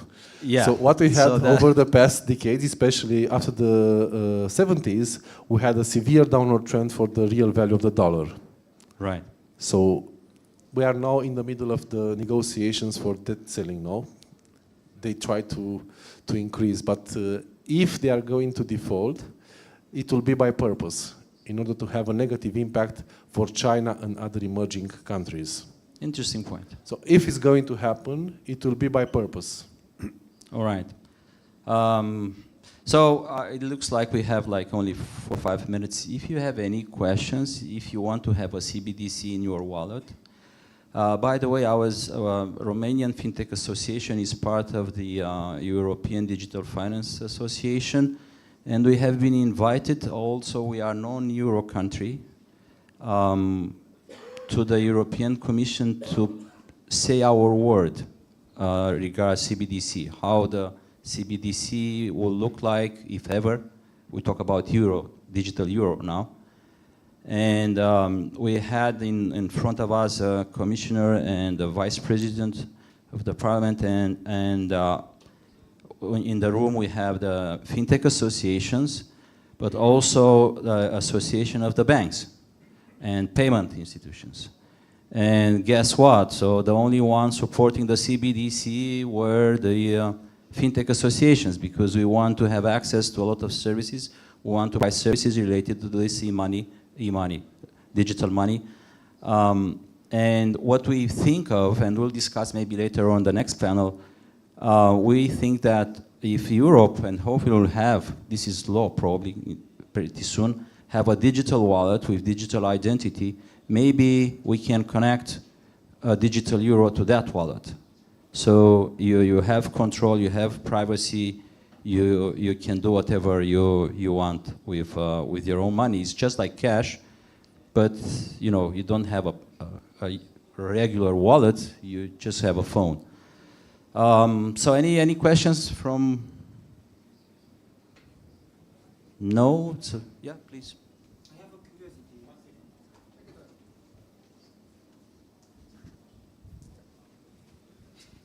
Hello. I have a curiosity. What do you, Curiosity is a good start. yeah. What do you think with the innovation, the link between CBDC and inflation? You think with the CBDC the inflation can be controlled better? Nowadays we use like increase the rates of interest, something like that. No, I don't think that there is a direct connection, because if you look at the reasons for inflation, they are not directly connected to the money, except for the fact that they are issued at central bank's own will. And if you take that away, then the inflation might differ. But if you put the same capability but put it in a digital form, I don't think it will have any... Yeah, it's the only way where I agree with Felix. Yeah, it doesn't help with inflation. Inflation depends on government, parliament, if politics. You allow me, but we have a professor here, so... it may happen something different, because the currency is going to be controlled by the central bank. So Milton Friedman used to say that inflation is a monetary phenomenon. The highest the increase of the monetary indicators, money supply, the higher the dynamics of inflation in the long run. But what is actually happening is the fact that we have differences in terms of the speed of money. So for instance, since the outbreak of the great financial crisis, we had a significant increase of the money supply across the world, but we didn't have a very severe inflation. What we saw over the past quarters is basically an inflation determined by the developments on the energy markets. So if you take into account 2007, the starting point, and nowadays we had a significant increase of the money supply, but we didn't have a strong inflation, because actually what happened is that the speed of money declined since the outbreak of the great financial crisis. And from my point of view, I think the digital currency, the central bank digital currency, is going to be very well controlled and may contribute to, let's say, a stable inflation across the world. I think that what you're referring to is this Cantillon effect, that in which some entities will benefit more from an inflation faster than the other. And indeed, with the CBDCs, this sort of disappears. But I think that the end result is the same. I mean, as long as you accept that inflation is too much supply of money versus too little supply of goods, then... Okay, so it cannot... burning mechanism, like in cryptocurrencies or something. Well, you think of burning tokens, like... yes, but then you would need... This is issued by the central banks, is not issued by private. You know, the problem, as Andrei Burz was saying just before we went in, we actually need to unbank the state in order for the CBDCs to work. Don't unbank the state, because we go bankrupt altogether. So you have a question, please. As a matter of, two questions, if I may. One is related to privacy, and we know that in permissionless blockchains we are using, the innovation of zero knowledge proof in privacy. Would you, I mean, from the discussions you are having on CBDCs based on permissioned sort of blockchains, would you consider some new advancements in privacy? What's the latest stage in terms of privacy for centralized systems like, let's say a traditional CBDC? That's the first question. And the second one, I'm trying to see also the benefits of using permissioned blockchain, in the sense that, let's take a simple problem. Someone steals the funds steals the funds from your wallet. As a matter of fact, you could revert the transaction. Would that be interesting from the point of, and from this you can also think of enforcement, which is, you would not need a sort of an executor, a bailiff, in order to enforce a contract. What's best, permissioned or permissionless? I know you are a lawyer, so you were on the previous panel, and I cannot answer the second. Maybe the first, of course, maybe we don't need a blockchain for centralized, right? So we can make sure data privacy and security in other forms, and the technology is there. We don't have to use necessarily blockchain, but it depends on the form of the CBDC. Can be backed by a stablecoin, can be a stablecoin, can be different forms. When it's about stealing money, yeah, I mean, I know big thieves stealing a lot of money, public money, so that I would like to be burned and not go into different tax haven accounts. But I try to be very brief on the first topic of privacy. I think that you have to consider that every new development that appears on Ethereum or on Solana or whatever, Multiverse X and so on, they appear having a sort of a cryptographic theory behind. As long as you can take that cryptographic theory and implement it on whatever technology the National Bank of Romania's CBDC will run on, then you're good to go there, and as long as they are willing to do that. So we are covered. Fine. Yeah. And then on the second part, you have to consider that reversal of a transaction can mean actually deleting that transaction from the memory, let's say, or reversing the effects of that transaction. So while in a proof of authority type of system, where I would imagine that any CBDC works with this type of consensus, reversing the effects of the transaction, if you can't reverse the transaction itself, it's easy. Excellent. So I think we are done almost here. So any questions during the coffee? And see you. There is a next panel. Mine again? Yes, in 20 minutes. 20 minutes. Oh, Thank you. Thank you. Thank you. Thank you very much.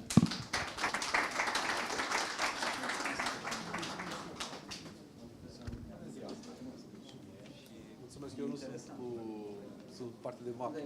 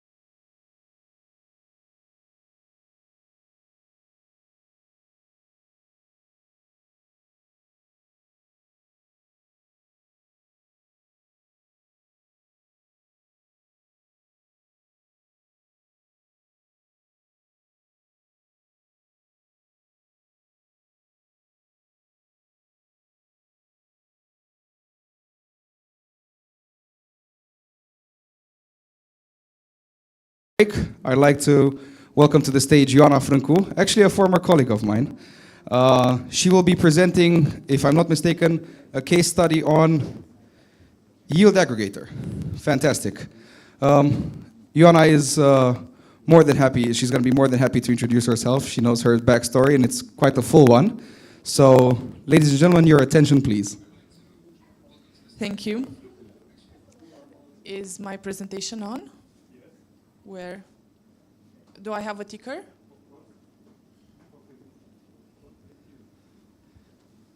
Thank you. First of all, thank you all for gathering here to listen a bit to what I want to present to you. First of all, the case study that I'm going to present today was a solution that I implemented as the CTO of Equify during 2021. And it represents a yield solution that involves no lending risk.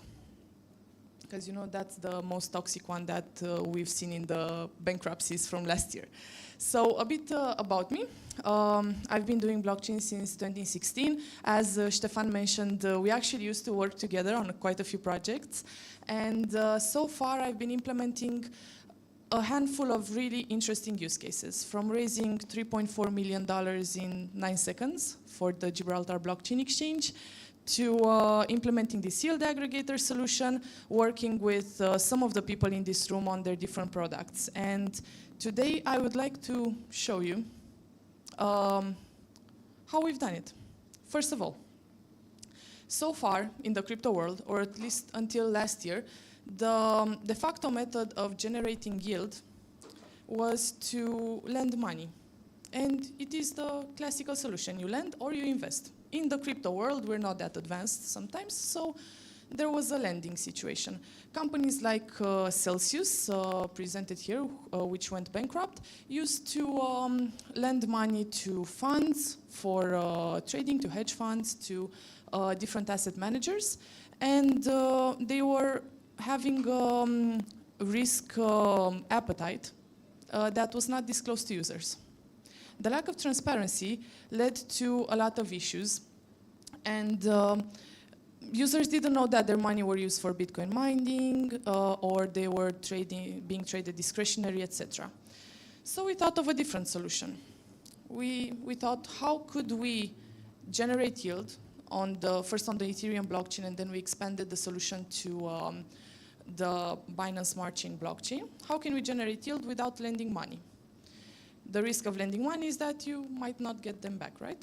So one solution for us was to interact with distributed protocols. So here are a few ways to actually create yield without lending. So you can either stake tokens, you can place money in liquidity pools, you can go for on-chain lending if you really want to lend money and be a bit protected. You can trade NFTs, that was not really popular back then.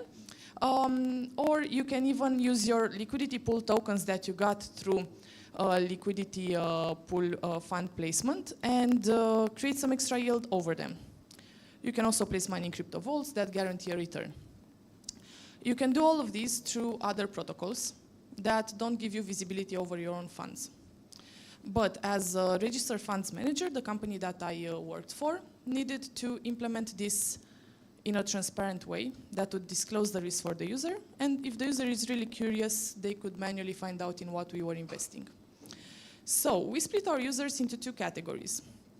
There are the users that are more savvy, that want to go on Uniswap and place money in their liquidity pools and generate some yield, hold some tokens, etc.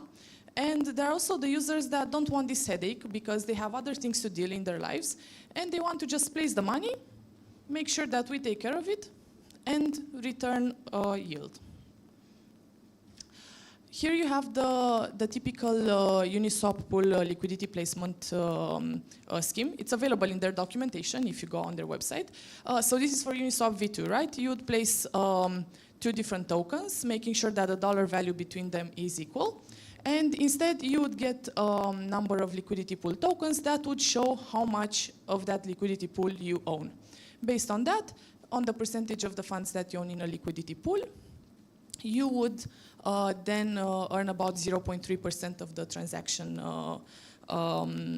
value that was traded on Uniswap.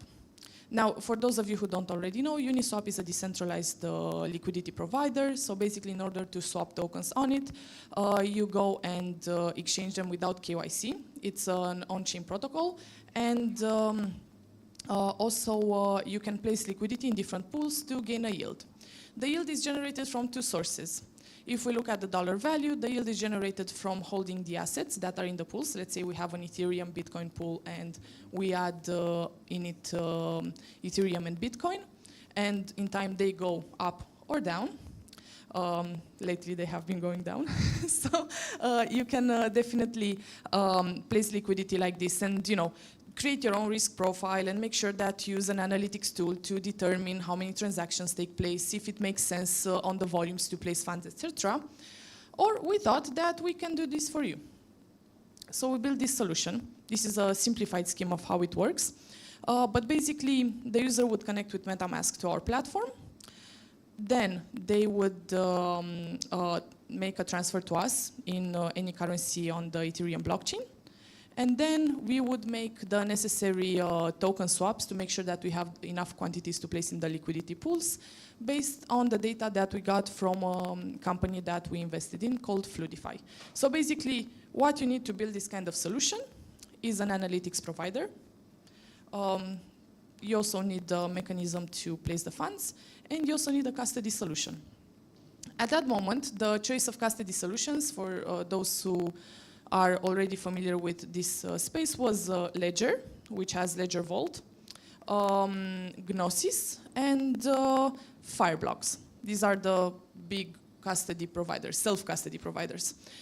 We decided to use Gnosis for this. Now it's called Safe Global. The reason we decided to do this was because at that time Ledger was not reading LP tokens properly, so we weren't able to have the dollar value of the LP tokens returned from us directly from the custody solution, and smart contract interaction was close to impossible. So here, with the two flows we have, and I'm gonna just go closer to explain a bit, we had two types of users. The DeFi user, who uses MetaMask and connects and places funds in the wallet. We had the mobile app user, who was placing funds in the hot wallet, which we managed through Ledger Vault, and then through it we would transfer the funds in the yield. All of the funds would go into a multi-signature Gnosis vault. Then our server would compute the amounts of tokens that needed to be exchanged, and then it would make sure that these values are held in the database. It was then placing funds in the liquidity pools. So we might have a portfolio from the 5, 6, 7, 10 liquidity pools on Uniswap in different percentages that we would analyze in Fluidify. I'll show you the charts afterwards on how they actually look. And then we would get back LP tokens that were held in Gnosis. So the transactions were always confirmed by a human. Therefore, the risk of having a hack that would sign transactions instead of you was minimized. The server was computing the balances, placing the transactions, then the second signature was provided by a human, and this is how we made sure that the funds cannot be taken from our Gnosis vault. It's quite a fast solution to implement because you can build your own apps over Gnosis, and you can also integrate it with various apps. Like if you want to simplify your life and let's say record your requests into Slack so you have them on your phone and you know when to sign, etc. In Gnosis, the signature was done with a physical wallet, so not with MetaMask, but with a normal Ledger device. This proved to be the fastest solution because we built this in 2 months, so we didn't really have time to go around and shop for solutions. After you had all the funds in the Gnosis vault, the LP tokens would then be held there, and the user would see in the interface how much money they made. So basically, you would see the profit, the loss, and it was a variable profit. And this is very important because all the protocols on the market at that point, the centralized ones, were promising a fixed yield. So no matter if they made 70% profit, you would get 8%. We decided that it's simpler for us to get a share of the profit, and then the user would have a variable profit. So if we made 10% profit, 30% of that profit would come to us, and the rest would come to the users. So there were months in which users made a lot of money, and months in which users made less. But no matter what, we didn't give them only 8% of the winnings, which is something very different from our competitors at that moment. We had, for example, one user that deposited around 200K in Ethereum, and he withdrew 420. So it was quite a good profit. Now, how did these calculations look at our end? For us, in order to analyze whether it makes sense to hold or invest, we would have an analytics tool that would show us the different scenarios. So in blue, you can see the way that our medium risk portfolio evolved over 600 days. And in red, you would see what happened if you just hold those tokens, so not dollars. If you were just holding dollars, the line would be straight, right? Nothing would vary if we were to use the dollar as the baseline. But if you held, for example, in this portfolio, we had ETH, Bitcoin, USDT, and USDC. So if you just held them, in time, their value would actually go down. So for those users that invested in the first 100 days, the profits were quite nice. Then when the market went down, you can see that our portfolio structure was outperforming the market. So my goal when I built this was, if we make a lot of money, let everyone make money. That's the most important thing, because with crypto, we want to democratize earning and democratize services. And if the market goes down, we want to make sure that the user's loss is less than what would happen if they just held funds. We have users who have been holding their funds with us since the beginning. We had users that decided to withdraw when they had a good return. But overall, the difference between hodling versus using our product is quite evident here. What this doesn't cover are the situations in which we withdrew and placed money, because one thing that Gnosis doesn't help you with is to actually compute exactly how many assets you want to withdraw from a liquidity pool. So in that situation, we had to do some portfolio rebalancing. But the charts is more or less there with about 2% error.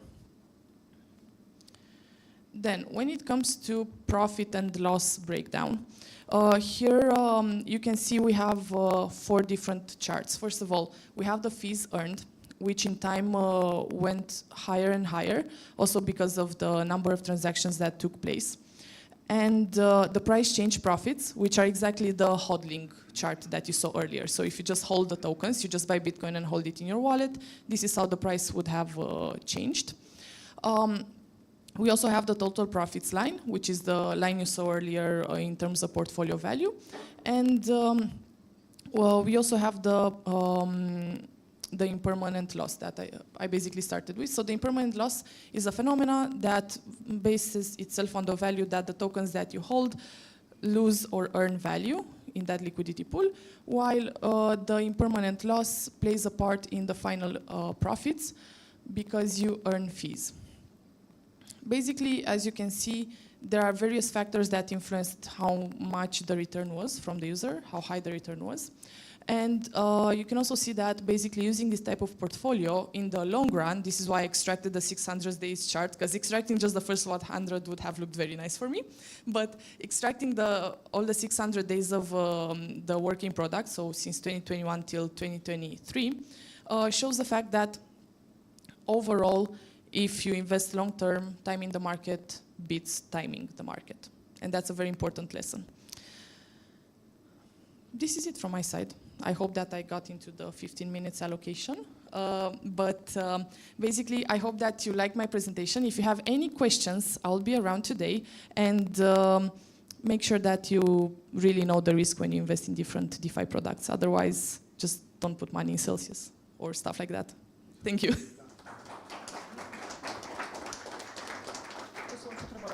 Are there any questions right now for Jana? Or are people happy hunting her down for coffee later? I'll take the latter. Thank you, Jana. All right, cool. Coming up next, we have a panel on digital identity in Web 3.0. We've covered a broad range of subjects today, and I think they're really nicely linked.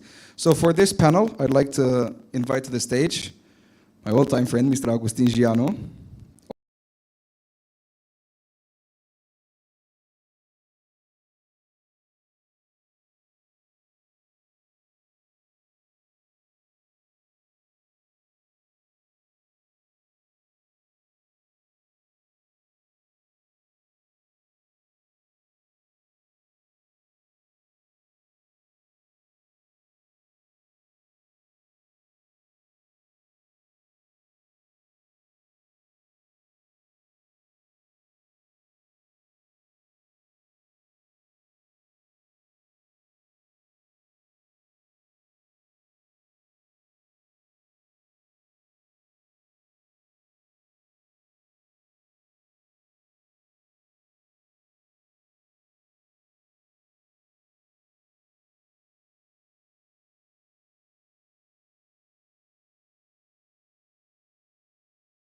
identity.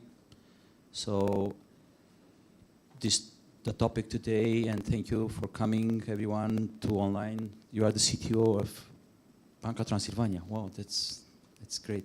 So we have everyone here. We have people from technology. We have CERTME. We have a bank. We have specialists in fraud detection and criminal stuff. And you also have me here trying to put things together. So when we talk about digital identity, it's nothing new. I think it's everyone is interested. You heard the minister today talking about digitalization. We cannot do that without digital identity.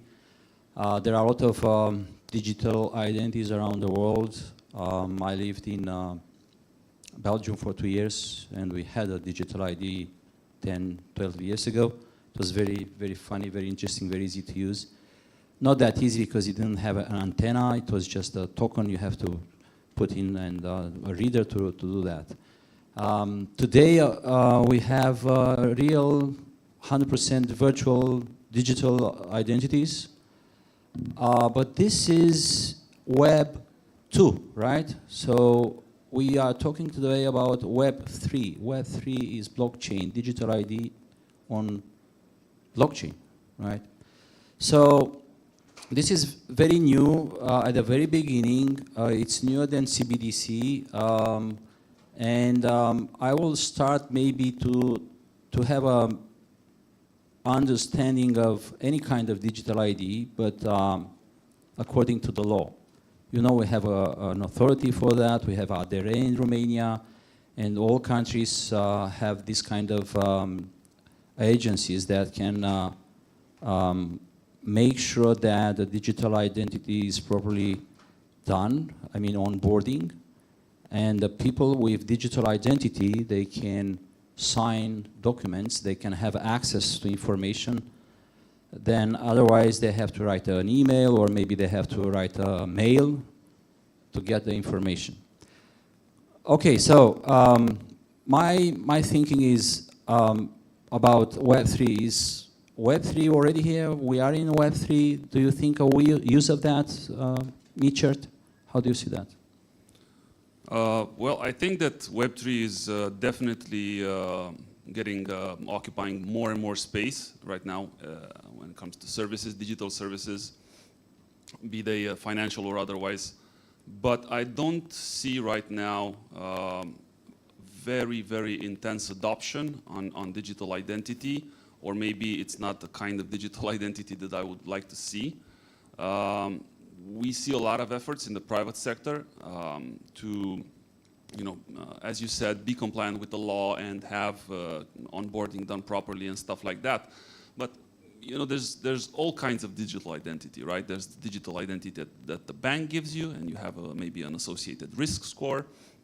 There's a digital identity that maybe the government issues to you that is for different purposes. Maybe you have a digital identity that is strictly Web3 based, and you have your NFTs there and all the stuff that you do in the Web3 space. But there's no current vision, I think, in terms of businesses and service providers right now in Romania to bring all of those together, to make the process easier for people to gain goods and services, be it online or face-to-face. And right now, there are a lot of endeavors to bring this, a vision to have a single digital identity passport or wallet in Europe. But other than that, I don't see anything going on in the private sector, with our exception, trying to bring digital identity that is not uniquely linked to a service provider, but rather one that is uniquely linked with the user, and the user can use regardless of service provider. And when it comes to Web3, it's even more difficult to get that, that vision into what the regulations are trying to shape up right now, because NFTs are public. And some of my, let's say, attributes, might be personal data, and I don't want to share them with everyone all the time. I just want to share them with specific providers. And so it becomes a technical challenge, and actually you would need to have something like NFTs that are using zero knowledge proofs, right, to prove something about my identity while avoiding this issue of privacy, or maybe solving the issue of privacy. So it's really, really complex. I would really like for banks in Romania, especially because we have banks present here, yeah, and also because it's a Banking 4.0 event, I would really like to see banks getting behind projects like this and having a single digital identity for people that can be used in multiple places. You know, that's the holy grail, that's the key, because you eliminate friction, you eliminate the need for a user to go through tons of verifications. You know, if I open a Revolut account, I do a verification. If I open an account with Banca Transilvania, I do another verification. If I want to interact with the government, there's another verification, and so on and so forth. So that's wasted resources, right? It increases the carbon footprint. You know, it does nothing for us, and it does nothing for the user. So yeah, that's my stance. If you ask me, it's kind of cumbersome to have an account with Banca Transilvania, go through the process, which is nice, actually. I almost tested everything here in Romania. And then if you go to BCR, you have to go again through the enrollment and onboarding. And that's kind of you know, wasting time, and you just think like a citizen, why so many people look at me, operators, why so many selfies? I take it for my family, but I don't want to take it for all the banks. We have like 30 banks, right? So if you open an account, probably you have to do that. But I think that digital identity is important, not just to open an account with a bank. I think it's important also for people, because there is some risk and people are afraid of that. I mean, my daughter is 22. She lives in the States. She has of course, you have to, 22 to have at least a checking account. But she doesn't want to share data with anyone. She's even with me. So when she was like 12, she was on Facebook and very happy. And I was happy to have her. But now she's on Facebook by herself or not at all. So they really want to make sure data privacy is theirs and they have full control. And now question to a bank. So you are the largest bank and you have the largest number of users. How many of them are digitally onboarded, if you can answer? Oh, it's more than 3 million, right? And they are digitally on board? Because I think digital identity is different than the identity you collect in a branch.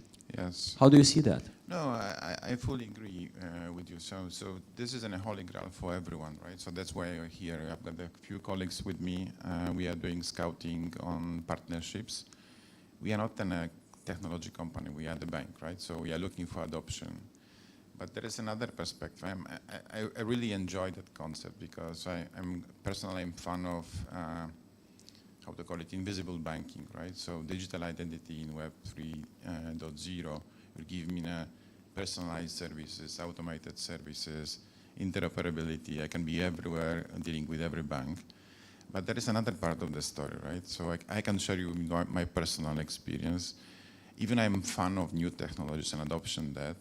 My previous work was in private bank. This is the biggest bank in Ukraine, 25 million customers. Most of them funds from government go through that bank. And when war started 24th of February, I was there. I was just trying to leave the country, seeing number of jets, missiles everywhere in unsynchronized entropy. And then I saw two types of queues, people were queuing. One was a pharmacy shop, and the second was ATM. It was really a picture which changed my view, right? So it is really serious. It is serious for individuals, and it is really serious for ecosystems of finance in each country. So we need to be really serious whenever we are introducing anything new for customers.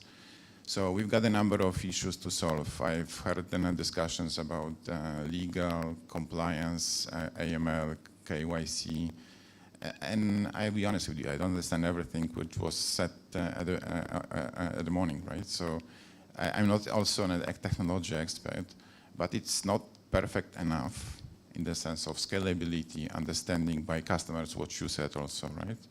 People need to understand that concept before we introduce it in a scale. There are a number of solutions which are adopted by a limited number of users, clients, but in the scale it's different, really different, because it's serious, right? And also touching that learning curve, I'm not sure how many of you are going to lawyer and paying for the advice, and lawyer is saying, but you need to be more educated, right? There is nothing like that. So we are creating concepts which are very complicated, and we are forcing our customers, especially in financial services, to be educated. Why we are complicated so much? So we need to have a scalable, perfect solution because it's serious, right? That's the view. Yeah, I understand what you say. It's again about the education, and this time is not about financial education, it's about digital education. And this is different, and it doesn't keep up with changes for banks, for bankers, for government. But what about people? So actually, all of us here, and by the way, I'm very happy that Banca Transilvania is open to work with fintechs, and this is true. I met some of the scouters, and this is nice for us from the Romanian Fintech Association to have Banca Transilvania as a partner. And they really want to work, and I like it. You are not a technology company, you are a bank, and banking, this is what you have to do, and do it properly. Now we have, I hope I pronounce it well, Niels. Niels, you are in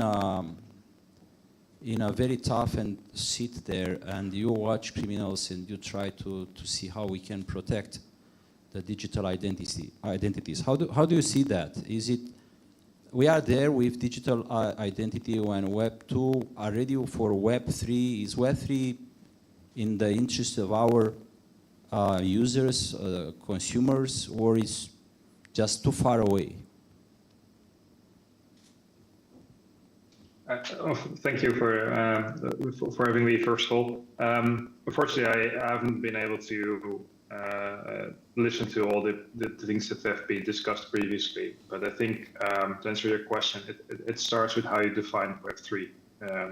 Like what kind of, do you consider the metaverses? Do you consider like new social media where a user is owning their own content?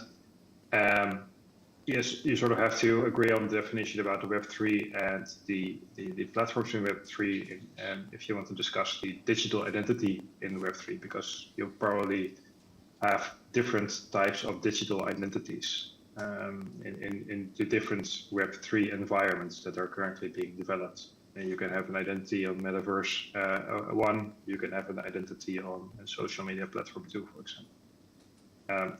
Currently, if I look at my field of work on cryptocurrency exchanges, we rely on the traditional identity verification, similar to what banks have. If a user onboards on our platform, then we need to verify who they are, and we need to have their KYC information, a copy of their ID card, for example, and then we have to verify that. And then they will get an identity on our platform.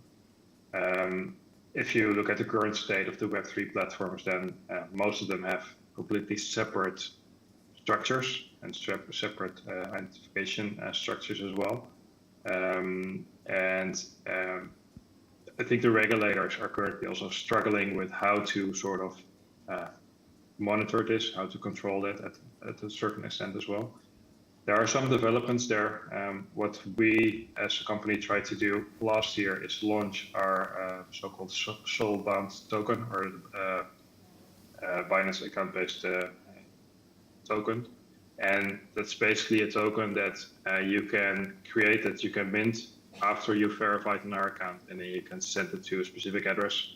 And that basically verifies the digital identity, because it links back to a verified identity on the Binance platform. So in that way, you can sort of verify who you are without sharing your full personal information. And that's something we developed and that we tried out. And there's different Web3 services that use that particular token. That might be a solution to sort of address the challenges for Web3. Although you still have to rely on some kind of verified identity in the traditional world. Because the problem with Web3 and digital identities, if it's all blockchain based, that means that most of it can be traced as well. And as soon as you share some kind of personal information on the blockchain, or if an address can be linked back to your personal identity, that means that very quickly, if you use that wallet for other types of services, you can look at all the different activities from that particular user on the blockchain. And that's probably not something that most users want. So we have to find a balance between verifying people's identity and also the privacy that people need to have on the Web3 based platforms. Excellent, thank you. So what you say, what I understand is that the crypto world is more advanced when it's about digital identity on blockchain, but there are some risks as well. So as you said, every activity is recorded, and we don't know if we want that when it's about data privacy. So probably a mix of that could really help here. When it's about, we have another one. Sorry. Who's that? Sebastian, what's your point of view about Web 2, Web 3, and how we can use digital identity in the interest of each people, actually? We talk about a sovereign identity, or it's just state? We are owned by state, our identities are with our state, or we can own it by ourselves and go wherever we want in the world. What that can happen, or it's just a dream? By the way, nice location where you are, it looks good. Thank you, yeah, I'm remote like any blockchain enthusiast, right? So I would like to address what you just asked right now on the Web3 identity by setting the environment. So right now we talk about digital identity as a tool for banking, mainly for KYC or to avoid illicit, let's say, activities. However, digital identity, first of all, it's not only related to personal identity, it's also related to goods identities, such as tracking goods, what we are doing over the supply chain. But let's say we are now just focusing on personal identity. And on that matter, Web3 can help a lot. So blockchain identities would help in let's just say, I would like to mention two scenarios here. So one is the right to participate in the society, to vote for some individuals.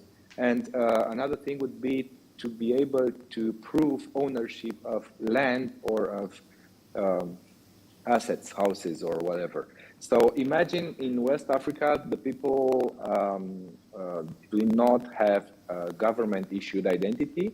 However, they were vaccinated by medics. So the Bill Gates Foundation, for instance, has a very good program on this. And these people have medical IDs, proof of vaccination that automatically becomes digital ID. So these are just a couple of examples that show that a digital identity is sometimes better than a regular identity because it might not exist. And coming back to Web3, the real question here is how decentralized is a digital identity? We saw earlier that if you talk about a centralized exchange or about a government, you have, or a bank, you have a central authority that is issuing the credentials for an identity, and then you can link back to that authority to check on the identity. Well, with the blockchain, you don't have to rely on a central authority. And this is the magic of Web3, and this is what is not happening right now. I do not really see any use case of Web3 free digital identity other than keeping your crypto on yourself while fleeing the country, let's say, and safeguarding your assets from the government that the government may take it away from you. Another use case, let's say, would be, I'm one of the Silicon Valley Bank customers that got the account shut down overnight without any notice, without anything, with standing orders pending. And it was a very abrupt way into becoming a Bitcoin maximalist when your assets are frozen without any kind of motive. Then I was happy that I have some of my assets into crypto. But this is, again, just a niche example, and the mainstream adoption is not here yet. So Web3, coming back to the question, is not here yet. The real use cases, only niche cases are available. Widespread cases are not here yet. And banks and governments and centralized exchanges still have to rely on their own power and certificate authority. Right. Okay, thank you for your intervention. Yeah, you're right. I mean, I don't know what kind of identification we have today, so probably it's not even Web 1. So you have a plastic, anyone can copy, at least the Romanian ID. It's very, very easy to be print out by the new printers. Hopefully the new ID will come soon. Otherwise, you know, it's the most exposed ID in Europe, at least. I'm saying that because I'm a co-founder of Suntio Identity. It's kind of It's Me in Belgium. And we really struggle with making sure that the ID we scan is the real ID. When it's about, and we heard today the minister, he said with the new digital identity, all of us will know when the state will access our information. It's a step forward, but this is not enough. Hopefully, the state is not going to hack us. You know, that's important. Or be hacked. Or, yeah. So now we have plenty of risks. So, okay, I have that plastic, which is a huge one in Romania yet. The new one is coming. But I feel safe because I have it. When I returned from the States, everyone was asking for a copy of my ID. So anyone at the entrance of a building, at a clinic, wherever, they just copied and copied and copied.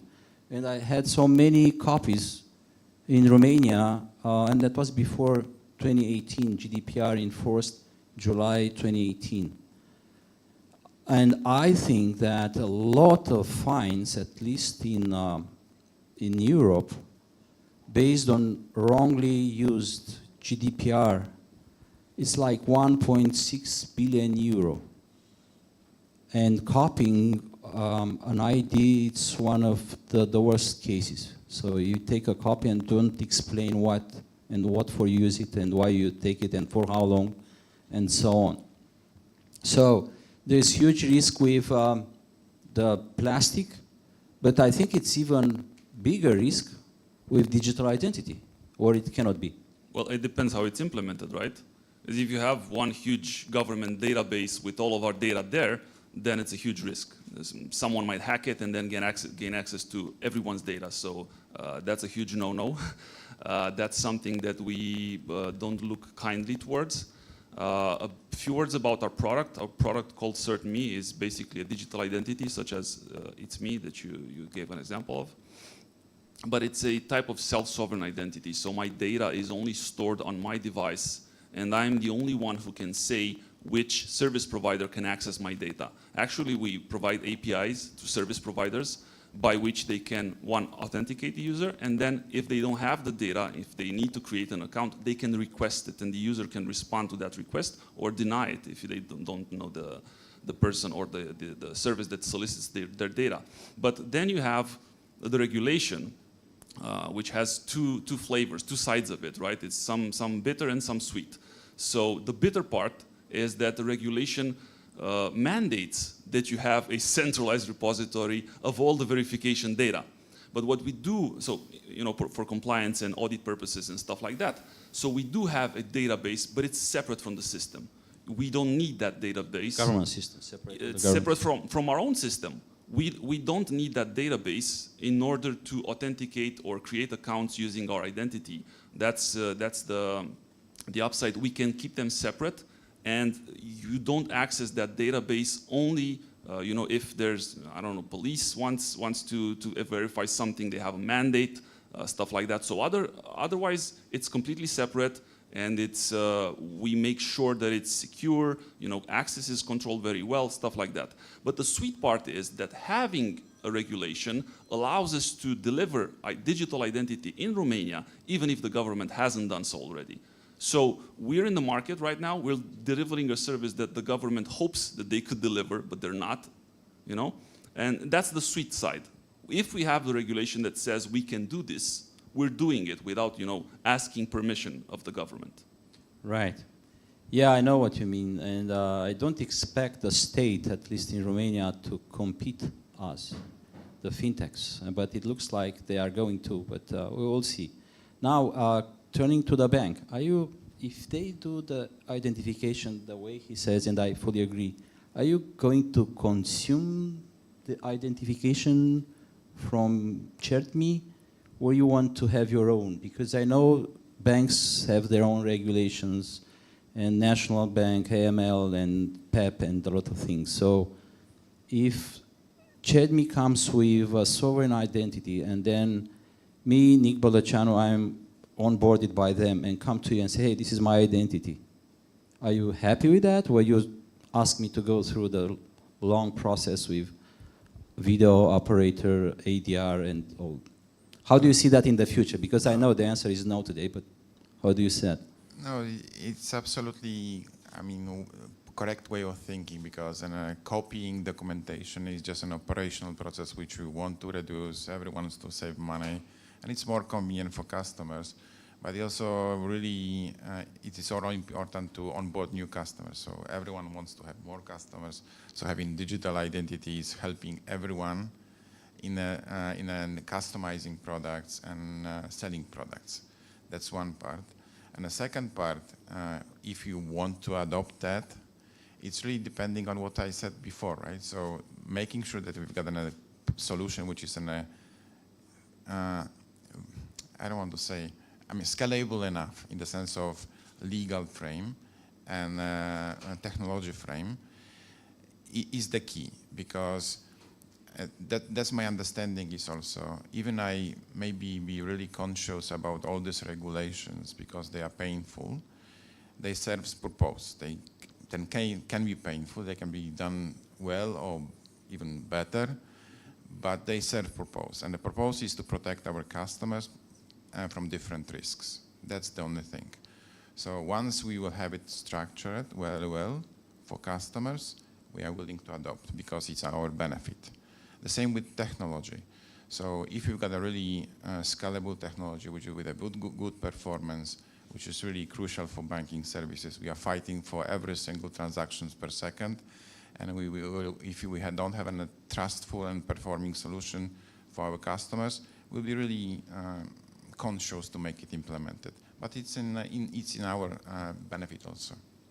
Okay, so the banks, they have to do KYC, AML, and everything because this is law almost everywhere in the world.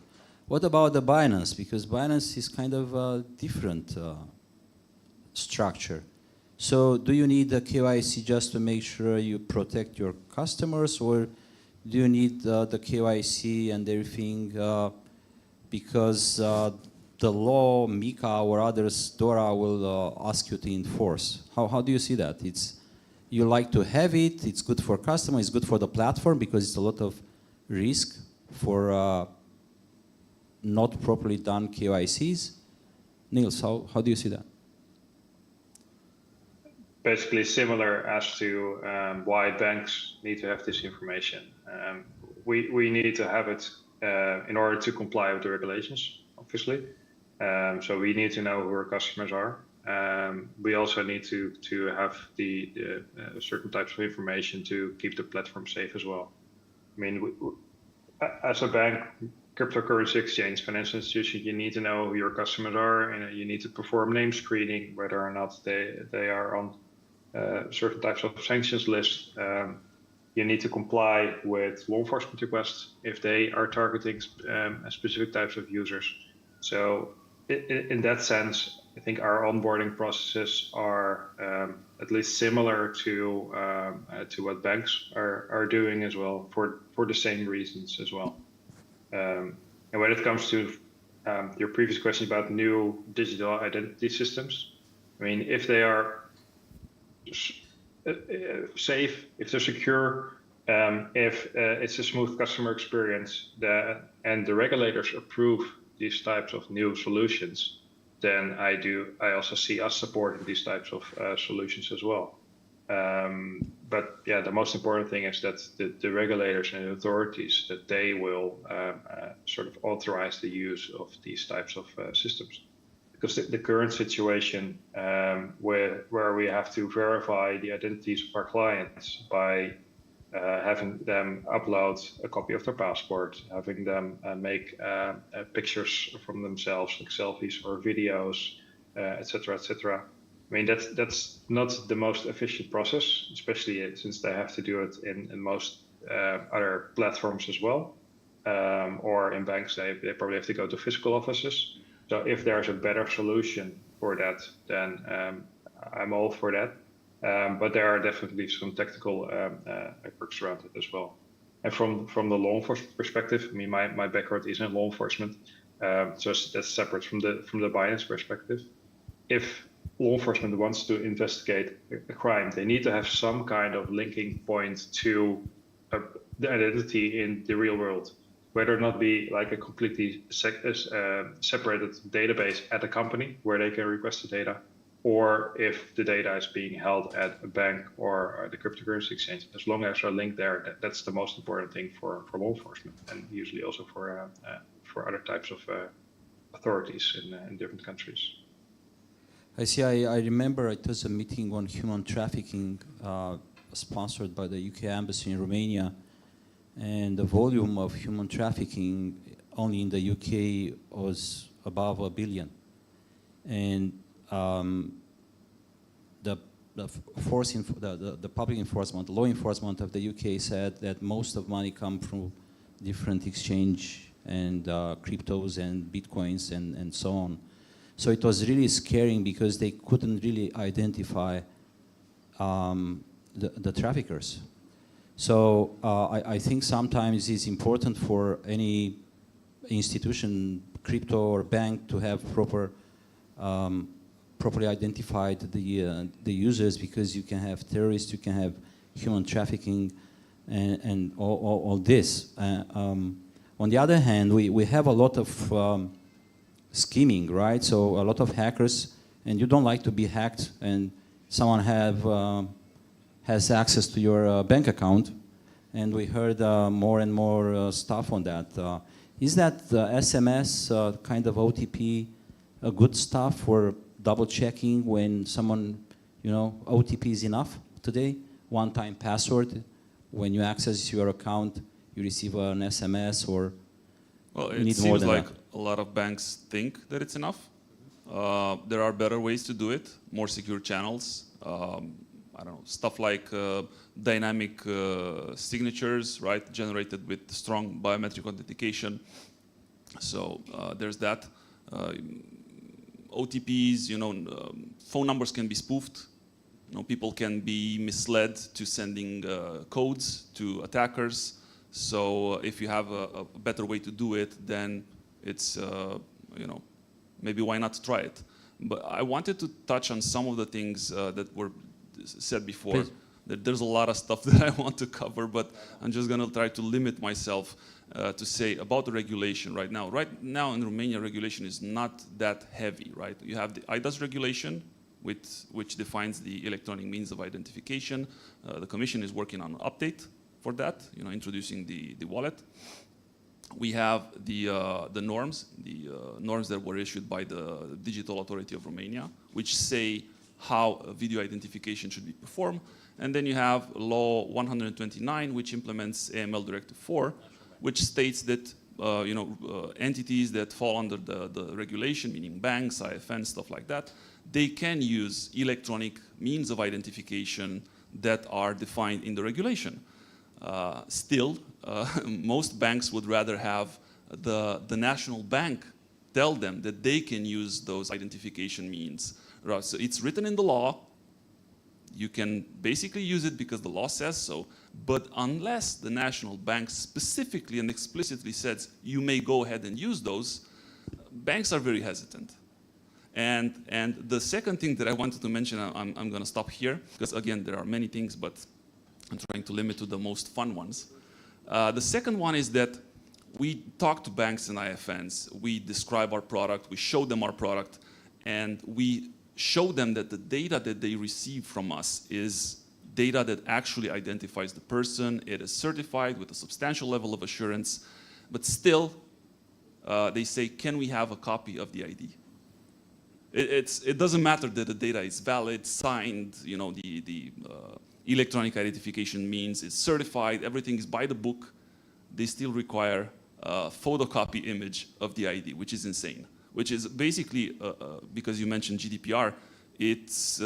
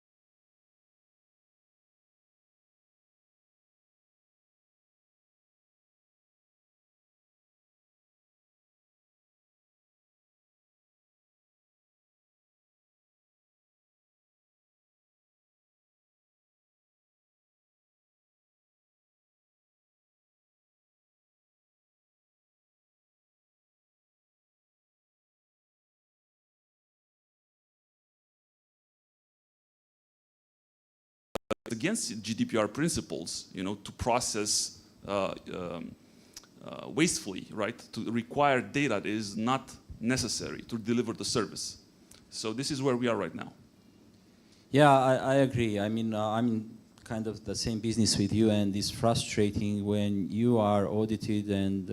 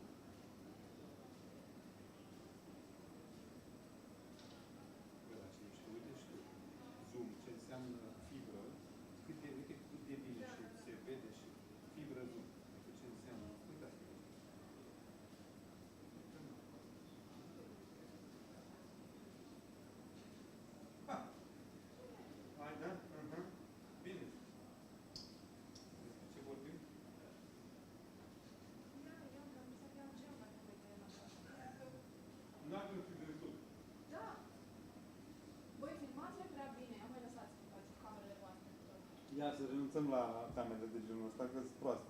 Da.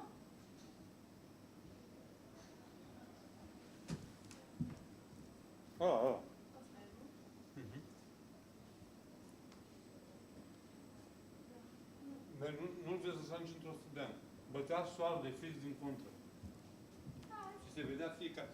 Asta e problema noastră la filmări.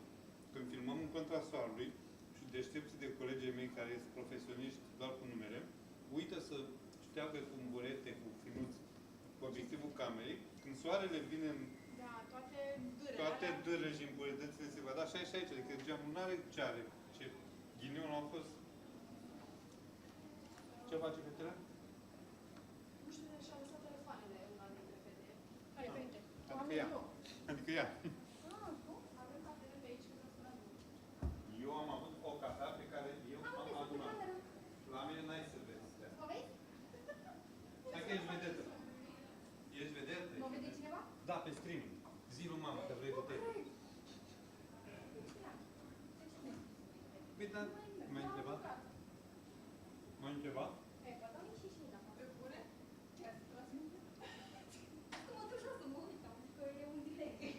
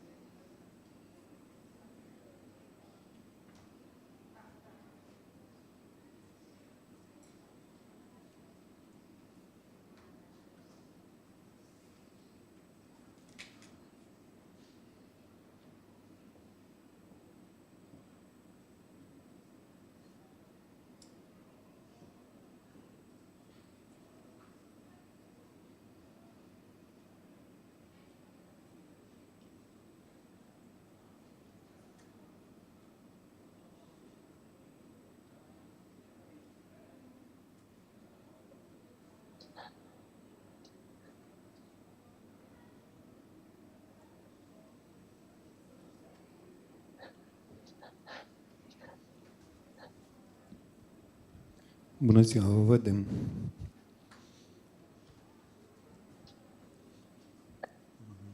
Ah, super. You are next, yes? After the break, the lunch break.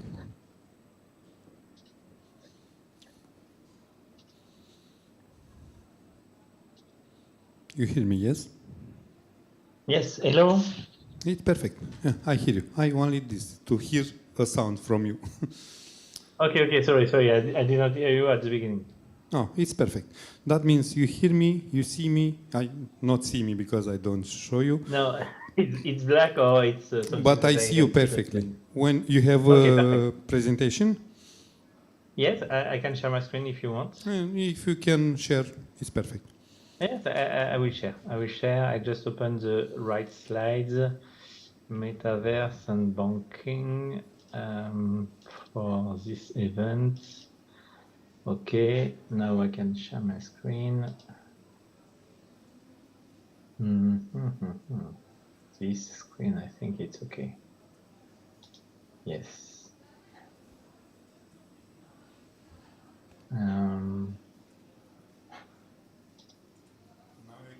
You can see the presentation. You can see the presentation? Yeah, I see it. You see it? Yeah. Everything is okay for me. Perfect. We hear us. You hear us and see us after the lunch break. Okay. Bye bye.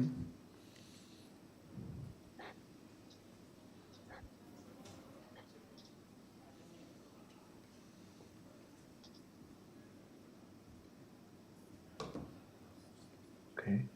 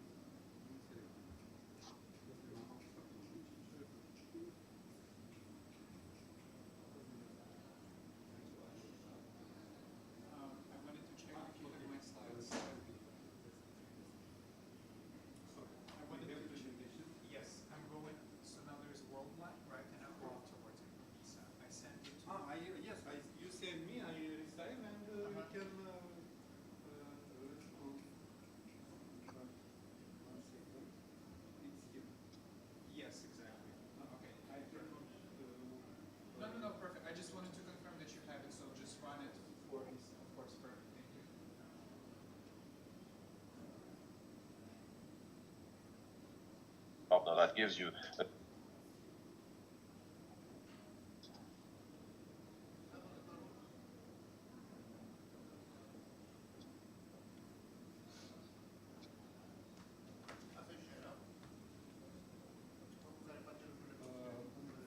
Please don't talk before the MC speaker asks you. Because you are the open sound. If you need, I can stop your sound. What you Sorry. If you need, I can stop your sound. If not stop your sound, please don't talk before the MC ask you. I will stop my sound. It's not problem, but you not forget to open your sound when you speak. Okay. Okay? It's I perfect. know. Okay, perfect. Sorry, vorbeai cu mine? Da, noi spuneam, Iuliei, că tu ești omul care faci posibile toate lucrurile. Iulia, soția mea. Lucia. Și am făcut testele bine când eram în Italia. Când erați în Italia. Da, da. Erai singur să te așteptați sau erați împreună? Nu, ea era acasă, că am plecat te aștepta. sâmbătă. Da, nu, i-am făcut mare. Nu când erați în Italia, când erai în Italia. Da. Că e un pic de diferență, știi? M-am obișnuit prost. Ca așa și eu merg foarte mult pe afară și spun neveste, băi, când am fost, stai mă, că am fost mai eu, că ai fost mai tu, că eu te așteptam. Din poveste, da.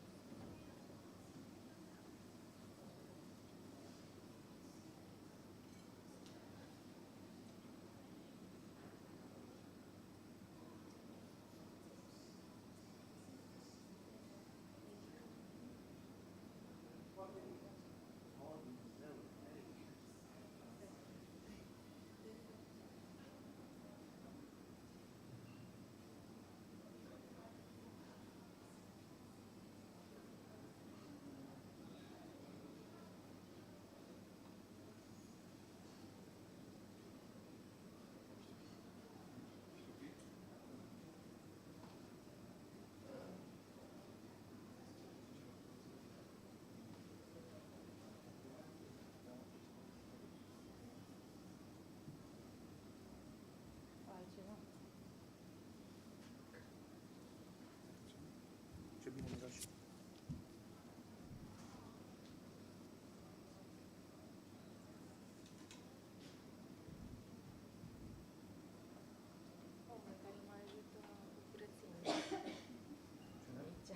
Ce-am făcut? Ce-ai făcut? Am încerc să bag aia. Da, ce? Nu are și... Eu nu știu cum să fac să... Mă pun pe scaunul ăsta. Ce? Nu știu cum să fac să mă pun pe scaunul ăsta. Să le schimbăm.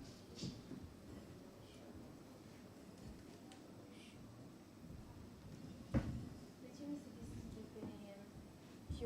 Nu se deschide site-ul? E codul QR, nu se deschide site-ul? Habar n-am, nu știu.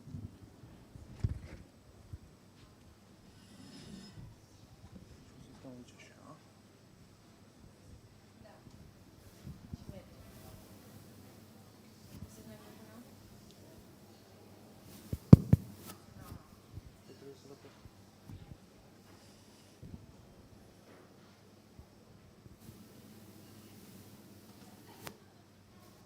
Așa va trebui să stau și probabil o să stai din partea aia. Deci așa trebuie să...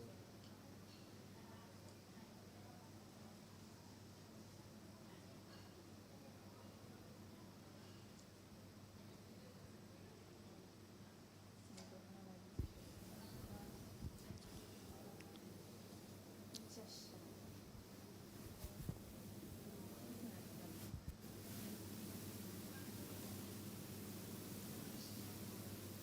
Mai mișcă?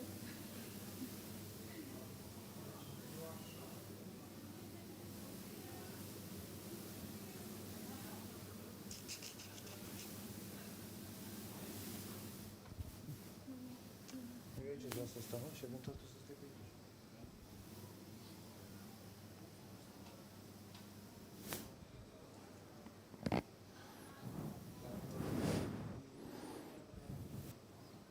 Ce vreți să? Mai că prostii, dar să le arunc până la ei. Toate pozele.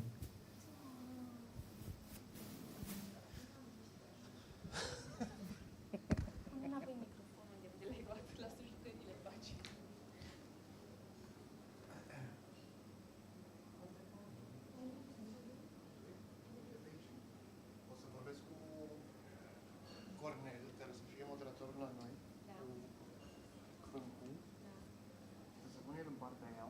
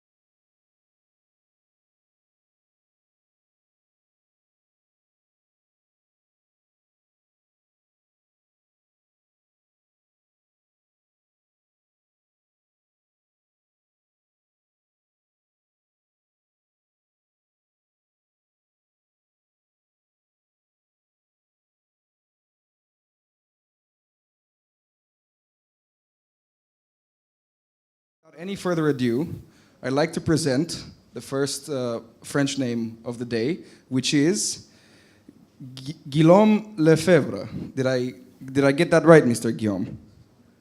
Yes, it's Guillaume Lefebvre, correct. Fantastic. Thank you very much. Je parle un peu de français. That being that I said everything that I know in French. So now we're going to be talking about entering the metaverse, how it's shaping the future of payments. It's a case study done by Wordline. And it's cool since it's the first metaverse-related topic that we're covering today, going on to this journey of covering as many subjects as possible so that you guys can have something to say to the people that you're reporting to for why you came to this conference, basically. All right, thank you very much. Without any further ado, Monsieur Guillaume. Thank you very much. So, yes, I am in Wordline and Wordline Labs, and the objective of today is to share with you a vision of metaverse where we integrate, for sure, the payments. And if I start with metaverse, the first question is about why so much buzz, but in fact, it was buzz last year. Today, we have seen that ChatGPT, generative AI, and lots of things are now the hype. But what you have to keep in mind is that the technology behind metaverse, like Web3, like immersive experience, like blockchain, like digitalized assets via NFT and so on, continue to be really interested by our customer. From merchants, for banks, from financial institutions, and it's why we continue to work about demystifying metaverse and the tech behind and how it can change the payment experience. So the first thing that I would share with you is the demystifying metaverse. After, I will share with you a concrete example about solutions exploration on Decentraland, for example, on VR experience, VR payment experience. And I just conclude with one slide about metaverse and banking, and just an open question for the conclusion. When I tried to demystify metaverse the first time, it was really complex because so many definitions, as you know, depending if you are from Epic Game, if you are Meta from Facebook, if you are Nvidia, if you are Microsoft and so on, you have not the same definition. But if you are looking for the simplest definition of metaverse, the simplest definition of metaverse is the evolution of internet, the immersive internet with new usage, a network of immersive virtual worlds. Of course, today, and especially now, due to a lack of interoperability, there is only lots of platforms, lots of virtual worlds without connection. Sometimes there is some connections based on the crypto wallet for identity, for payments, sometimes. And what you have to keep in mind that the evolution of internet, it's the simplest definition. But what is also something that is sometimes complex to make the difference with Web3. Web3, the definition is the future of internet, a decentralized web, a decentralized evolution of internet, and the evolution of the governance with a better or more ownership and control of the data and assets of end users. And it's why you have lots of proximity and some differences, crossings between metaverse and Web3. And it's interesting to keep it in mind because it's why when we speak about metaverse, we are speaking about lots of things, and I will explain more with concrete examples just after. Here are some examples of financial industry that's starting to explore immersive experience via sandbox, via Decentraland, via virtual reality, virtual world, sometimes in games like in Roblox. I don't want to share with you all this concrete example. Just let's see some video of this example. Here it is the example of a user that can integrate, come into a bank, a virtual bank in Decentraland. It's the first example. The second example is we can have the same example, the same concrete interaction based on a web browser. It's WebXR, WebAR, WebVR also. Here it's another example based on glasses for augmented reality. You are in augmented reality, you can get all information on interaction. Here it's another example in Roblox, in a game, to have a really big proximity with young people and kids, to start the relationship with the bank. And the last example is to have a concrete events also with lots of people, lots of interaction, to discuss about some topics like metaverse. Here are some videos that explore the immersive experience. Around metaverse, we have also lots of experiences around digital experiences or exploration around digital currencies, and new digital assets. Here are some concrete examples from banking, and it's why when I speak about metaverse, I combine three big areas. I combine the immersive experience, I combine with Web3, the next web shift with more decentralized architecture for the web, and the digitalized asset with smart contracts, with blockchain, with DLT, with NFT to create value. And I just have 3 slides to give more details about the definition of these 3 axes. I think it would be interesting to share with you. The first thing is about immersive experience. Immersive experience, the definition of immersive experience, it could be flat user experience, flat user interface in 2 dimensions, with more natural and spatial interface, with more extended reality, with augmented reality or virtual reality. And what you have to keep in mind, more you are on your right, more the emotional connection is higher. And it's really interesting to create really something that is really new. I don't know how many people around this presentation already test the VR experience with an headset, where you are really in a virtual world where you move 1 centimeter, it's move 1 centimeter, and you have something that is really immersive. You have a real emotional connection to create a new interaction with other people, but also with new content, new services. The second thing is about digitalized assets. The digitalized asset, for sure, it could be monetary assets. It could be NFT. And through NFT, you have lots of things around collectibles, unique arts, generative art, play to earn content NFT. And it's not only some picture, some images, it's also 3D models. It could be video, it could be music. It's all could be transformed in digitalized assets. And of course, what is interesting in these digital assets axis, it's the link between the reality and the virtual reality. And the last thing that is really interesting to keep in mind is the decentralized application. It's something that already exists, but it's something that will come really fast in the future about decentralized exchange around lending, prediction, lots of things around the decentralized finance. And we have the same experience for merchants, of course. The last things about Web3, it's interesting to because it's a little bit complex to have an only one Web3 definition or explanation. On the left, you have the hardcore Web3 utopia.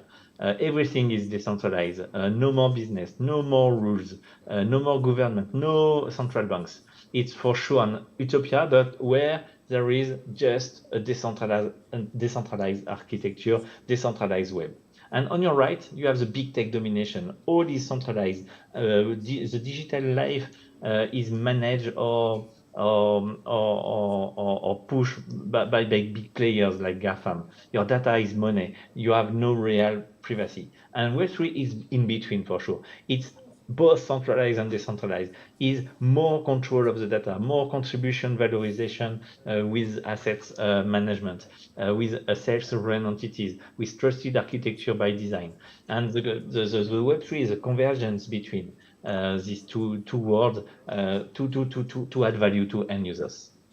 So you have in mind that metaverse, it's really lots of things. It's no more the hype today, but it's continue to be interested by our customer from banks, for retailers, for financial institutions to explore the tech part, to transform this tech into services, into business.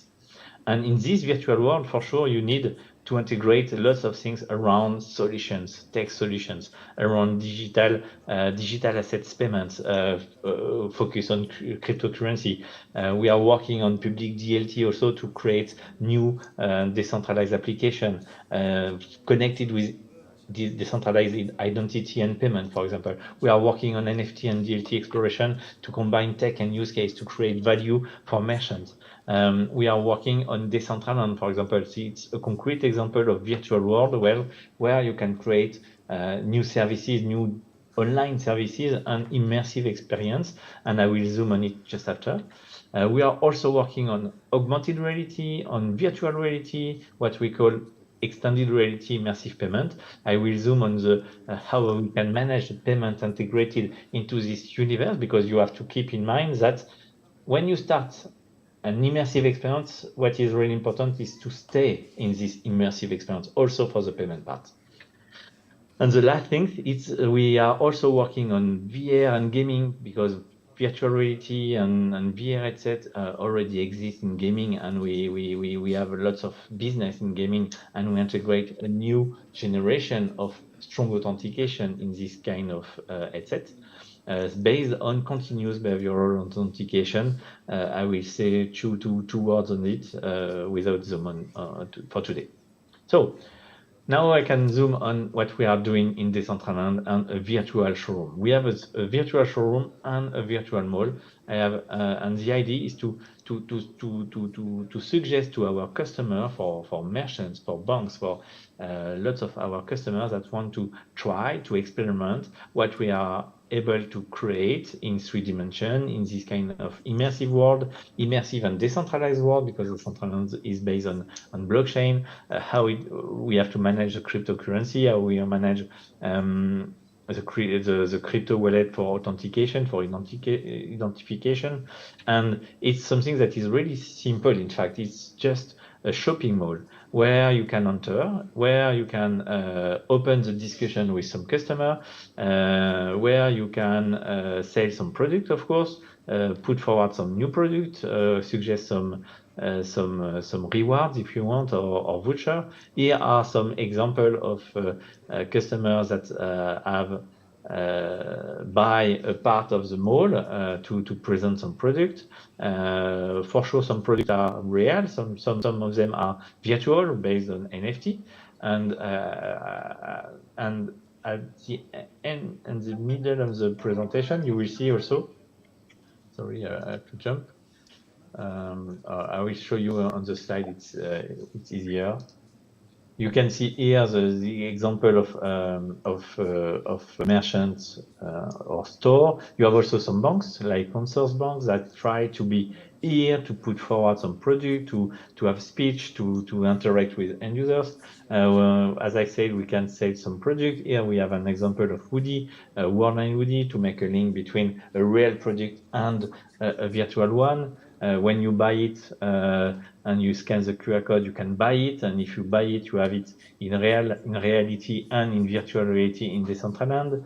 And to facilitate the payment, because the question is also how can I manage the simplicity of the payment experience, we have also integrated an virtual ATM to pay for the ramp up and ramp off.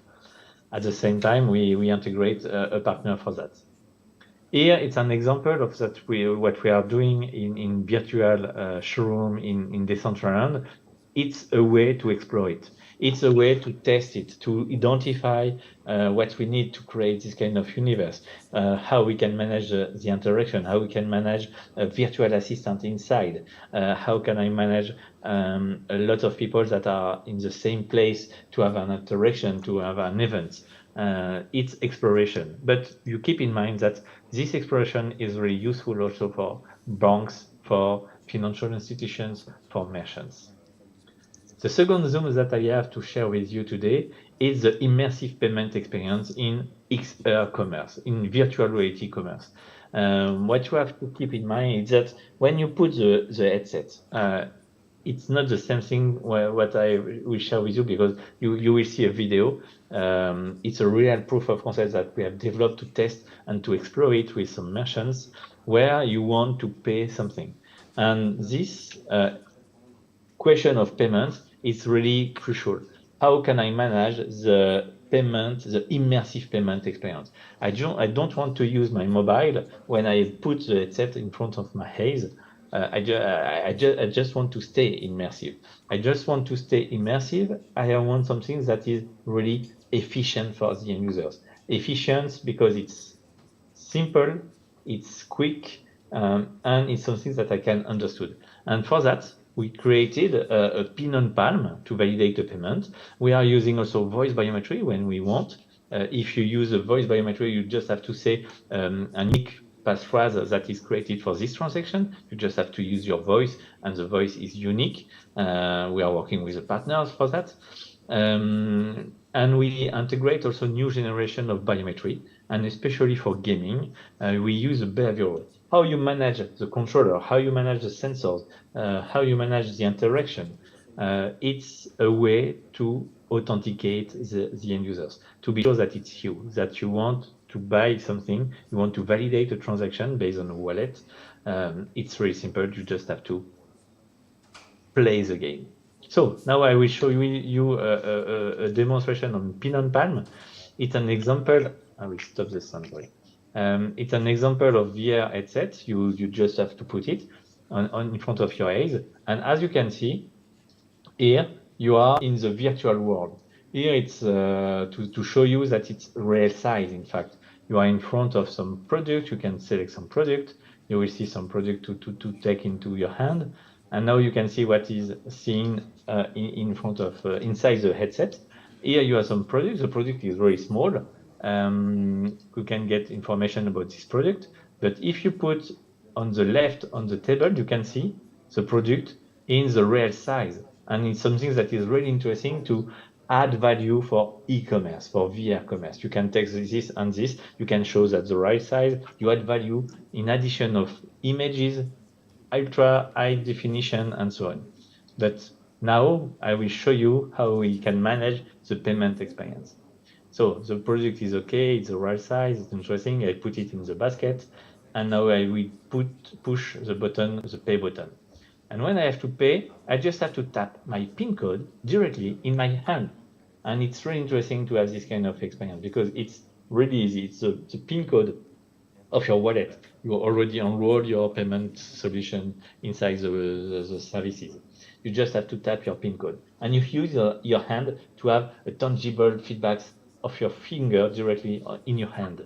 And it's we have lots of really good feedback about this experience because you are inside the universe, you stay inside, you are something somewhere that is really useful for you because you add value for the shopping, and it's really simple to validate a transaction.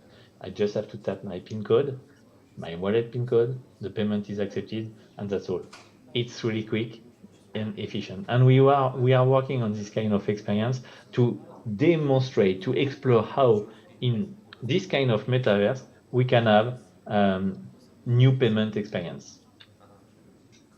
Sorry, I need to jump. Next slide. And as I said, now I want to zoom on metaverse banking because it's interesting to show that we explore Decentraland, we explore new VR experience or augmented reality, we explore also NFT, but what can be done for the banks? For the banks, the first things that you have to keep in mind that for immersive experience, for Web3, for the digitalized assets, today, there is not yet really trusted services provider for all this universe. As I say, we have lots of universe that are not really connected, sometimes connected via a crypto wallet, but something that is mandatory today. Inside this Web3, inside this immersive experience, inside this in centralized or decentralized metaverse, we need a wallet application. We need a crypto wallet to manage its crypto. We need a super crypto identity wallet to manage the identity, the data ownership of the content. And here, in this way, for sure, the trusted position of banks could be really something that could be useful for all this universe to create a pivot between these several kind of universe. The second thing is for sure the presence of in virtual world, including immersive authentication and payment. How can I manage the brand awareness in this virtual world to create the connection between end users for augmented reality, virtual reality, or web XR, and integrate the authentication, the strong authentication, the payment, and in an immersive compliance payment consent for sure.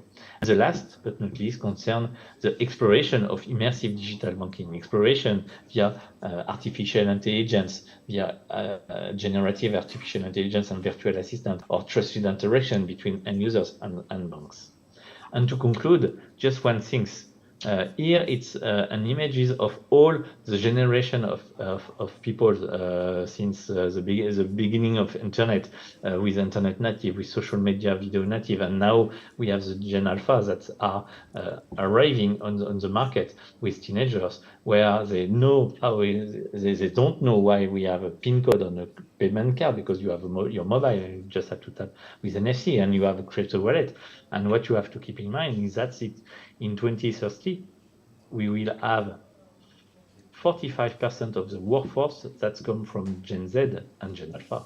And these generation are the most comfortable with digital immersion, with crypto wallet, with crypto interaction in this kind of universe.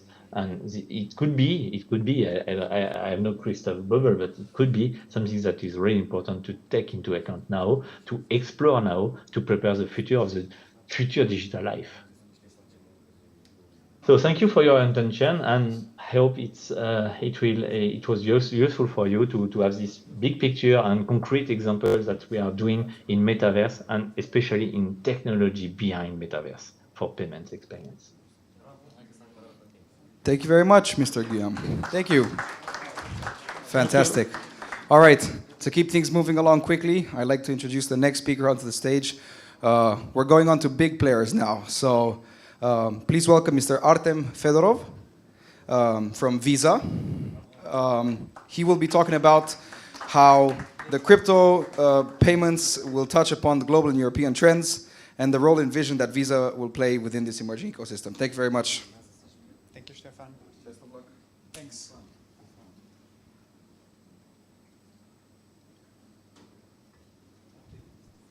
So good afternoon, everyone. Let me just check that I can scroll through. Great.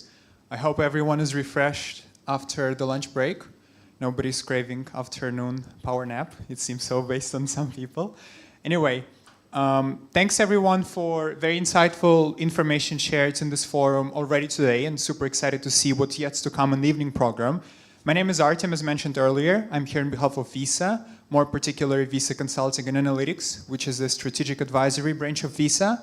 I'm working closely with crypto, alongside some other interesting topics, and I'm based in Prague, Czech Republic, collaborating closely with colleagues across CE, Romania included. So excited to be here today, and I would like to bring to you the crypto narrative in the context of digital payments. So our home base, let's say, is Visa, as the payment network. More particularly, to help to understand what is the role of crypto in digital payments and what we as Visa do about it. Now, I think we can all agree that the world of crypto is complicated by itself. And our home base, the digital payments, is also quite hard to get in. So we are one of the largest payment networks. We process trillions of dollars annually, connecting more than 14,000 financial institutions with more than 4 billion Visa cards, may that be plastic card or virtual tokens issued globally, with more than 80 million merchants across the world. And the first premise that I would like to build is that there are many touch points which exist along the value chain of digital payments together with the world of blockchain and crypto and decentralized assets. And I think this slide actually nicely summarizes many underlying trends and technologies which we have had a chance to talk about today already. May that be that likes of good old Bitcoin, crypto, different altcoins. May that be the digital currencies backed by fiat or collateral assets, so stable coins. We might bring central banks to the party, And I think you've heard, we're all on the same page about CBDCs now. We've heard a lot about one-tier, two-tier system, wholesale, retail CBDCs, as well as the whole new twist on the financial services provision under the umbrella of DeFi, something that historically has been attributed only to the main street banks and now is provided in an open and permissionless environment. And of course, something that has redefined over the course of last 2 years how we understand the concept of ownership in the digital space and beyond, which are non-fungible tokens or NFTs. So let me try to unpack this a little bit and share with you just a couple of insights alongside those technologies and trends and some interesting research points that we have identified by looking at some of the link with the world of digital payments and impact on the traditional banking system. So starting with crypto, one insight which I still personally find quite amazing is the pretty much omnipresent awareness about crypto, which some of you might take for granted, but I think it's nothing short of amazing that in our latest global research, we estimate the awareness about crypto among global adult population at 95%. And I think we might make a little bit reflection, which is probably relevant for many people in the audience. Think back to when you first heard about crypto. You probably got excited, hopefully. You maybe started looking up, okay, how do I get started? What is my first touch point? You maybe stumbled upon some of the centralized exchanges. And one of the first operations after onboarding, maybe KYC process, that you probably struck with was on-ramp. So how do I bring my money from my bank account? How do I bring my fiat to the decentralized world? And this is first big touch point where we as Visa and issuers across the world play a role. According to another study that we've done, debit cards is the most preferred on-ramp solution for consumers globally, relevant for 31%, closely followed by bank transfers, 28%, and only then followed by less popular on-ramp methods such as peer-to-peer transfers, credit cards, or other methods. With that being said, we know that more than 30% of consumers experience some issue during their on-ramp process, which creates more pressure on issuers to better design the on-ramp solutions as well as the crypto service providers to really make sure that the on-ramp is seamless. And as well, it basically means for us and the issuing institutions that we need to acknowledge that we will see more and more of crypto on-ramp transactions in the traditional system, and we need to make sure that we are ready to embrace them. But the story of crypto, especially in the eyes of consumers, is of course not so streamlined and not in rose colors always. There is a couple of impediments that we know exist. Interestingly enough, one of the most popular impediments in the eyes of consumer that we see is actually lack of knowledge that comes, it's a recurring topic that we see in many researches among people who know about crypto but do not hold any crypto assets, which may be followed by the risk of losing my money, which might be followed by the threats associated with volatility, also lack of regulation. Super curious to see how that will evolve next year, especially among European countries after MiCA will have place to kind of trickle down into the perception of consumers. But on your crypto journey, one way how many consumers try to tackle that impediment is essentially get to the likes of stablecoins, which might help to combat the volatility, which might be regarded as more reliable transactional vehicle if we're not talking about wealth accumulating function of crypto. And later on in your customer journey, what you might stumble upon is the off-ramp solution. How do I bring crypto back? How do I send it to somebody? Or how do I pay for something with crypto, which was one of the original promises of crypto anyway, that we would be able to use it as a transactional vehicle. And this is the area where we're also active by providing Visa CryptoLink cards, which are issued by some of the big names in the industry, some of the centralized exchanges, some of the crypto service providers. We estimate that 16% of crypto owners have a CryptoLink card. And as of the first half of 2023, there's been more than $1 billion spent through Visa CryptoLink cards globally. So this is interesting. We talk about transactions, card holders, issuing institutions. Let's bring central banks to the game. And again, I don't want to repeat some of the very interesting thoughts that have been said on CBDCs earlier today. We know that there's more than 100 countries globally trying to tap into CBDC, understand what kind of design might suit them and what they might get out of the CBDC. And I think to add a little bit of considerations to the topic of CBDCs, which probably haven't been so vocal today yet. First one would be, how do we get around the customer journey? So what kind of my experience, if we talk about retail CBDC as the end user, how easy and how convenient and how alike to my previous ways to pay CBDC experience is? And second, from acceptance point of view, how easy it is to onboard merchants and what kind of infrastructure upgrades are required by existing merchants to start accepting CBDCs. One idea that we have been working on to try to address those two pain points is the CBDC payment module. It's a product solution which is now in a proof of concept phase between us and Consensus, which essentially is a middleware between the blockchain decentralized infrastructure of CBDC and existing digital payment network which we run on, which would allow governments to leverage CBDC blockchain infrastructure, yet allow the acquiring and issuing institutions to participate in the game and be connected to the standard network that we run, as well as for consumers potentially to have a frictionless onboarding experience where they might receive a virtual Visa credential, which is linked directly to your CBDC account. So experience is very similar. No infrastructure upgrades are required from the merchants, and we're able to avoid the infrastructure upgrades, which could become a big bottleneck on the path of driving up the acceptance of central bank digital currencies. Moving on to DeFi, talking a little bit more beyond the payment itself. I would say there's been an interesting kind of juxtaposing of DeFi against the traditional banking, and that's a common narrative that I see where we try to put side by side. So we have traditional bank, centralized, and then we have DeFi, which is a completely different thing.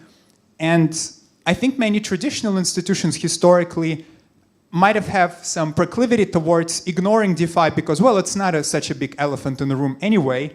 Whereas now it appears to me that it's pretty hard to ignore $48 billion worth of total value knocked elephants in the door.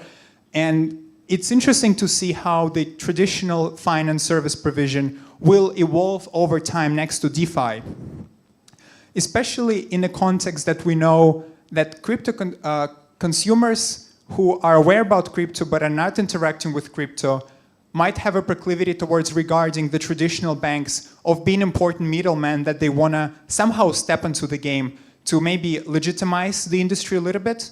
And in this context, again, it's super curious to see how the MiCA will bring up potentially the legitimization of the whole crypto industry in the eyes of the general public in European context. But anyway, the traditional institutions are to be on a watch out for what kind of new business model emerge and what kind of functions the DeFi primitives and aggregators are fulfilling right now, and what potentially traditional banks can make out of this down the road. At this point, even if they are not ready to step in or play around with the technology, maybe they can invest into the infrastructure or maybe serve the role of ethical hackers and try to bring up the security standards of the protocols to help to minimize the exploits. Last but not least, NFTs. I think there will be a bit more set on the topic later today as well. Nevertheless, in my personal eyes, the topic of NFT is interesting in the context of the creator economy and sort of what opportunities it creates there. It's been interesting also to see how many big global brands have jumped onto the topic. Let's see how many of them move beyond public commitment and announcing stepping into NFT in Web3. Nevertheless, it definitely does create some opportunity. Again, probably something that should be taken cautiously, and the benefits of NFTs should be evaluated against what does it take to step into the game for creators, maybe to help to facilitate the journey a little bit. We're now running our first cohort of Visa Creator Program, where we have 5 creators from across the world, which are onboarded in 1-year-long program, where we take them basically from being independent creators to people who have expertise and knowledge to establish themselves in the world of Web3, in the world of NFTs, and try to leverage those opportunities for their art and commercialize their art better. To conclude, I have mentioned a couple of things that we're working on in a bit broader, and of course there is always more, but to outline 4 strategic areas that we're working on. Not a holistic list, but some of the priorities are here. We have the topic of on-ramp, which I mentioned, so we want to make sure that we are the preferred way to get paid in the new merchant categories and in the new crypto providers. We're also working on an off-ramp solution in the shape of the Visa CryptoLink cards. We are talking to central banks across the world and work closely with them on designing and talking about the CBDCs. And something that is mostly relevant to the team where I am, we're talking to our partners and all participants in the standard digital payment networks to basically help them understand where they can start or what sort of strategy they can build in any of the underlying blockchain topics or trends or technologies. So the future is crypto is as always ambiguous, and I'm happy that we have forums like this where we can share different opinions, bring different perspectives. And with that being said, I'm just super excited to see what the future of crypto brings, and thanks everyone for your attention. I'll be here around till the evening, so feel free to approach me after the keynote if you would like to learn more about something else.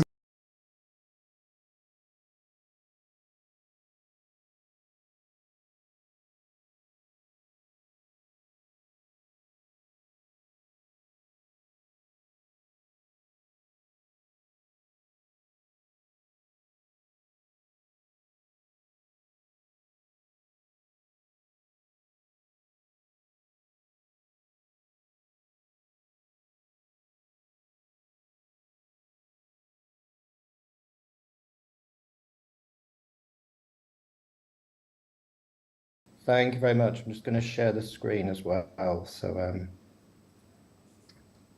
okay. So can you see the slides as well?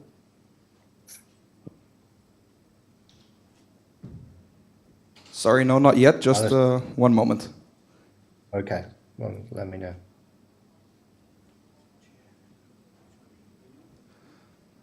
Okay, we can see the slides. Just need to make them a bit bigger now.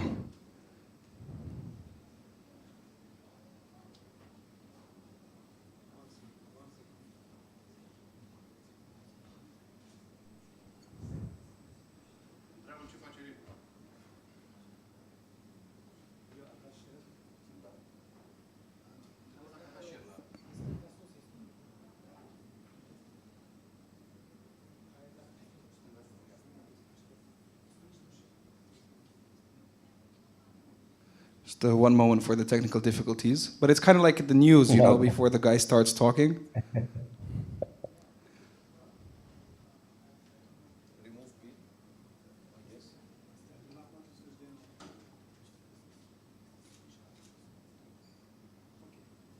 There we go. Perfect. The stage is yours.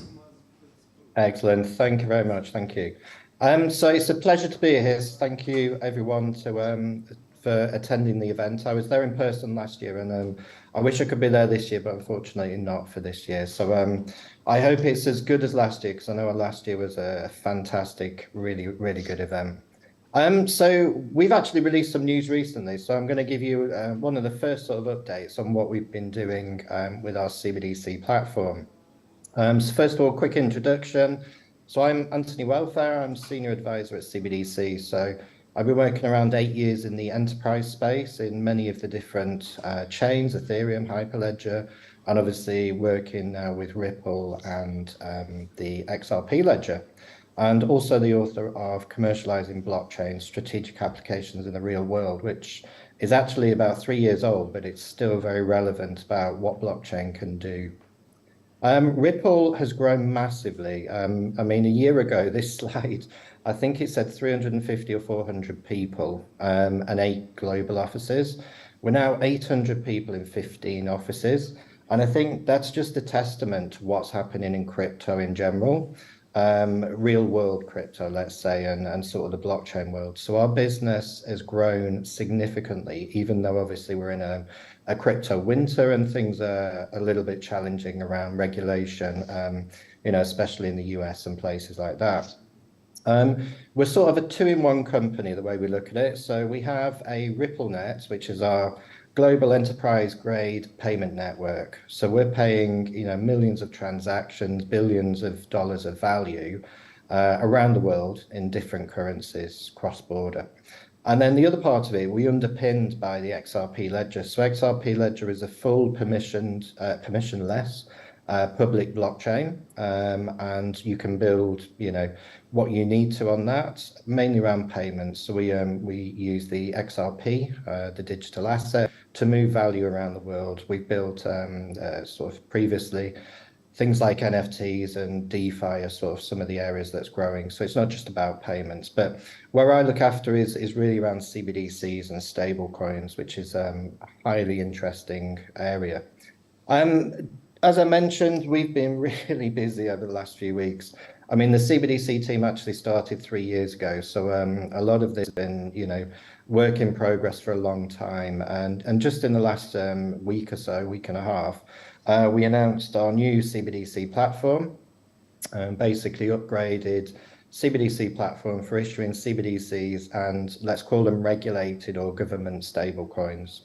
Palau and Bhutan were the sort of countries we announced previously. We've just announced Montenegro. Now, Montenegro, obviously, for Romania and Central Eastern Europe is quite an interesting one because they're not part of the Eurozone. They're not part of the EU either, but they want to be. So they're on the extension path and they use the euro and they have a central bank. So we're working with Montenegro very, very closely now. We only started about 4 weeks ago.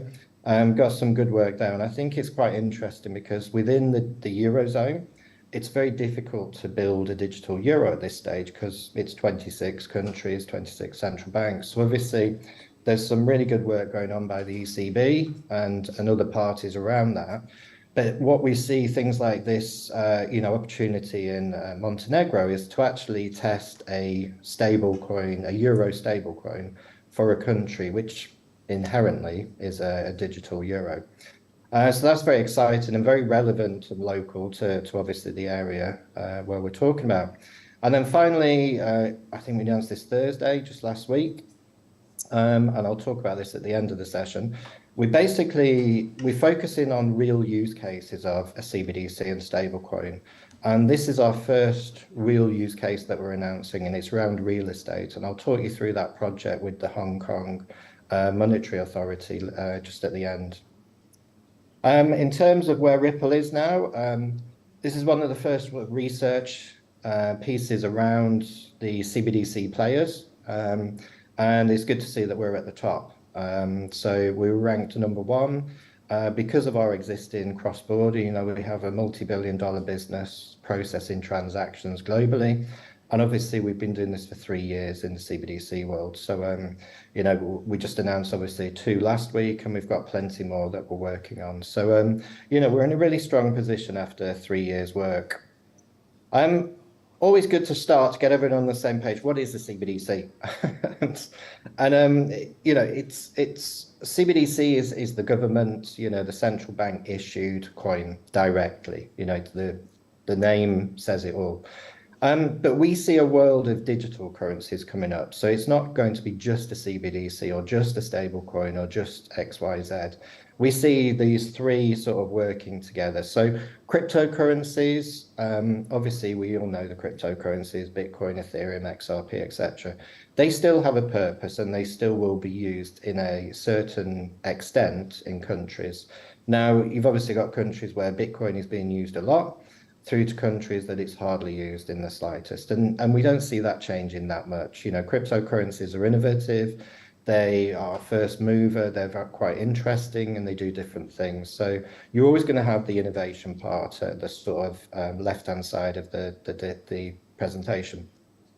The right-hand side is the central bank digital currency. It is the most regulated, the most important fiat currency equivalent. So the digital euro, pound, dollar, etc. And that's issued by the central bank and backed 1-for-1 by the central bank, obviously, because they issue it, they print it.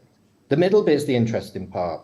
You could draw a line in the middle of stable coins. The stable coins next to central bank digital currencies some type of regulated stablecoin or commercial bank stablecoin or synthetic stablecoin or synthetic CBDC. There's a number of different words around it. What they are is the equivalent of a digital euro, for example, and they will be managed on a one-for-one basis again.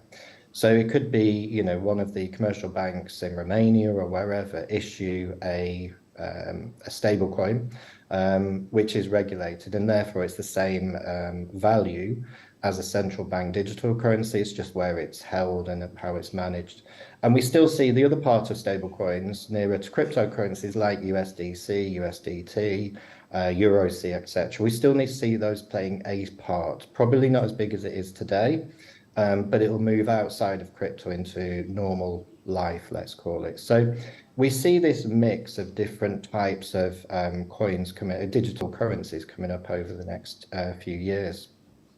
And importantly to see, this is a CBDC is down at the bottom as such, the central bank issued. We don't see a world where anybody in this room and, you know, on this call is going to use a CBDC every day. You know, it's around, you know, between 1% and 5% of the circulation today. And because the only CBDC we have today, by the way, or the only central bank issued currency today is actually the pound notes, the dollar notes, the euro, the, you know, the lei that you have in your pocket. That is really the only technical central bank currency. We still see the commercial banks. So from the bottom to the top, we still see the commercial banks doing the majority of the work. We see them issuing some type of CBDC equivalent. So be it a stable coin, a synthetic CBDC. The best way to look at this is you wouldn't ring Christine Lagarde at the ECB if you lost your keys or you lost your phrase to get into your wallet. So we still need commercial banks for many other reasons, but mainly to deal with people, businesses, do loans, do all the good savings, etc., mortgages, etc. They do. We don't see a world without commercial banks. Now the world will change. It'll be more efficient. It'll be different ways of doing things. And also then the second layer, we see a lot more of the non-bank financial services. So be that wallet holders, be that custody, be that other areas, we still see those working. So a lot of the fintechs, no doubt, in the room and on this call, we see them having an even stronger role in the future, because once there is a digital currency agreed, they can use it, issue it, benefit from it, etc. And obviously, ultimately, this is for the businesses and people. This is to make our lives quicker, easier, cheaper, so that we can transact in ways that we couldn't do in the past and make it a lot more efficient for everyone. Importantly, why are we using a DLT and a blockchain? And I think people forget the benefits of this. You know, we are a crypto company at the foundation. So what we build is based on crypto technology and DLT. And why is that? And you look at the main points, really. It's global interoperability and scalability. You know, look at the XRP ledger. You can use that anywhere, Ethereum, Bitcoin. You literally, as long as you've got an internet connection, you can send XRP, Bitcoin from A to B. You can securely allow participants to join the network. So if you have a permission network, you know who can join it and who can use it, which is highly important because it does mean you can then monitor and check transactions as you need. Transactions settle in real time. It's a really interesting one because for me and you on a day-to-day basis, I go and buy a coffee. I don't care whether that transaction settles now or in 10 years' time. I just want my coffee. That's all I want. And so transactions settle in real time, though, takes out a lot of the intermediary steps around settlement, which actually do cost money and means that's why there's a cost to do business. It's critically important. High resiliency and security. This is about our payment system. So, you know, this has to be highly secure. There's no single point of failure. So obviously one of the main benefits of blockchain is that there's a number of nodes. So if one fails, another can come online, etc. And there's multiple instances of the information. So if one data, you know, node, etc. is corrupted, then there's plenty more. And real-time transparency. You know, today, a government, a central bank can't find out exactly where all the money is in the system at the press of a button, let's say. in the future they'll have a much better understanding of where the money is in the system and things. That doesn't seem too important unless you look at problems and issues like an SVB bank collapse and things like that. They happened within minutes, basically. And if the governments knew where the money was and things, they could move things quicker. And I think it's very important as we become more digital and technology based, that we actually make sure we maintain an understanding of this transparency and where things are. And then finally, we built everything that we build today, all the systems we have today, were designed with the perfect world and everything's fine and we're all happy and the world's very rosy. Fortunately, the world isn't, there's bad actors, there's issues, there's power going off. A DLT is built for that. That's the whole point of it. So one area breaks, there's another area that picks it up and there's another copy. So it's really important to build a financial system using this type of technology. That's what it was built for at the end of the day. What are the benefits and where are we with the, why are we doing a CBDC and sort of, regulated stablecoins? So first of all, it's what I just mentioned. It enhances the existing payments infrastructure. So it's quicker, more efficient to make payments, and it reduces the cost and failure. So you send your euro, it arrives. You exchange your lei for your euro, it changes quickly. And, the world just moves quickly. We're not wasting time and waiting for payments. And if anybody's bought houses and things like that, the whole time when you have to wait for the money to go into your solicitor's account and come back, it's just crazy. It shouldn't take that time. Financial inclusion is very important. It's very different globally. Financial inclusion, quite often is about people not having bank accounts, etc. It's also more important about access to financial services. So quite often in Western, and European countries and European, area, not everybody has access to the same financial products and systems. So for different reasons, but if you had access to the same high interest payment account, for example, so Montenegro, for example, doesn't have access to high interest accounts. So if you're trying to save your money in Montenegro, you don't have access to that, because it's a small country and the banks don't see as profitable. Why? We should all have access to similar products. So a CBDC will really help in that side of it and allow people to have access to better interest rates, savings, DeFi products, etc. Really importantly for fintechs in the room and the next sort of future companies, this is going to allow greater competition and reduce the barriers to entry. So once you can make quicker, cheaper payments, smaller amounts of payments more frequently, you can actually change what you do and build businesses in different places. So not only does that help with, countries that, are very poor for, maybe some of the African countries, but also a lot of the more advanced countries where you can now make micro payments. And so you could earn a lot more money over a volume period. And one of the things that I always ask people, and I'll ask the question and I'll answer it. Why do we get paid once a month? Why do we pay our rent and mortgages once a month? And that is because today's financial system is inefficient. Why don't we get paid as soon as I finish this call? Why don't I get paid? When you finish the day, why don't you get paid? So there's other reasons, but the main reason is the inefficiency. Innovation. Once we get a similar to crypto-based currencies, imagine what you can build and what you can do. A couple of speakers before talking about the metaverse and sort of DeFi, and there's so much that can be done with a financial system that's a lot more efficient. And then finally and importantly, this end of the day, our central banks look after our money. This is the whole country's money. So they need to look after the sovereignty and the money policy, and that's very critical to sort of maintain that side of it. Okay, so we launched our platform, which is a very simple platform based on XRP Ledger. So it's been around 3 years in development, and this is basically managing, minting, redeeming, destroying stable coins and CBDCs. So it's a very it's complex, but it's a very simple process for issuing and sharing and moving the currency around a country. And then finally, the area that we wanted to share, so this was literally only announced on Thursday, so very new. So we're partnered with Fubon Bank. Fubon Bank is a Taiwan bank. And we're basically going to work with the Hong Kong Monetary Authority, so the equivalent of a central bank over in Hong Kong, to look at future basic tokenizing real estate. So it's a really interesting project. The actual, CBDC is the foundation layer. It's not the most important part. This allows quick, cheap settlement.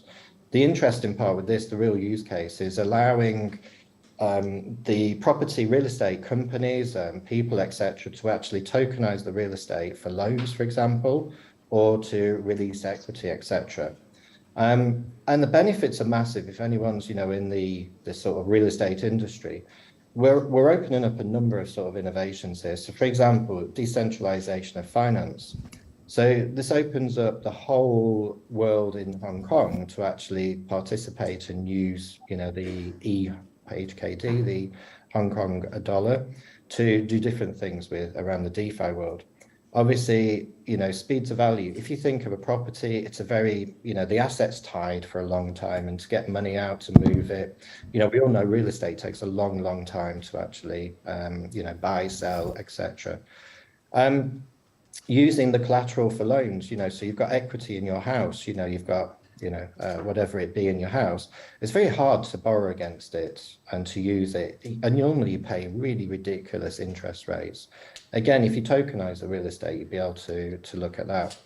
And then, things like instant loan grants and moving the properties around. So there's a lot of different use cases around this where a CBDC, or in this case would be the e-Hong Kong dollar, is able to really allow anybody to invest in real estate, anybody allowed to commercialize it and use it. So imagine, we could all, we could buy a property as a country, as a company, and then we could all buy 10 lei or, 25 euros of that property.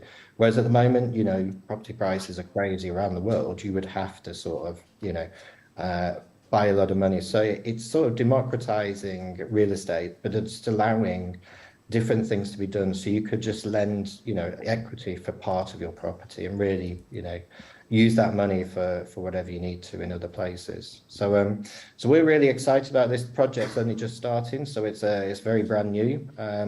But we'll be working on this through to September, October is when we sort of will have the next stage of this. So basically, just wanted to give you an update on that. We're doing a lot of work in the CBDC world, especially around Central Eastern Europe, as I said, Montenegro, but many others.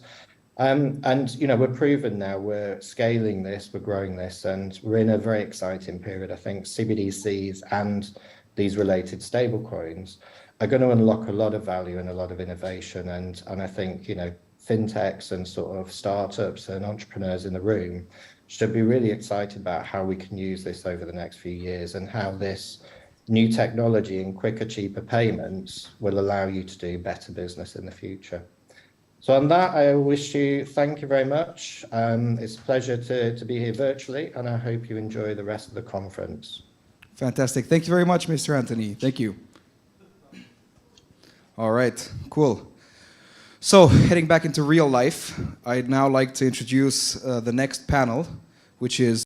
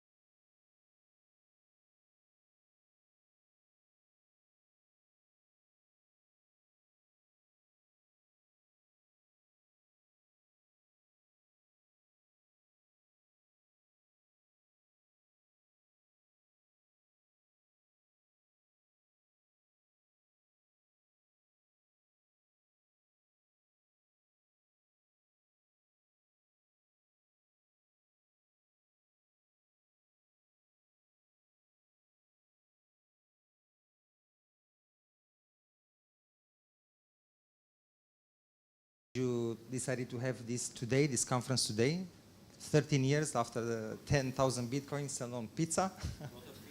Yeah, a lot of pizza. We ate yesterday a lot of pizza as well to the event. Okay, so yeah, coming to this panel, I've seen the topic, the agenda today. It was really a lot of discussions about regulations, about CBDCs. So I will have the chance now to ask you and also to have your thoughts on this matter on regulations, CBDC, stablecoins, and then we'll go further details in more discussions about trading, investments, and so on. But I'm really eager to know your thoughts about these regulations. Now we have in Europe this MiCA, the let's say legal framework for the Europe. And how do you see this? It's comprehensive enough, what we expected so far for the crypto regulators to come up with the legal framework? Is it enough, or we need more? It's just the first step. How do you see it? Name someone. Who wants? I think Marius should start. Let's leave Marius. Okay, I can start. Hi. First of all, I want to pinch myself because it's pretty strange to be here today because 2 years ago, Banca Transilvania closed our accounts. It was a pretty... Is there anyone from BT here? Yeah, it was a pretty sad day, and it was very challenging to find another solutions. Solutions not from Romania, unfortunately. And I think this depends a lot about the regulation. I rely with the banks, and I understand that they need more trust. We want to bring this trust, but we need the government to be with us. And today we have MiCA, the European regulation, and also after almost 3 years we have the law in Romania for exchanges. Yesterday we sent the last feedbacks on the law, and it looked pretty well. So we are pretty happy with that. It's better to have it than not to have it. Yeah. So we are a good fan and supporter of the regulations. Even for the clients, it's pretty turn off all the KYC, ML stuff, but with education, with the work that we are putting every day into this space, I think the people will understand more that it's very important to have it. That's one from the exchange. Okay. Yeah, I'll go with one more from the exchange side. Hi, everyone. Yeah, for the industry, I think MiCA is a big step forward. And yeah, AML and all the compliance issues, actually, I think it helps us move towards mass adoption, which the industry should want, and this helps us grow all together. The application of the MiCA in the local regulation, I think, is going to take some time. And the Ministry of Finance from Romania inputs are good, and we were looking forward to the implementation. But it's very important that we keep the same design all over the European Union as established in MiCA. Do you find support from the political, let's say, part? Do you find support on implementing this MiCA or any regulations related to crypto from the exchange side, let's say, on the exchange side? I think the regulators are trying to be as open as possible, yeah. It's not yet in place. I mean, we have till 18 months. 24. Yeah. We have time to like align with whatever MiCA is saying, but from my point of view, it's good steps in the right direction, because so far we've had a lot of events going on in crypto, but never had something that regulates the space. So from my point of view, there's going to be a lot of institutional money flowing into these markets. Maybe the volatility is going to stop. It's not going to be so, the market is not going to be so volatile anymore. What's nice is that this directive comes and actually aligns all the members, all the states to the same legislation. So the states, they're not going to have to implement like national laws, like we were talking earlier, like France. They've started something, but now there's MiCA coming on top of it, and they're gonna regulate everything like at the same level.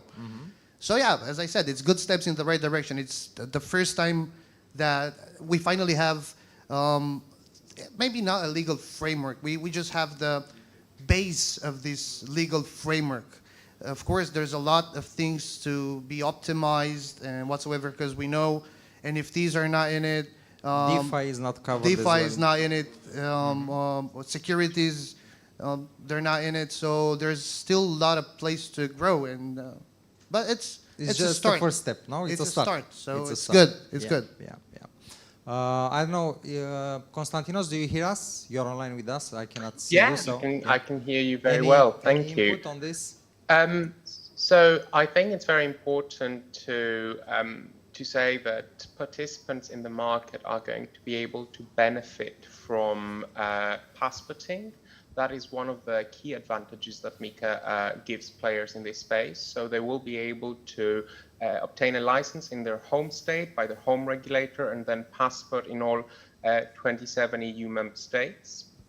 And this is hugely important because, especially for cross-border businesses such as Revolut or Binance, currently the regulatory landscape is hugely fragmented and it requires multiple registrations. So this is quite inefficient from a resource perspective. As other panel members said, currently MiCA does not cover DeFi activities. It's something that here in the UK, for example, we are currently conducting a consultation, and the Treasury proposed regulatory framework does propose some activities.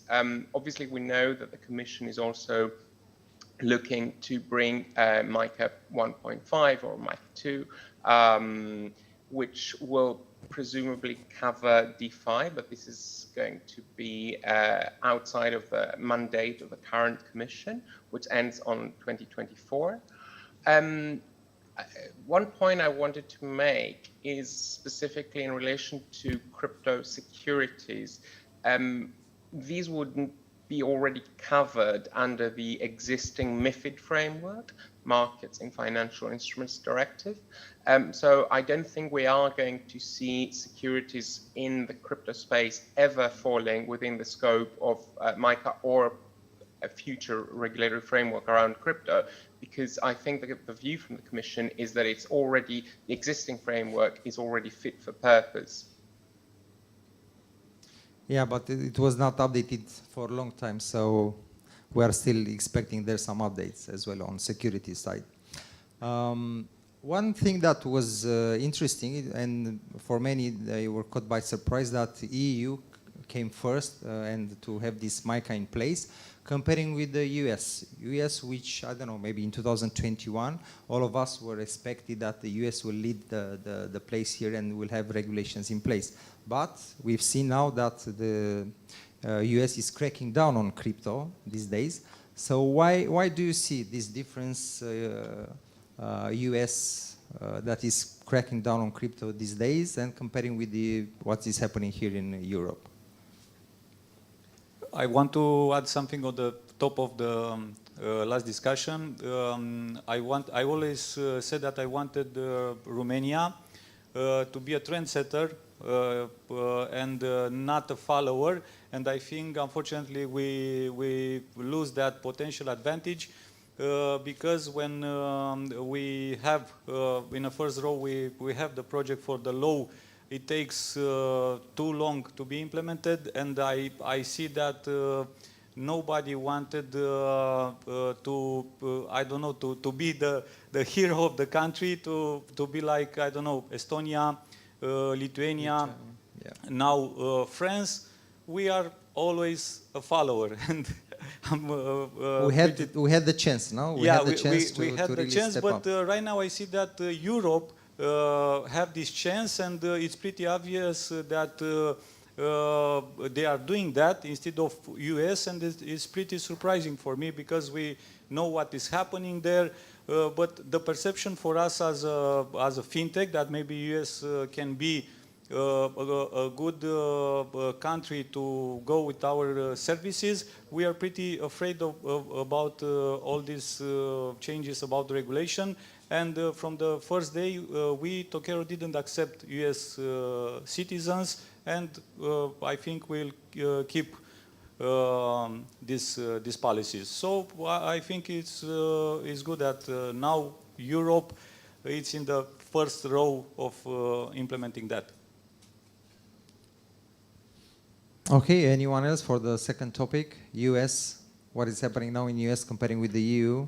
Yeah, I would like to say something. Yeah, go ahead. He just came from US, so.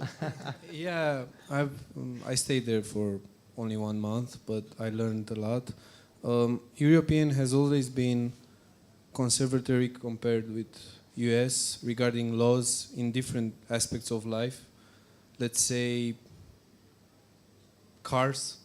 Here we're trying to protect the earth by implementing stuffs on cars, like filters for environment and everything. You don't have that in US. Also, smoking laws. Everything here in Europe is more conservatory than in the US. Probably that's why Mika is here first. Yeah, this crackdown on crypto is related also with what happened with the following banks like Silvergate. We've seen banks, let's say, went bankrupt. Some voices were mentioning that is related to crypto because they were open to crypto, like accepting crypto. That's why they went bankrupt. Is it true or not from your perspective? Or how do you see this? I guess those banks were actually holding the money for they were holding the deposits of the crypto projects. So actually, when the Fed started to raise, at the moment, these banks started to accept deposits from blockchain builders, okay? Fed was not raising the interest rate. So whenever the Fed started raising those rates, actually the banks, they couldn't keep up, okay? So they had to sell at a loss because most of the projects were withdrawing the money. So they had no money to pay because, the interest rate was raised at a higher rate than the rate at which the banks themselves would have monetized their investments or their whatever they had with the projects. Okay, so because when you're a blockchain project, first you're gonna waste a lot of money because you're not gonna explode maybe from the first, I don't know, year, right? Because adoption, you gotta build everything. So if the banks were involved money-wise in those projects, they were waiting to monetize those investments that they had, right? But the Fed started to raise the funds, and projects themselves started to withdraw money because they were losing already, right? Because there were less money in the market, so the consumer, the retail consumer, had to sell tokens, and then projects had to withdraw money, and banks had to sell actually whatever they had at a loss to honor the withdrawals. So I guess this is the connection.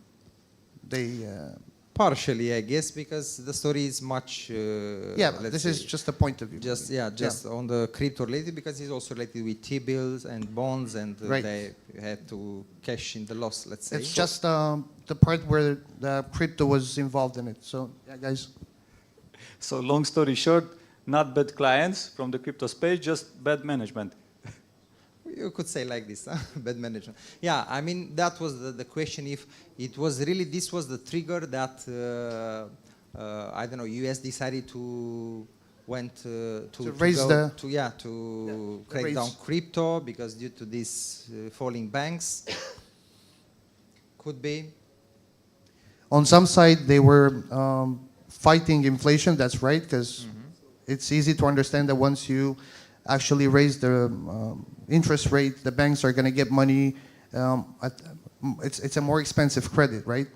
So on some side, they were fighting inflation and they were doing good, but causing the banking system collapse. There is another side of a story saying that also US is preparing for the CBDC, and that's why maybe in this period they went on crypto so hard in order to prepare the project for the CBDC to be launched. Do you think it's valid, this point? I think knowing your past activity, you are more related with the bags. So I propose you to be a part of the panel.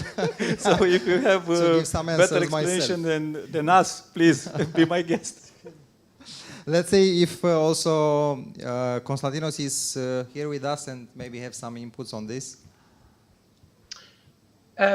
I think it's very difficult to know whether, I'm assuming you're referring to FedNow and whether that is sort of the starting of a CBDC there in the US. There's very little indication that is the case. Obviously, there might be information that is not publicly available, but it seems that the EU and the UK are far more advanced in their thinking around CBDCs with the digital euro and the digital pound projects. My sense is that the US has made this being crypto a very political issue, and there's still ambiguity as to whether crypto should be regulated as a commodity, in which case it would fall under the purview of the CFTC, or it should be regulated as a security, in which case it would be a matter for the SEC. I think we are at a point where even the Congress and the Senate have sort of had enough, if I can say that, with the SEC. And I say this because we've seen back in April the congressional hearing from the committee that exercises supervision over the SEC, where they asked Chair Gensler some questions, and it became apparent that they are critical of the SEC's lack of direction in the space.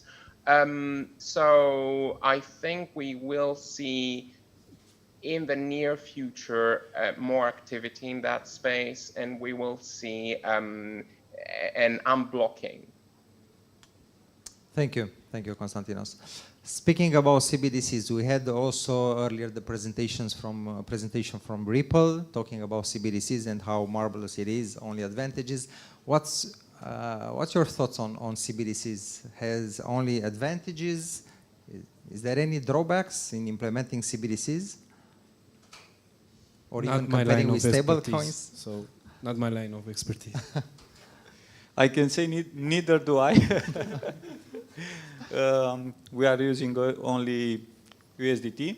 But I have an opinion on that. I saw that a lot of persons in Romania or in our crypto space are pretty against that. I'm not the biggest fan. And one of the first advantages that I saw in the past, it was transparency. But after that, I studied a little bit to prepare for this discussion, and I saw that they are not using, you can correct me if I am wrong, they are not using public blockchains, but private blockchains. Of course they're not. And, and total of course control. they're not transparent. Okay. You need total control on it. And maybe the only advantage that I saw, it was lost. Yeah, it could have been a good thing to be transparent, and you could store all your, let's say, stable coins in something safer than what we have now. But since it's not transparent, I'm not a huge fan either. Yeah. Okay, so we have a no, we have neutral. A neutral, okay. Also, you can do a lot of bad stuff by not being transparent. I'm not saying anything. Everyone is discussing about the surveillance and how the government can, you know, close your wallet and access to your funds. So these are the main threats. Yeah. But you don't need CBDCs for that. You can do, the government can do the same today. So it's not a big change. Not quite. Yeah, if you have cash, you can still use cash. We need a safe, stable coin, let's say. We need to be 100% sure that nothing would happen with that stable coin. We need that, to be honest. Yeah. Ilya? I agree with my previous speakers. Sorry. Let's I don't hear. think it would be possible for a private stable coin to replace central bank currency, because obviously cash it plays a central role in how central banks implement monetary policy into the financial system. So I think we're going to see ultimately some form of CBDCs in the future. But I guess all the participants have sort of demonstrated a little bit of a skepticism as to, is this going to be safe? Is it going to allow government intervention? So if these projects are going to be successful, I think there needs to be that sort of transparency towards the end retail customer that their transactions are protected from government intervention, essentially. Censorship resistance. Yep. Ilya, would you like to? I was just saying that transparency is something that we need to see in CBDCs, from my point of view, and yeah. That's CBDCs might be good if transparency is added. Yeah. But the things how they look now, I don't think we will see this transparency, right? Yeah, totally agree. I agree. Yeah. Yeah, they're not working towards transparency, so that's clear. They do? They're not. They're not working towards transparency. So we are all agree that they won't. Do this. Okay. Yeah. So we are It's going not to for now. embrace it. We are going to embrace it like it will be, and that's it. Now, I mean. Is there anything we need to do to fight against it? I don't think there's much we can do about it. As Yeah, I had this question in my mind. We care a lot about CBDCs, but the question is that if CBDCs will care about us, in our opinions. and that's a good one. Yeah. Really. Yeah. Okay. Okay, I don't want to spend too much time on these regulations and CBDCs. Just want to touch these topics because they were hot, and I just want to have your inputs on this. Now moving forward to the, let's say, investment and trading side, because we have also traders with us, we have exchanges. Let's say all of you have some experience in the trading part. Let's say from the trading perspective, you need this to be compliant. You need to have tax report and to submit them. How or what were the steps and what are the next steps that exchanges will help users to build these reports, or are there any instruments you can use for let's say an average user, a retail user that entering in the crypto space, and maybe he knows that will be kind of difficult to keep the evidence and track all the, let's say, transactions going to centralized exchanges or decentralized exchanges. So this is quite a pain. It's definitely really hard to calculate your taxes from crypto, especially if you have like 10,000 transactions per year, for example. Yeah, not even for the user only, but also for the accountant. If you go with your transaction to an accountant. If we cannot do it, neither they can. For us at Binance, we try to make it a bit simpler. Actually, today we're launching a tax tool in Romania where you can calculate your taxes from crypto. This product was developed here in Romania, actually, in Iași, with our tech center there. Wow. Congratulations. And you can get a report from your transactions on Binance and know exactly how much taxes you should report. You can use those papers to be signed by your accountant and or submit them yourself even. That's a great tool. Finally. Yeah. And I also know that Revolut, the guys, they have something alike. Yeah, I was trying. Yeah, I was now giving the mic. I will. I will have the same question for. One more thing, please. But as I recall, on Binance, I can only see the last 3 months of my transactions. You can see more. I can see more? Yes. Okay, that's cool. Ask for the chat. You ask for support in chat and they're going to give it. Okay. The Romanian support, huh? You have also Romanian support. Yeah. So I would recommend all the Romanian users here to speak with the chat support whenever they need in the Romanian, because I think it's the best solution. It's not an AI that is answering, right? No. It's Romanian-based people answering on the chat. Okay, good to hear. And from Revolut, Konstantinos, can you have your thoughts on this? Correct. It's quite difficult to calculate your taxes, so that's exactly why we partnered with a third-party firm called Coinly. It's one of the leading providers of tax compliance solutions in the world, and we offer our users the opportunity to get a very good discount when they want to use Coinly services. So if they access it through our platform, they get a referral code and they can use the Coinly services for a substantial discount, and they can use that to calculate the any tax liabilities they may have from trading. Yeah, I used to work for Coinly before Binance, actually. So it is a quite impressive tool, I agree. The only thing is that it costs, you still get the discounts, but it costs a bit. I'm afraid it's worth paying. Good, so we have some, let's say, hope that these tools will appear and develop, because, on decentralized exchanges, I assume that will be easier to have these reports, but using also decentralized exchanges, your wallets and so on, it will be, or it is currently quite difficult to have an accurate tax report, right? I know from a trader perspective, Miha, tell us, how is it? How do you manage? Yeah, a nightmare? Or you don't report? I do. Don't say that. No, it's a funny story that I withdrew some money in my bank account. It was a different bank, not Banca Transilvania. I won't say its name. And after 2 years, I got an email from them asking me how I got those money and if I can show them the transactions. After 2 years, you said? After 2 years, yeah. Okay. And I sent them 1,500 transactions on Uniswap, on a CV, on an Excel file, and I told them, here are all the transactions, just look at them, everything is in place, never heard of them again. So this happened to me they are the same still thing. calculating now. Maybe after 2 years later, they will come after you. It was the same. Sorry, it was the same thing. I actually sent them the transaction hash. They never got back.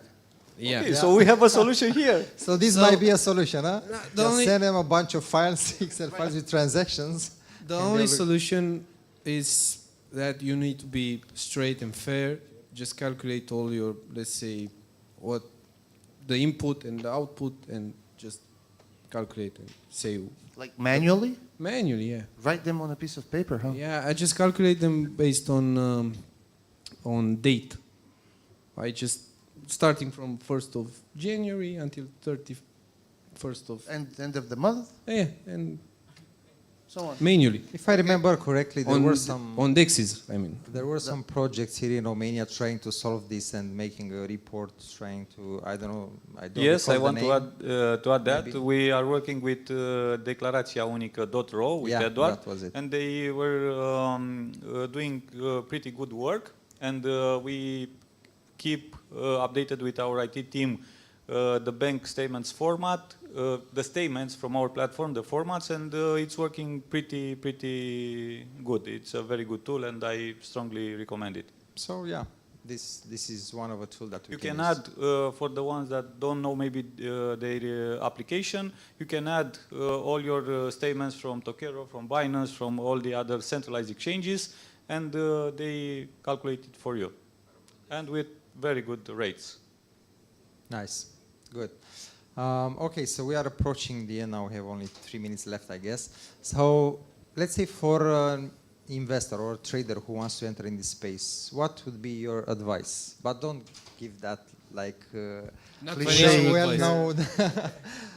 What do you mean by for let's say the ones that really want to tap into this crypto space, want to trade? Yeah. What would be the advice? Like I wouldn't give name like what exchange to use, not to create discussions here, but like general principles, you know, what general they take principle, care in of my or- opinion, is that they should choose a platform that they like. Doesn't matter which one, not a DEX, a centralized exchange anyway, and they should have support in Romania. No, not necessary. necessarily, But for a first-time investor, let's say, I would suggest that they should invest gradually, month over month, just make their DCA, especially probably in Bitcoin and Ethereum, which are the biggest cryptocurrencies right now, and they should get used with the volatility. They should get used by having more money today, less money tomorrow, and so on. not to panic. Not to panic, yeah, just get used with the volatility, and after that, just keep investing in their education, watching movies, attending, I don't know, conferences, being on groups, learning more about the space, and basically that's it in my opinion. This is how I started. So. Educate. I'm still educating myself right now, so. True. All the time. It's a funny thing that I had the discussion with Mikna last week about what plan you are an early trader, early investor in the space. Yeah, we can say that. I think my first advice will be to make a plan, and not a plan for a few days or a few weeks, but a plan for 3, 4, maybe 5 years. And it's important when to invest, but also very, very important, please. Exit. Yes, the exit plan, because I saw in the last... That's the tricky part. Yeah. I saw in the last very good seasons that a lot of people didn't have the plan for the exit. And for sure you need one, because when you don't panic, but you FOMO, you lose all the principles, and it's very important to stick with the plan. And if you don't have it, you don't know what to stick with. So it's important. The plan is very important. Thank you. Yeah, most of the time should be dedicated to learning. Depending on the investor's level of knowledge, he should start even from zero in learning from different platforms. There are many free resources out there. I know Revolut has some free resources. We have Binance Academy as well. It's really easy to access and to learn more about how you should trade and what products are out there and how you should use them. I would suggest also try starting with easy products that you can understand and bring you maybe a revenue that's lower for the beginning. Like Pepe? No, no. I'm not. I'm looking maybe at earn products, at deposits that are clear profits afterwards, like 30%, 10% earn products on Binance, for example. Okay, thank you. Based on what my colleagues were saying over here, when you start investing, I mean, there's projects already in the market that are focusing on exactly on this thing. I mean, regardless of their experience, somebody can have, I'm giving you an example. There's a project that we helped build. I'm not going to mention the name, but they're doing a sort of an index, like the traditional index, that will rebalance. It's, let's say, take the top 10 coins without stable coins and wrap coins, and you have, like, if you want to invest $10,000, you're gonna invest them based on the weight of each coin within this top 10, right? So this kind of actually answers to how much money should I invest, where should I invest, when should I exit, right? So what I'm trying to underline is that there are already projects that are focusing on somebody that does not have much of experience in investing in crypto, right? But yeah, mainly everybody, we should educate ourselves towards this direction, start learning more about how to use different products, go deeper, check, I don't know, how DeFi is working, or if you want to start really using the crypto products. Because it's not just buying and holding, right? That's easy. But once you get further, there's so much more to do. So yeah, educate yourself and look for products that are going to help you invest with not much of an effort. Also, buy high, sell low. All the time. We all know this. Okay, Konstantinos?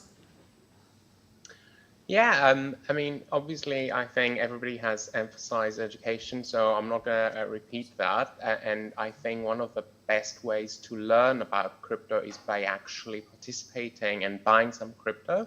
But I think the one key message I would give to somebody considering investing in crypto is that it's a highly speculative, very risky investment, so they should only buy whatever they feel comfortable to lose, and they can, start by thinking, would I be okay if I lost this amount of money? So that would be my one key message. Thank you, super. So now at the end, I would like to have your price prediction for Bitcoin by the end of this year, because we are speaking about trading, and I'm just curious to write down the answers and to see how we are standing by the end of this year. Can we have some numbers, guys? Somewhere between 0 and 100,000. No, somewhere between 25 and 30K. Okay, Mina? Anyone else? I want to say only for December next year, 100K. Next year. I agree. 2024. Yeah, for next year, I agree as well. So it's easier to predict the next year than the end of And this for year. 10 years, 300. Yeah. Yes. I'll skip Yeah. this one. I'm sorry. I'll have Pass. to skip this one. I have the same opinion. I think it's this year is not going to count that much, because there's Mika taking place starting 2024. Then we have halving, like somebody said. So I think the most interesting part is going to come in 2024, not by the end of this year. But So I think Mikna should be right. we are in this range now already, so Yeah. we keep flat. Konstantinos, would you like to predict? I'm afraid I'm going to have to decline as well. Okay, so it will be more interesting to see each other and this.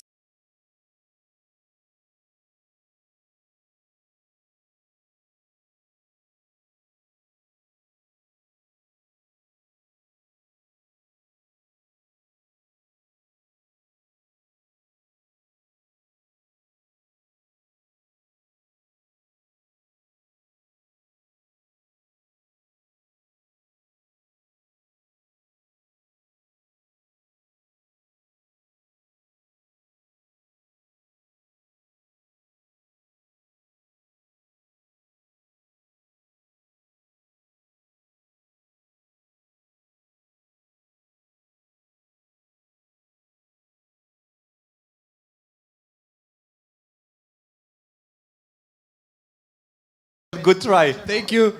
Are there any questions? All right, cool. Are there any questions? There we go. Hello, everybody. My name is Sabin Simonescu. I'm a colleague of Marius's. And I would like to ask all of you guys, you were talking about central bank digital currencies earlier. And you mentioned privately emitted digital currencies like USDT, USDC, Terra Luna, which kind of seems like what happened to the SBV bank. But what if Apple was to throw in digital currency of their own? Would the market cap of Apple, which stands at over 1 trillion right now, be big enough to back a digital currency? If it's transparent. It should be transparent. That's all. I still think they should do an elastic supply sort of a stable coin, not a CBDC. They cannot do a CBDC, but yeah, a sort of a, yep.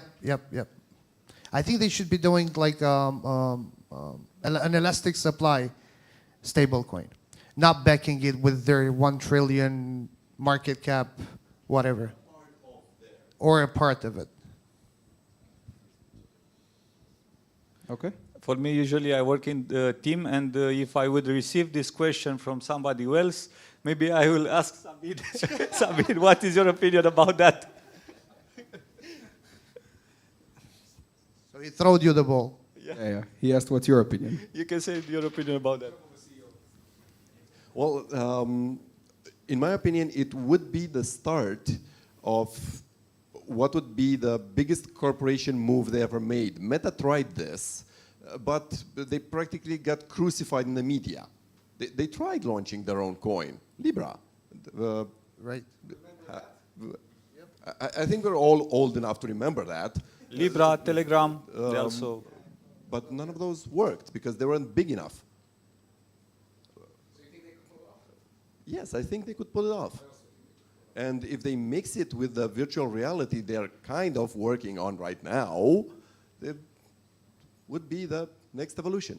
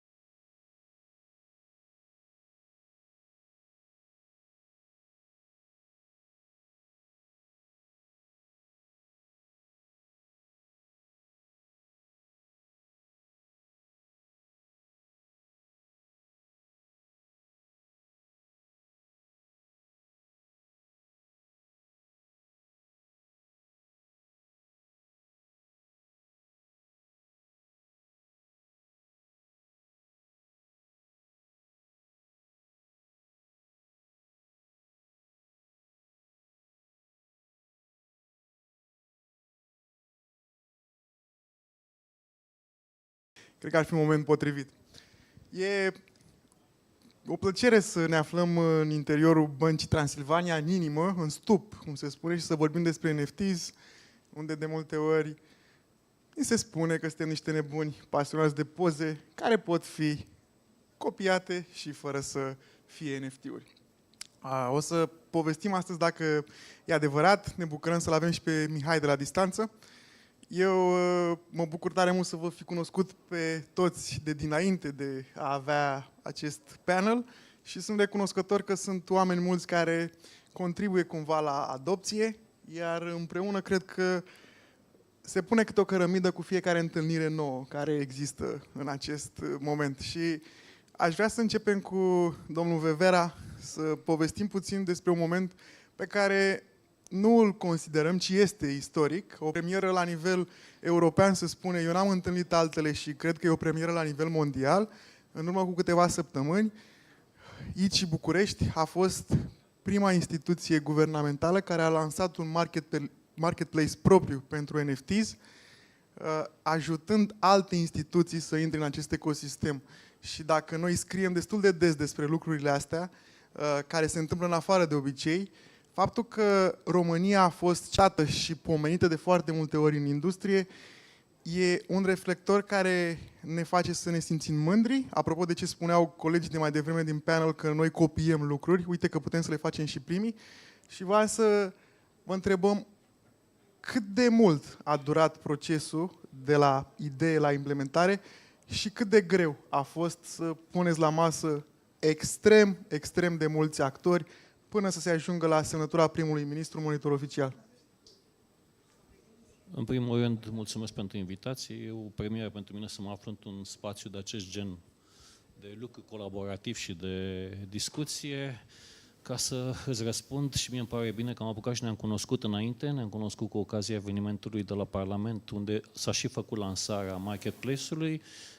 Te felicit pentru evenimentul care l-ai avut la Cluj și care mi-a deschis ochii asupra ceea ce înseamnă mai mult ecosistemul în zona de NFT-uri, sau să spunem active, după cum este reglementat în MiCA, active digitale.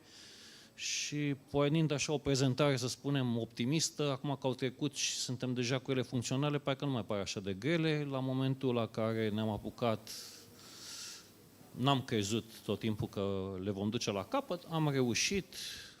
A început în 2016, când am înființat Centrul European de Excelență în Blockchain și am început să discutăm de blockchain și de ceea ce înseamnă aplicarea acestei tehnologii în zona de aplicații pentru zona guvernamentală. Am mers mai departe, am implementat primul nod EPSI, rețeaua europeană de blockchain, pe care deja sunt pool-urile de joburi, majoritatea sunt pe partea de identitate, de trasabilitatea documentelor de studii și așa mai departe, și am mers în zona de a construi un marketplace pe care noi l-am gândit să fie în favoarea și în sprijinul tuturor entităților de stat, instituțiilor publice, pentru că zona de cripto, să spunem, sau zona de blockchain, mai ales partea comercială, era într-un fel departe de ceea ce înseamnă preocupările și modul în care o instituție publică să poată să facă acest lucru. Am gândit o zonă de marketplace în care instituții publice să poată să-și promoveze zona de simboluri, deci să putem să ieșim într-o piață care nu mai este națională, o piață globală, cu o promovare a simbolurilor care să fie simboluri naționale, simboluri de istorie, simboluri de regiune și așa mai departe, să ne adresăm unui public pentru care, așa cum am mai spus-o, pentru că primele colecții, după cum știți, au fost Ager Press, Biblioteca Centrală Universitară, Rom Filatelia și Comitetul Olimpic și Sportiv Român, bineînțeles alături de aici. Deci o zonă de consumatori de altceva decât de timbre, de cărți, de lucruri clasice, să încercăm să ne ducem cu un model apropiat, cu un model care să poată să fie înțeles și dorit și să facem această marketare, de fapt, pentru că primele discuții care le-am avut erau chiar legate de prezentarea unor colecții, primele tratate ale României ca dată, ca noțiune, lucruri care să rămână totuși, să spunem, în memorie celor care ar fi interesați, odată ca investiție, pentru că până la urmă un NFT reprezintă o investiție mai departe de ceea ce înseamnă poza care poate fi copiată. Este un mijloc de a investi și de a intra pe o piață de active volatile, adevărat, active de risc, dar care reprezintă o investiție, că până la urmă orice investiție are un grad de risc, mai mare sau mai mic. Deci am mers pe această variantă, de asta am și ales, v-am spus, Comitetul Olimpic Sportiv Român a dorit să înceapă colecția, sunt 119 NFT-uri. Ideea este că toate au fost vândute în prima zi de când au fost puse în vânzare. Comitetul Olimpic Sportiv Român a început cu David Popovici, pentru că s-a gândit să vină cu o imagine a galeriei campionilor a unui tânăr care este la vârsta celor care sunt consumatori de acest tip de produse. Surpriza a fost și pentru Rom Filatelia și Biblioteca Centrală Universitară, pentru că au venit cu imagini de colecție rare, colecții de carte, partea de timbre și au găsit cumpărători pentru că s-a dorit să fie achiziționate și această formă, să spunem, de artă digitală în același timp de investiție, cum am mai spus. Iar Agea Presul, care este o comoară, pentru că de 133 de ani adună evenimentele cele mai importante. Știrile reflectă, de fapt, evenimentele, reflectă istoria, reflectă oamenii care au trecut prin ea. Are la această dată aproape 4,5 milioane de imagini de la cele mai importante evenimente de-a lungul timpului. Colecția lui s-a axat doar pe cele din 1989 încoace, care iarăși marchează niște momente care, nu numai pentru cei care le-au trăit, să spunem, ca adulți, da, și pentru cei care nu le-au trăit, dar vor să aibă o parte de istorie, au devenit foarte importante. Nu ne oprim aici, cum am spus, a fost greu atunci, acum pare că e ușor, lucrurile funcționează, a fost greu pentru că întâi a trebuit să trecem peste neîncrederea generată de ideea cripto. Când spui cripto, lumea nu înțelegea că de fapt blockchain e o tehnologie și partea de criptomonedele, cum erau, că nu vor mai fi după ce se aplică mica, era doar undeva la 5%, dar toată lumea spunea blockchain, cripto, vă ocupați cu Bitcoin, da, minați Bitcoin. Ok. Deci a fost partea de neîncredere, lumea a învățat, lumea a mai trecut mai departe de lucrurile astea, poate a ajutat și criza din piață, pentru că tot fiind fluctuațiile cu Bitcoin-ul care s-a dus sus jos, cu sanitizarea din piață, lumea s-a învățat că de fapt nu e doar un loc unde se fac tranzacții între răpitori și victimele lor în criptomonede, ci e o zonă în care tehnologia poate să fie de un real ajutor pentru tot ceea ce înseamnă partea de relaționare. Și noi la ce ne-am oprit, să spunem cel mai mult, e partea de relaționare între autorități și cetățean, pentru că, de fapt, prin folosirea aplicațiilor din sfera guvernamentală, care sunt dezvoltate în tehnologii Bitcoin, în tehnologii blockchain, deci în tehnologii distribuite, poți să crești calitatea actului de guvernare locală și guvernare chiar centrală și relația cetățeanului prin trasabilitate, valabilitatea informației și așa mai departe. Deci a fost partea de încredere, recunosc și am avut parte de deschidere la toate nivelurile, din zona de decizie, în partea guvernamentală, dar și în partea, să spunem, partenerilor, pentru că prin decizia primului ministru s-a constituit o comisie care vine cu propuneri de modificări legislative tocmai pentru a armoniza și a crea un mediu cât mai flexibil și mai modern pe zona aceasta. Deci și partenerii care sunt în comisie, care sunt Banca Națională, ASF-ul, ANAF-ul, zona de antifraudă, la care s-au adăugat și alte entități. Deci am avut suport, am avut deschidere și din partea lor, am avut noroc să reușim să creștem niște copii care să știe zona de tehnologie și care să se mulțumească cu veniturile care le au în Institutul Național de Cercetare și Dezvoltare în Informatică, care este un institut vechi de 53 de ani, aflat în coordonarea Guvernului României prin Secretariatul General, dar este un Institut Național de Cercetare care merge după regulile impuse, ne autofinanțăm, noi nu consumăm bani de la buget, pentru că și asta a fost o discuție, că vrem să luăm bani de la buget ca să investim în cripto, nu, noi autofinanțăm din proiectele pe care le câștigăm și intrăm în proiecte naționale, europene sau internaționale, din serviciile pe care le prestăm, din proiectele care sunt dezvoltate împreună cu parteneri.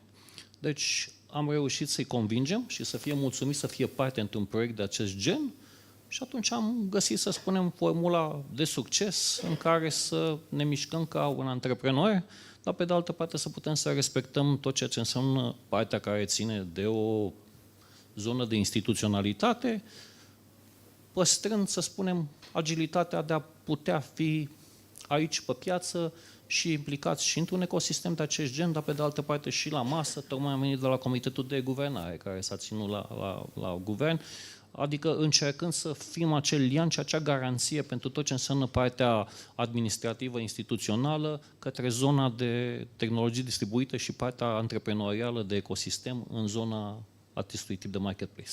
Fără să respire până acum, mi se pare absolut incredibil. Mulțumim pentru această scurtă în contextul total, dar foarte largă explicație. Am vrut să auzim cu toții ce se întâmplă în spatele ușilor închise, pentru că noi nu putem decât să presupunem lucruri de foarte multe ori și pentru că vorbeați de echipă tânără, vorbeați de cei 53 de ani ai ICI, vorbeați de un marketplace și vorbeați de tineri până la urmă. Avem încă un tânăr alături de noi care este la distanță, e online, Mihai Eremia, are 21 de ani, a creat un marketplace, cel mai cunoscut marketplace din ecosistemul local, dacă puteți să-i spunem Multiverse X, și chiar dacă sună contraintuitiv cumva, aș vrea să ne spună Mihai câteva lucruri despre sfaturile pe care poate să le aibă un tânăr care conduce un marketplace cel mai mare, cel mai vechi și cu cele mai mari volume existente, pentru un marketplace nou. Cred că sunt lucruri care se pot învăța de la tineri și, apropo de așteptări, eram curios, Mihai, voi aveți statisticile cu siguranță, ești și un om tehnic, aveți statisticile foarte bine puse la punct. Sunt tare curios cum arată colecțiile, apropo de ambițiile ICI, după o perioadă de timp, când încep să piardă din volume, având echipe care sunt dedicate sau au fost dedicate inițial full-time, apropo de instituții care alocă doar o mică parte din timp. E important să fim realiști și onești cu ce urmează. Salut, Andy, mă auzi? Perfect, da, te auzim. Perfect. Cred că e puțin delay, dar o să, în caz că mă auziți cu delay, aștept să termine Andy la mine pe live și pe urmă încep și eu. Să încep cu dreptul. Îmi pare bine că am fost invitat aici și mulțumesc celor care au făcut conferința, că au acceptat să intre online. Din păcate nu am putut să ajung în persoană, dar the next one I will be there. Da, Andy, avem toate statisticile legate de colecție celor de aici și în momentul de față chiar se țin bine. Lumea cred că a înțeles că nu este neapărat o colecție de hype, o colecție de utilitate. Am urmărit treaba asta încă din zilele după mint.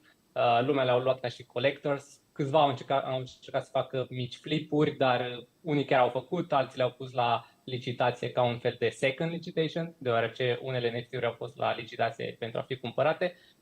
A fost un experiment interesant și sunt happy că au ales să construiască pe Multiverse X și cine știe, poate în viitor o să facem chestii împreună. Never say never. Legat de StoX nou, într-adevăr, este cel mai mare NFT marketplace din România și cel mai probabil și din câteva țări din Europa în funcție de analytics, Franța, Germania. Cam astea sunt cele mai dominante din ce trecuim noi at this point. Ce aș putea recomanda către new marketplace care încearcă să intre în zona asta este faptul că în spate trebuie să ai o comunitate. Dacă nu ai o comunitate de oameni pasionați, oameni care cred în blockchain, cred într-un blockchain anume, să spunem, deoarece într-un end of the day marketplace-ul rulează pe Multiverse X, deci în general oamenii din ecosistem sunt aceiași oameni la amândoi. Aici cred că o să fie să spunem așa, un work in progress din ambele părți ca să creștem comunitatea și din partea ICI, care o să atragă mai multe instituții, probabil mai multe corporații în același timp și din partea SOXNO de a ține comunitatea engagement între ce se întâmplă la ICI, ce se întâmplă la noi și într-un final ne unim toți pe Multiverse X. Asta este ce consider eu că o să urmeze în următoarele luni, un an, doi, o să fim tot aici.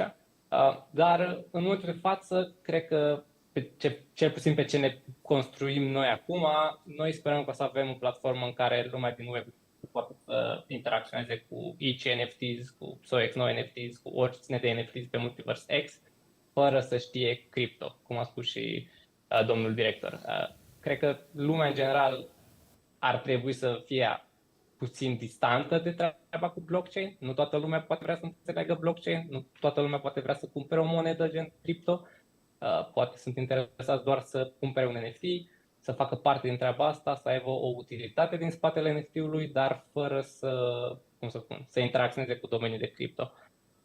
Recent, anul trecut de fapt, în noiembrie, chiar am anunțat un partnership cu o bancă, aș putea să spun că este o bancă, TwistPay, X-Money, curând, având prima licență digitală e-money issued de Guvernul României, de Banca Centrală a României.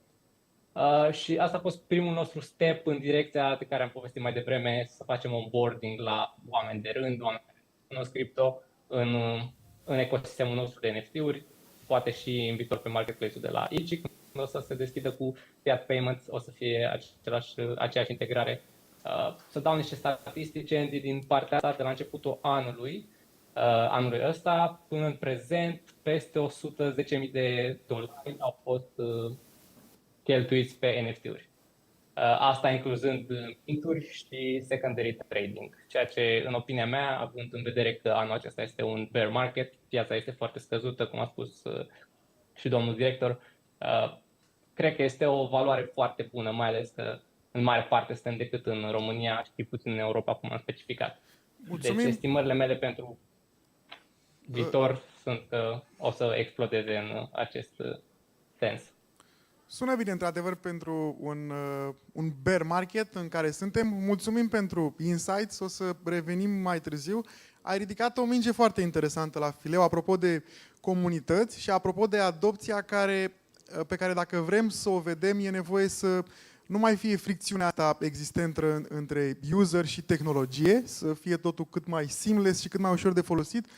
Motiv pentru care aș vrea să povestim puțin cu Sergiu Drăgănuș de la Ludo. Ei la Ludo construiesc practic un Google Engine pentru NFTs și Metaverse. Și știu că Sergiu e foarte pasionat la fel de mult de date, dar e pasionat și de statistici și de lucrurile care se întâmplă la fel cum s-au întâmplat la aici, în spatele ușilor închise la nivel de branduri mari și entități mari. Știm că sunt foarte, foarte multe, și voi aveți o analiză în sensul ăsta, foarte multe trademarks înregistrate săptămânal, scriem și noi despre ele în newsletter, și toate instituțiile astea mari, mă refer la entități, nu neapărat instituții, de la Visa, care a fost mai devreme pe scenă și așa mai departe, de la Coca-Cola, Amazon, Google, etc., care înregistrează aceste patente, dar momentan nu le folosesc, dar înregistrându-le se gândesc la asta, observă viitorul și nu cred că vor să-l piardă. Tu cum vezi interacțiunea asta? Cum se vede din interiorul vostru a unor oameni analitici? Și care crezi că e viitorul din punct de vedere al adopției cât mai seamless de către end user? Mulțumesc, Andy. Dezvoltarea platformei a început în urmă cu 2 ani și jumătate aproximativ, iar în momentul în care piața cripto a intrat în zona de bear market, au început să fie foarte multe articole, news-uri, update-uri, cum că zona de NFT-uri nu mai prezintă interes. E adevărat, zona de NFT-uri și volumele nu mai prezintă interes în general spre zona de retail, dar în momentul în care am făcut o analiză a numărului de patente înregistrate și trademark-uri care conțin NFT pe WIPO, am văzut că începând de undeva din luna octombrie-noiembrie anul trecut, numărul de înregistrări lunare a crescut exponențial. Brandurile și entitățile care înregistrează, care fac aceste aplicații, sunt branduri ca Intel Corporation, Qualcomm, Versionet, Samsung, Sony, majoritatea firmelor de fashion. Deci, you name it. Absolut toate brandurile mari își înregistrează aplicații pentru patente sau trademark-uri pe zona de NFT-uri. Ce înseamnă asta? Înseamnă că sunt la curent cu tehnologia, înseamnă că analizează diferite tipuri de oportunități care țin de această tehnologie și este foarte posibil ca în următorul bull run să vedem un prim pas spre mass adoption. Așteptările mele la momentul respectiv este ca zona de NFT-uri să includă în continuare elementele pe care le-au inclus artă și zona asta, care e foarte, foarte importantă și interesantă, dar să se extindă foarte mult spre alte industrii și să ofere multe alte tipuri de beneficii, utilități și use case-uri. Port astăzi un tricou cu un mem, da? I'm in for the technology.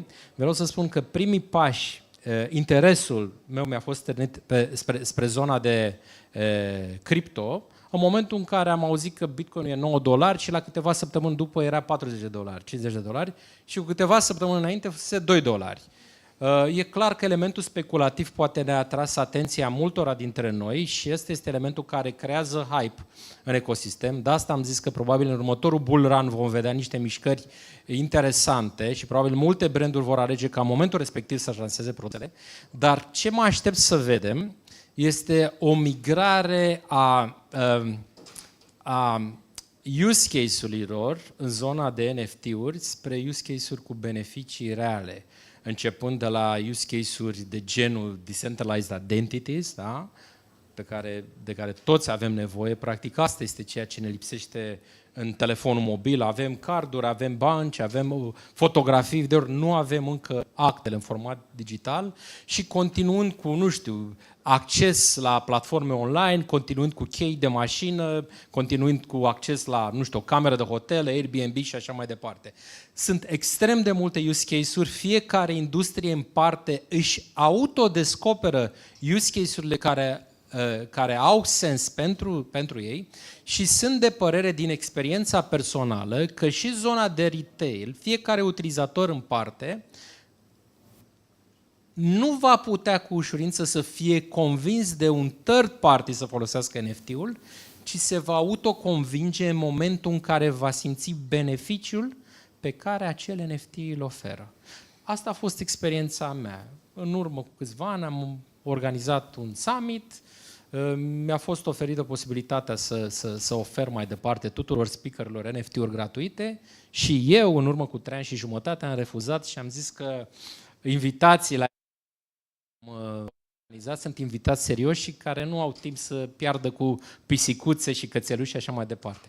Ei bine, la un an de zile după mi s-au deschis ochii. Am înțeles de fapt impactul real pe care poate să-l aibă tehnologia din spatele NFT-urilor și NFT-urile asupra noastră a tuturor și în momentul de față sunt un NFT maximalist, să spun așa. Deci cred că va fi super disruptiv în absolut orice industrie. Cred că va fi un pas super important în evoluția noastră, cel puțin la fel de important ca și AI-ul. Da? Acest nou tip de ownership digital. Mi se pare foarte underrated afirmația ta, în sensul că mulți poate nu credem și nu înțelegem la suficientă evaluare în momentul ăsta. Apropo de oameni serioși, să știi că eu pe domnul Vevera l-am văzut doar la cravată până în momentul ăsta, doar că la NFT Cluj a fost și fără cravată. Adică ne adaptăm unii și alții la comunități și pentru că spuneai mai devreme de utilitate, nu există un moment mai bun decât să povestim cu un om care, Adrian Stratulat, care la Clapart construiește povestea asta de utilitate legată de NFTs și mai mult decât atât introdusă de un third party cu care oamenii sunt foarte familiari. Ce vreau să scot în evidență e că ei de curând la Clapart au scos o colecție de NFTs împreună cu un artist foarte cunoscut, nu doar la nivel local, ci și internațional, se numește Connector, prin care au oferit o utilitate unora dintre cei care și-au mintat NFT-ul și anume 1% din royalties, din drepturile de autor ale unor melodii, nu din viitor, ci deja existente și apreciate, hituri cred că se numesc. Efectiv s-a întâmplat treaba asta și au avut o primă parte din colecție sold out și sunt foarte curios de numărul de oameni care au fost on board, de numărul de oameni noi care au mintat colecția versus cei care erau deja în zona de Web3, apropo de adopție și de a ajunge la comunități prin niște fețe familiare lor. Mulțumesc mult, Andy. Mai bine de jumătate din cei care au luat în primul drop de 1000 sunt aduși în ecosistemul Web3, în sensul că nici măcar nu erau utilizatori de cripto, pentru că au cumpărat pentru o rampă de fiat. Rampă de fiat lui Sergiu, de fapt. Ce ne-a spus asta, ce ne-a demonstrat și ce ne-a încurajat foarte mult este următoarea idee. În sine, Web3 ca ecosistem de multe ori tinde să recicleze proiectele. Ești deja în ecosistem, crezi în viziunea unor founder, crezi în viziunea, să spunem, sau în perspectivele tehnice pe care le oferă per total ecosistemul.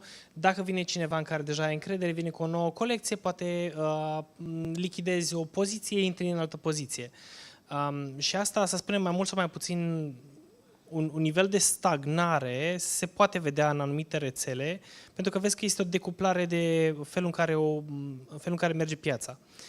Ce mă bucură să văd la Multiversix, care, apropo, hands down, hats off pentru colegii de la Multiversix care ne-au susținut, este că în mod continuu numărul de wallet-uri este în creștere la ei. Asta evident că și un utilizator de wallet, că n-ai cum să-ți dai, dar de principiu, mai mult ca sigur, e vorba de o creștere netă de utilizatori, ceea ce este foarte important. Dacă vrei să ajungi la adopție de masă, trebuie să fii în creștere continuă. Și ca să fii în creștere continuă, nu este de ajuns doar să vii cu aceleași modele again and again and again, ci trebuie să vii cu elemente noi de utilitate. Noi asta am încercat să facem pe zona de drepturi de autor și credem că acest prim pas nu doar că ne-a validat modelul în fața altor artiști cu care deja lucrăm acum ca să lăsăm alte colecții, dar mai mult de atât, cred că este o validare în ochii tuturor pentru, să spunem, modelul general la care noi suntem un caz particular, și anume tokenizarea unor beneficii reale din economia reală și felul în care tokenizarea în sine ca proces aduce niște beneficii punctual în fiecare industrie, după cum a spus și Sergiu. Pe zona de muzică sunt două mari beneficii, sau pe zona de media and entertainment în general, că poate fi nu doar muzică, poate fi producător de filme, poate să fie influencer care își capitalizează pe audiența lor, poate să fie multe alte tipuri de artă sau de content digital. Ce a validat, să spunem, sau care sunt cele două mari beneficii pe care le aduce acest model pentru artiști și pentru fanii lor, este pe de-o parte, dacă ești artist la început de drum, există o metodă mult mai ușoară să te lansezi direct către comunitate, să necesarul necesarul de producție și de promovare. Dacă există comunitatea. Exact, dacă există comunitatea. Sau în mod invers, dacă nu există comunitatea în interiorul, să spunem, spațiului Web3, dar ai tu comunitatea, cum a fost în cazul lui Connector, care este deja un artist mare, foarte bine văzut și well established, îți portezi o mică parte, 1% din fanbase-ul tău în interiorul comunității de Web3, ei vinind după beneficiile pe care tu le aduci și după, să spunem, atracția față de propria ta artă. Sună foarte interesant. Eu vreau să lămurim un lucru, pentru că în Web3 cumva suntem mult mai transparenți în general și mi se pare cel mai mare câștig pe care putem să-l avem. Pentru că suntem în interiorul unei bănci, știm cu toții scandalurile din ultimii ani, sau, mă rog, dacă nu au fost scandaluri, cel puțin au fost discuții foarte aprinse, de toate acele lucruri care sunt scrise în subsolul unui act, pe care nu-l înțelegem și cumva cineva se joacă cu noi, știe foarte bine ce face când pune lucrurile acolo. Ce înseamnă drepturi de autor pentru un artist? Cine le numără, cine le calculează și dacă ar fi să înțelegem niște cifre, care ar fi aceste cifre? Cât reprezintă ele? Înțelegem, totuși, utilitatea asta e ceva science fiction, este la început de drum, este mic, poate să crească în viitor, dar cine numără? Că e tot un third party care nu e descentralizat. Știu că de multe ori e centralizat și, din păcate, nu putem să avem un calcul foarte onest la treaba asta. Este total just și asta este, sincer, încă un mare dezavantaj al ecosistemului, în sensul că nu există încă... Deci, hai să luăm așa, vectorii de distribuție, sumele de unde vin până la urmă redevențele, aceste royalties, e oarecum ironic, este mai familiar cu termenul din engleză de royalties decât redevențe.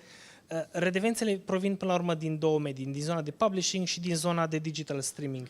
Și din păcate nu există încă mari publisher din zona de digital streaming, să spunem Spotify sau YouTube Music, care să publice deja direct on-chain, pentru că atunci ar fi super simplu. Ar însemna că pur și simplu e un plugin de câteva smart contracturi care comunică transparent și poți să vezi cât se poate de transparent.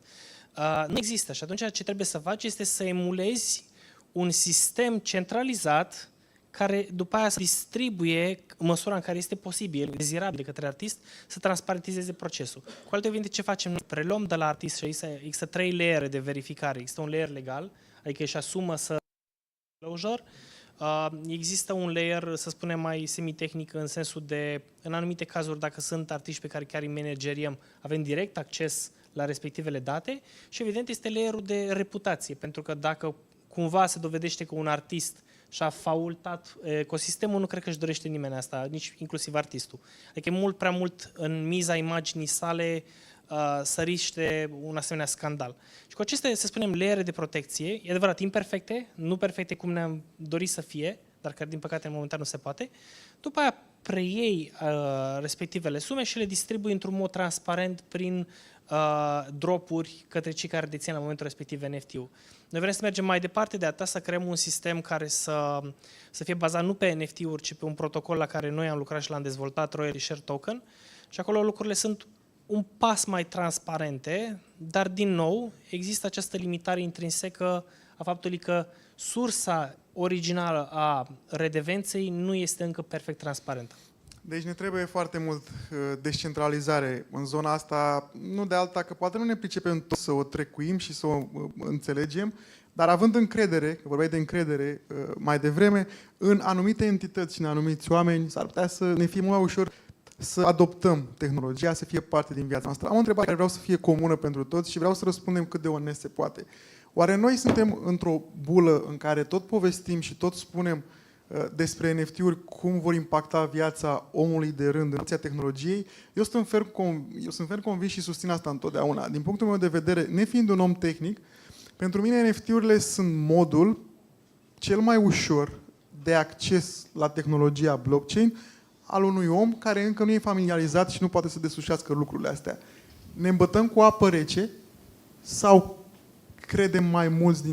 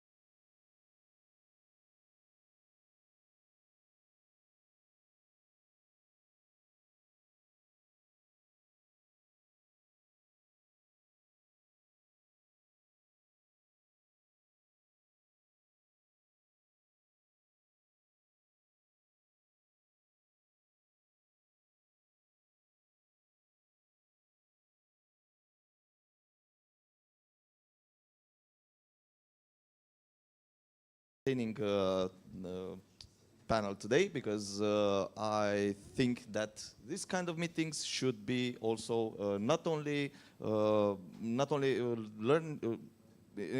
in a manner that you can learn things, but also entertaining for the guys that are at home right now. So I would like to discuss, because I myself, you cannot believe this, I don't believe that Web3 it's an interesting thing, and thank you for being here, because you today are going to convince me that I'm not right. Is that a cool plan? It's okay? Seems fair. It depends. Okay. Yeah, the moderator don't believe things like that. So I have a first question for you, because I know you have a technology background, and I would like to ask you, what are the main differences between Web3 and Web2, and I mean the key ones that will make a project successful? And those keys, what those keys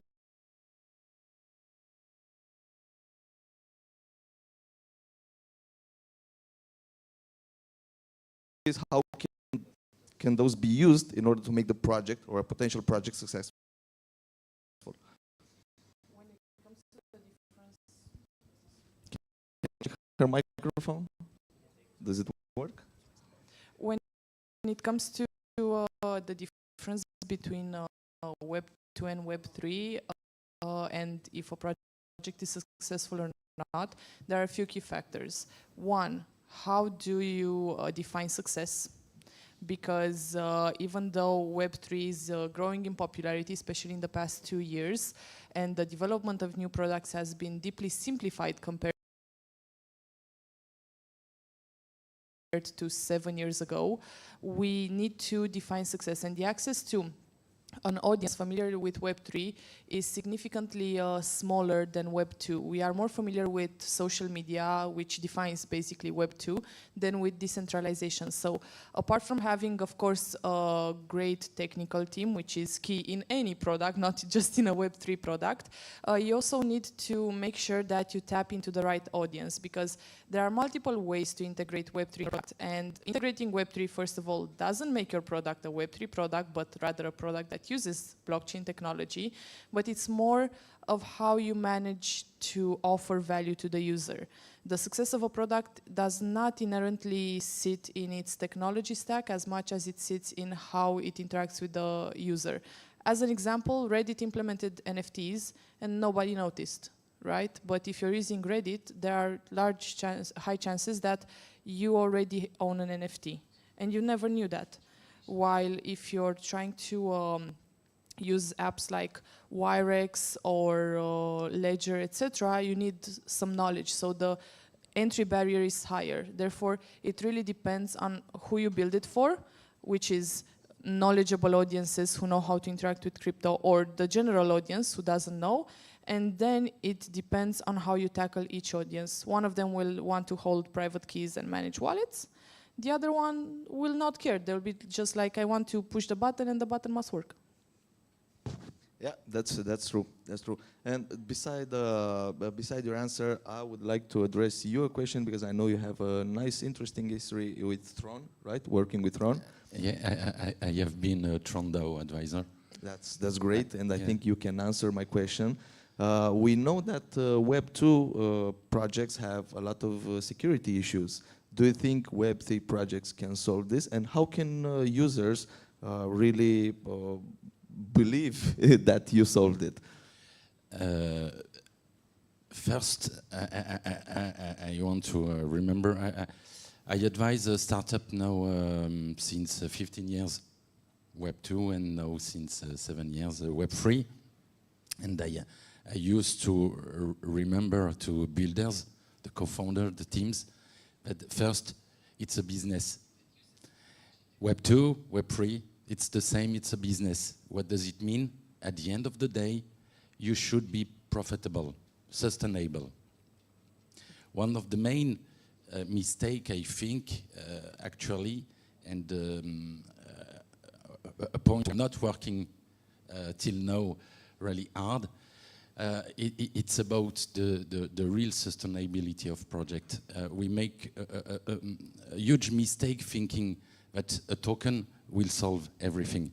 We create a value through a token, we try to figure out kind of utility, but most of the project we have to assume, let's say 80% of the project don't need a token at all. They could use the layer 1 token as a exchange of value. This being said, one more time, we know, I also think we have a wrong approach. We ask to people to go from Web 2 to Web 3. In other words, it means kind of migration. And we know that as a person, each time we have to migrate from a software to another one, it's a huge pain. We lost our comfort zone and so on. So I think we should more consider Web3 bringing a layer to Web2 than asking to people to move from to Web3. And if you change this paradigm, this vision, you will consider differently building a real product, solving a real solution. In Web2, it's still a, let's say, immature ecosystem. We still have a lot of projects launching a product that has mostly no value. We have seen this in 2017, 2018. Everything should be disrupted. And at the end of the day, a few years later, most of these projects have simply disappeared.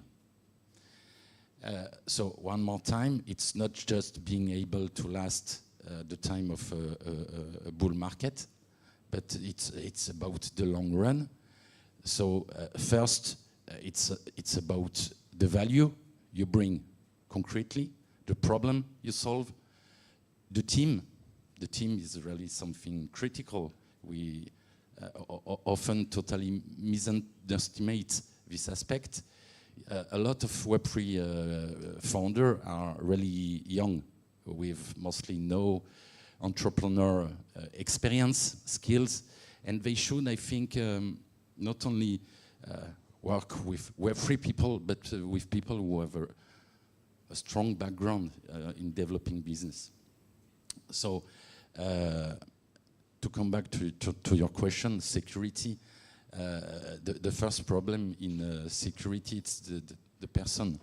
You can have a ledger, but if your password is 1, 2, 4, 3, it's useless. It's first a question of education, habits, and I don't think, for sure, the technology brings a lot of additional security layer, but it's first a personal behavior. So do you think that adapting to Web3 would also need, would also require some sort of tutorials for the people in order to be adapted to this new kind of lifestyle, like remembering passwords and stuff like that? Yeah, not necessarily. I think we should also bring some product where people use Web3, decentralized product, without knowing they use a Web3 product, a Web3 app. And now it's doable with what we call the Web Connect 2.5. You can log in with your social account. The DApp will create a wallet for you. But when you start to experiment a metaverse, when you start to play a Web3 game or whatever, at first you explore. You don't need to own crypto to be able to explore. You should have an easy way to explore, to see if it's something that you want to be involved. And then you go deeper, and you learn to manage your own non-custodial wallet, to secure your wallet, your asset, and so on. But when you start, you have nothing. And today we ask to people to buy crypto first to be able to make a try. And I think it's not the best approach. Thank you so much. Alex, I have a question for you, which is regarding your background. And I know you're advisor to different projects. Tell me more about the marketing ideas between a Web 2 project and the Web 3 project. Are there any differences? Were like different back then when you used to market, let's say, a project that was simply designed on a Web 2 idea. But right now, using blockchain and all things, is there something different? Should people know something else? How can we earn the trust of the people in this moment into this new technology? Because it's quite new if you consider like the mass adoption. Sure. First, very good points. I share your values. You're absolutely right. I think we should start. 1 second, Alex, I'll get to the question because this is an important thing. Take your time. A lot of Web3 projects are trying to solve problems only in Web3, but they're not used by anyone else. Only Web3 audience, right? I think we should integrate more, right? To dig in deeper. And I think the projects that are about to come up, especially at the end of last year and this year, are solving that problem. And I'm like Lauren said, I think some of them that were pretty hyped a few years ago will disappear and they'll go bankrupt. Now, to go to your question, I think actually from the room no one knows me, but you know, a lot of guys are coming back to me. I'm a no-name in the crypto, but the marketing has changed. Most of you people here are project owners, right? I am pretty sure they're struggling with the current market conditions. You know, we have a lot of people saying, oh, we have the bull market. It's not. The audience is just not investing. People are not investing anymore. And you need to bring an outside-of-the-box way of thinking to convince people that you are legit. And this can be done through transparency, to legal, let's say, setups, to give people confidence, to grab more people from Web 2 into Web 3. And how do you grab them? Not promising them X100, but actually showing them what you can build, what targets do you have.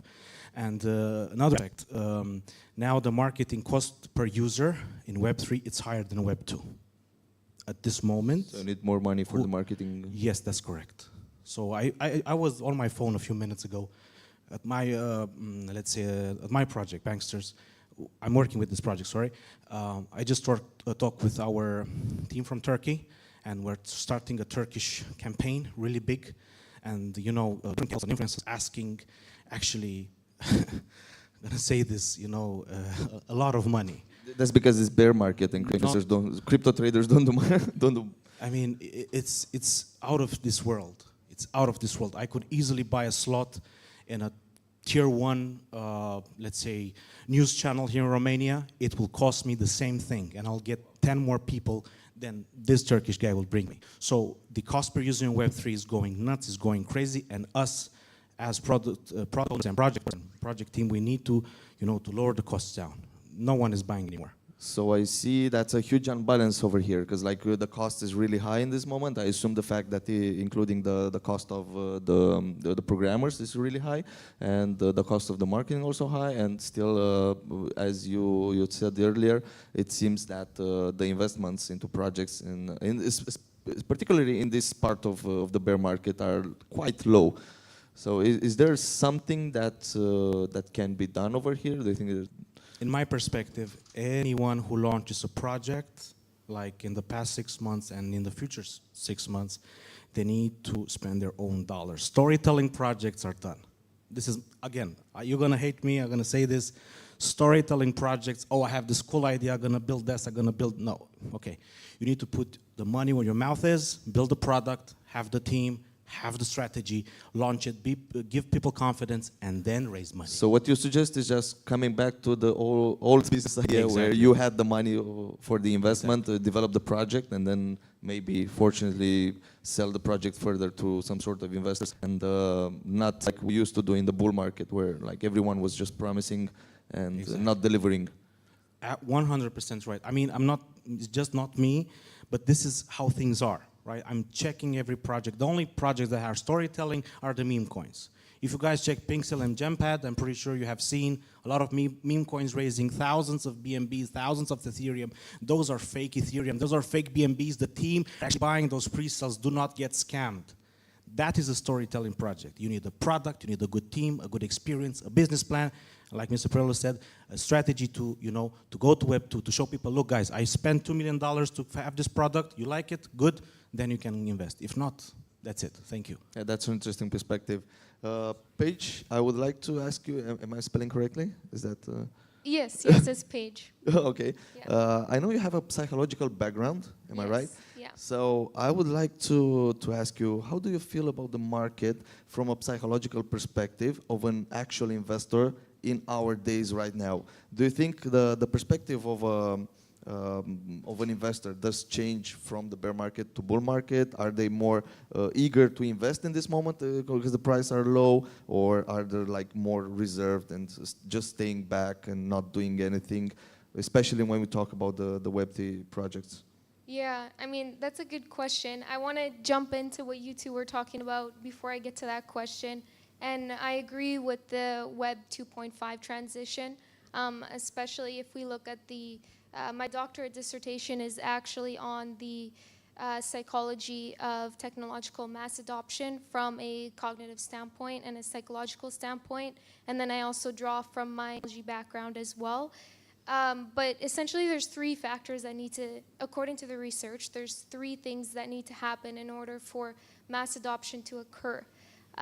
One of them is it has to benefit the everyday user, right? It has to be making the user's life easier, not more difficult. There can't be huge knowledge prerequisites. That's too large of a barrier to entry, and quite frankly, the average person does not like to feel incompetent, so they'll shy away from the technology. And then the third one's actually more of a social construct. The human brain loves to take shortcuts. Doesn't really like to think for itself or critically analyze in most situations. So most people, instead of doing their own research, they're maybe going to ask their friend who's an expert in blockchain, or they're going to, seek to which governments are endorsing which projects to increase that credibility. And so I think that's a really important thing to mention. And then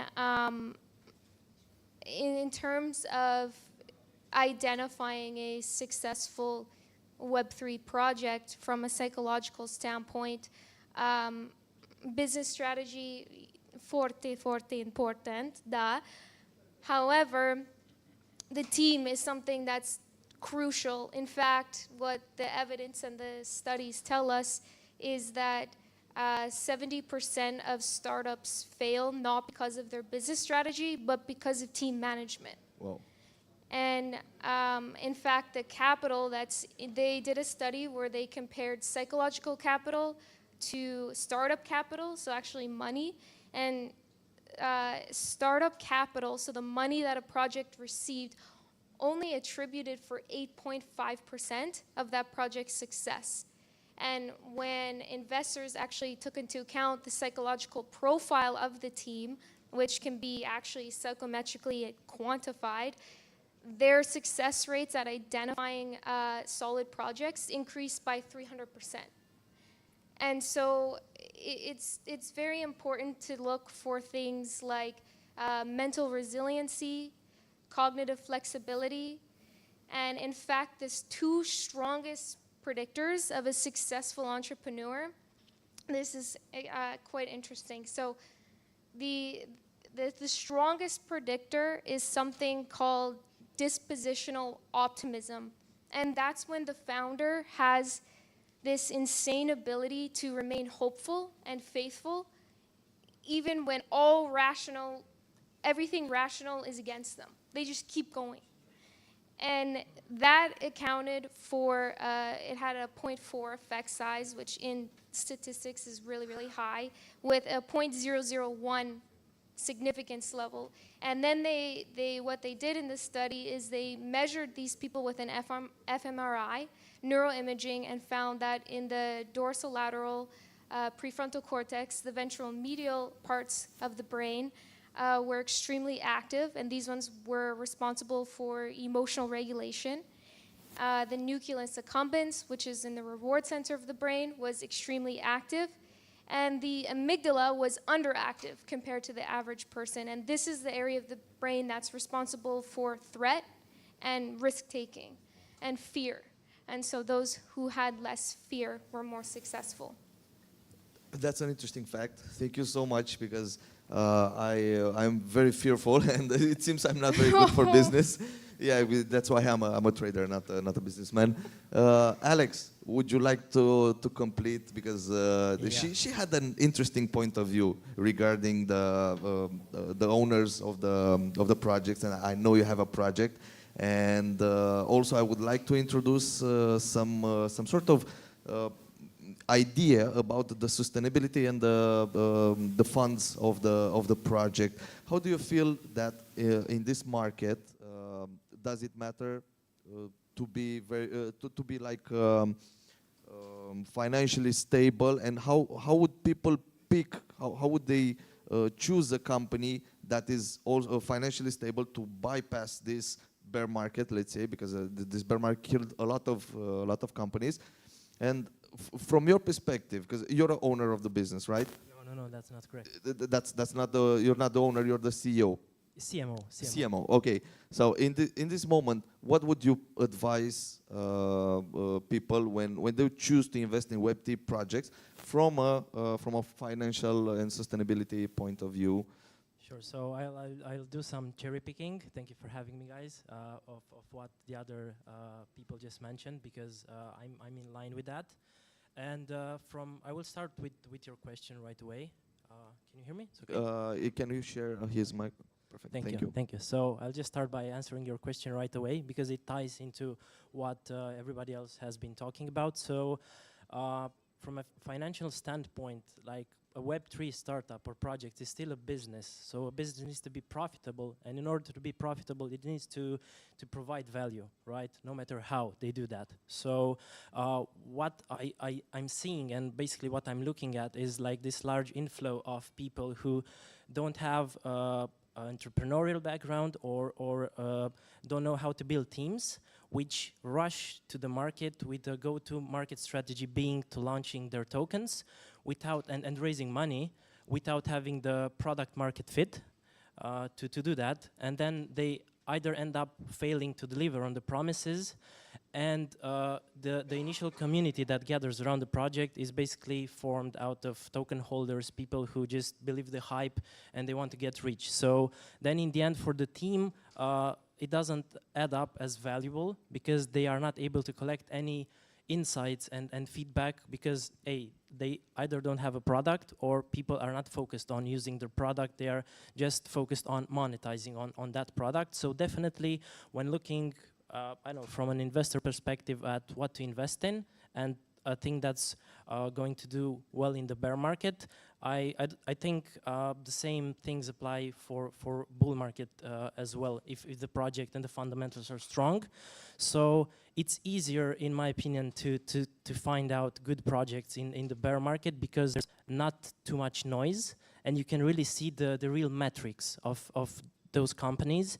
And usually what happens in the bull run is a lot of people basically they think that the token price is the traction of that company, which is completely wrong. Like, the product can end up being terrible, the team cannot execute and scale it properly, or the team cannot scale properly, and you just, in the back of your mind as an investor, you just look at the token price and think that's the traction. That's not the traction. That's really wrong. That's just a speculative value that... That's an interesting perspective, to see which companies... Sorry for interrupting. I'd just like to add my 2 cents. So, first of all, you don't need a token to have a Web3 startup. So I'd like to establish this. The cost of having a token is high. And I'm talking about the opportunity cost of your growth.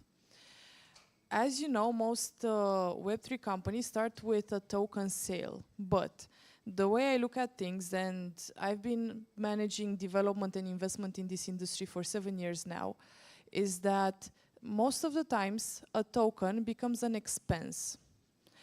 In order for your community to stay calm, you need to maintain price.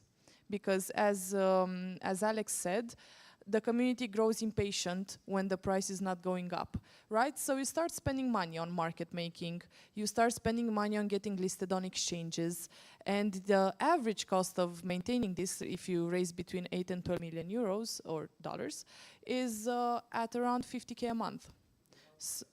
Without lawyers, thank you, Sergio. Then you add the lawyers on top, and they don't come cheap because the good ones are rare. So you end up spending around $600,000 per year. And I know this from experience because in a rush for gold, the ones that sell shovels make the most money. And I've been selling shovels for a long time. So by building all these products, I know how much you spend on this. In a normal market, you wouldn't be allowed to pump your stock like crazy, paying market makers to keep things high and doing insider trading. Another issue that we have is the crazy staking programs. You don't need a staking program, just as you don't need a token. So there are different strategies. If you decide, for example, to develop a token and invest it across multiple months, every month you're going to go through a panic attack because the token holders will receive their tokens, they're going to dump your price, you need to drive up the price, and this is becoming a hamster wheel that you need to manage on a monthly basis. You can also go the other route and decide to do a token distribution at once and just, be like YOLOing the token basically and hoping that it will go up. But in the end, you do not need a token. The value in Web3 doesn't come from the fact that you have a token that is usable only in your own app. This is not, I don't want to use bad words. So I don't want to have a potty mouth on stage. But you need to have a strategy that is focused on the value you bring in the market. Because nobody cares if you are building a Web3 social network with so many Web3 and Web2 social networks now, right? You need to build something sustainable that solves a real problem that people have. Because at the end of the day, the token price, as you said, is completely irrelevant to your success. Because having a high token price doesn't mean that you delivered anything. And the history shows us that most of the companies that have developed crypto projects have failed to deliver, although their token price went up. And this became into, like, as I said, hamster wheel. Influencers promote your token. Then you sell tokens, they go up. Then you do the distribution, they go down. And it becomes a lot of money spent in this direction. So before we even talk about successful crypto projects, we should talk about sustainable ones. Crypto projects or Web3 projects that can build without the need of basically printing money. And here's my first statement when I said I don't trust Web3. It was mainly because every people understand that tokens means business. And I truly don't believe that because I think it's an inflationist with a staking and everything. It's very inflationist. It cannot simply sustain paying everyone every month some sort of percentage. And it's impossible to, well, if you don't have a product that you might sell with fiat money. And what people don't realize is that those staking gains that you get when you stake your tokens are basically from the treasury of the company usually, coming from the tokens that have been set aside from the token sales. Thank you so much. We don't have enough time, but I want to address to all of you a final question, which I really think it's very important, and it's regarding the community. Well, based on your perspective and your experience, what would be the perfect way to keep your community engaged in such days? Because as you told earlier, on the long run and in the bear markets, you build up like the patience of the community, and maybe not you cannot really attract new enthusiasts, or not with that success rate that you have in a bull market. But what did your projects do in this moment that can really give the community the patience needed and to successfully overcome this bear market in your experience? Whoever wants to answer. Yeah. Oh, okay. Is it working? Yeah. Good question. It depends on so many things. Me as a community member, myself, I invested in other projects, right? And I would expect the community to be vibrant, right? I can ask a transparent question without anyone banning me or, being a little bit aggressive, right? So I think the number one thing is to be transparent as a project, to let people talk, include some standards, not to, not to get crazy, right? Introduce different events, periodic events, certain time, like Wednesday night, Tuesday night, let's make it our night, your night, whatever. The second part is how do you keep the people in? I'm gonna tell you something. I have this investor this contributor. She's a lady. She's a 56-year-old. She is actually a coach. She started, with crypto. 2 years ago, she was only in 5 Telegram channels, no Twitter account. Now she is in 250-something Twitter account plus Discord. And that woman is not active on this project's chat anymore. She's so diverted into other chats. How do you keep the people there? How do you keep them coming? They're sleeping at the moment because it's a bear market, right? What I've tested is give them money. Stable coins, not tokens. Reward them. Do simple tasks, more complex tasks. And this is how you keep the community. I know some of you will not like this, but give them actual money. Give them rewards. Include them. Give them rights on Discord. Give them different perks. Give them meetings. Grab a beer with the guys. And they will give you support and they will sustain your community forever. But you need to be transparent and embrace them, not be defensive. This is my The reason why I asked this question is that for all you guys, if you find projects that have this kind of ideas and you identify those ideas in the communities, well, it's more probable if it works in your case, probably it will work in the projects that you assume or would like to invest on the future. Yeah, Anyone I other? can add just my 2 cents. Is it working? Okay. Yeah. Okay. Cool. So I'll also add my 2 cents because we've built a huge community that's really engaged mainly by focusing on creating a reward system that fits them and rewards them for that. But basically, it comes down to offering people value, whether it's through rewards that they can gain for staying active or through actively communicating the vision and having a team that's capable of delivering products fast and has a great capacity of iterating them so they get better from the feedback of the community. You can keep those guys engaged, and then of course everything comes down to transparency. Would also work like having different stages of the project and just telling the community, oh look, we have on 5th of August we're launching whatever. Yeah, and that is something that projects don't do. I feel like it's a weird dichotomy between our community is not engaged, but we don't share news and we don't communicate actively with them. Personally, I'm against reward system, but I do understand where you come from. At the same time, I do believe that verification mechanisms to make sure that you have real people are essential in your communities. So you make sure that you don't have people that are there just for FUD. Making sure that you don't pump it with shillers. I'm totally against putting shillers in your community because it's just like pumping your token, right? It's an expense that never ends.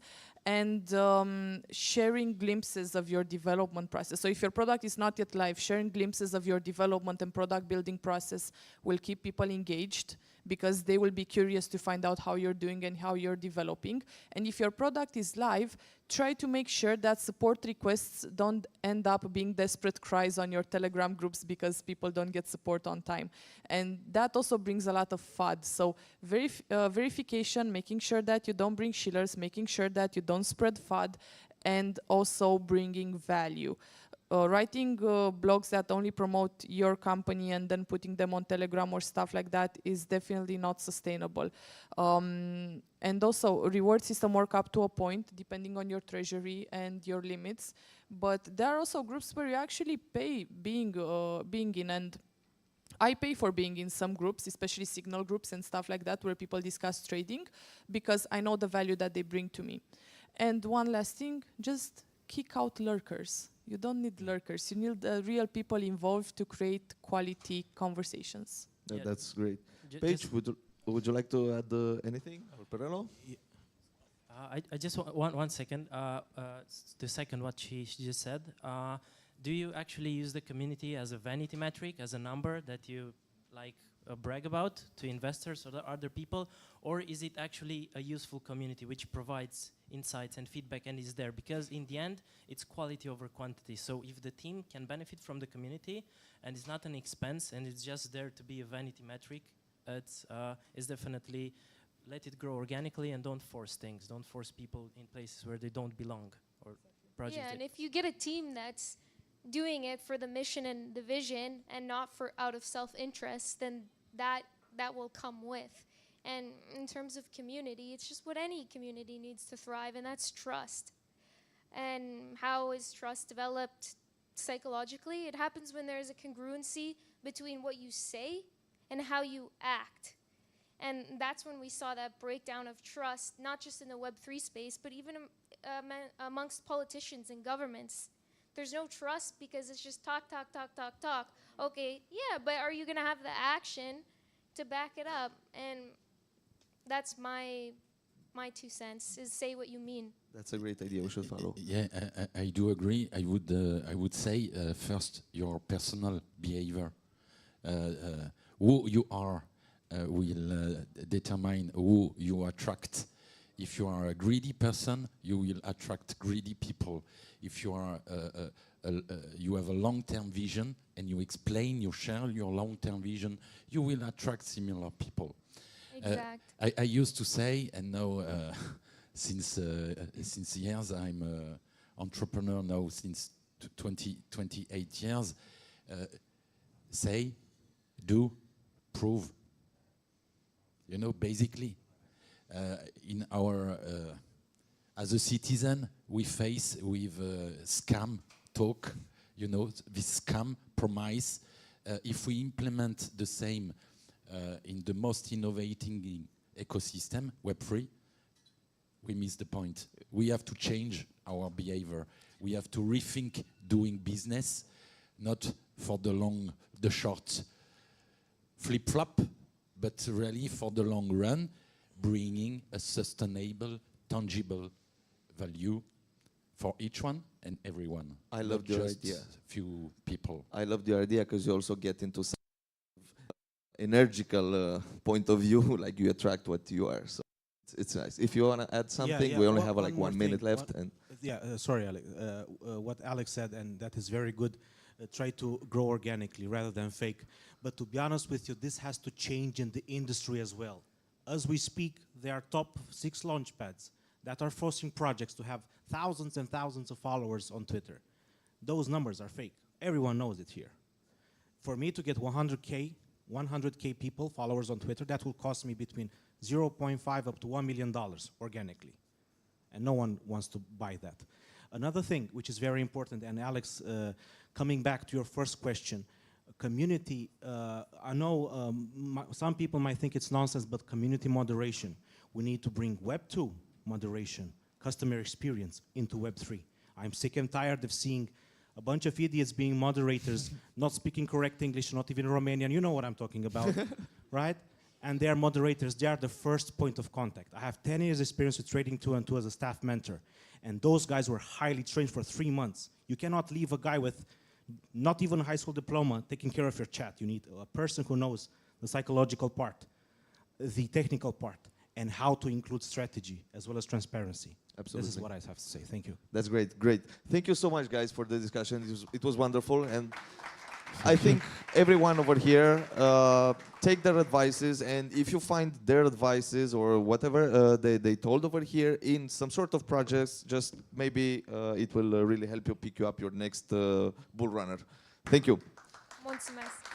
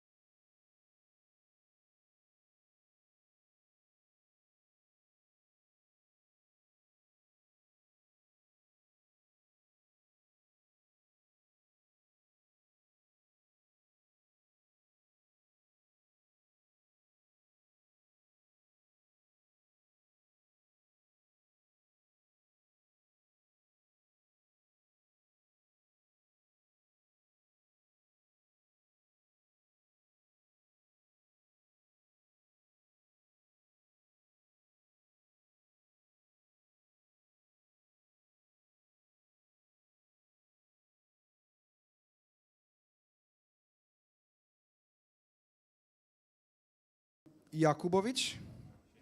Is Flavius here? Yes. Please come onto the stage. He's managing partner at JSIL. Okay. Elena Siginaș, tax director at Acace România. And the moderator, ladies and gentlemen, Sergiu Traian Vasilescu, managing partner at VD Law Group and an old friend of the Romanian crypto space.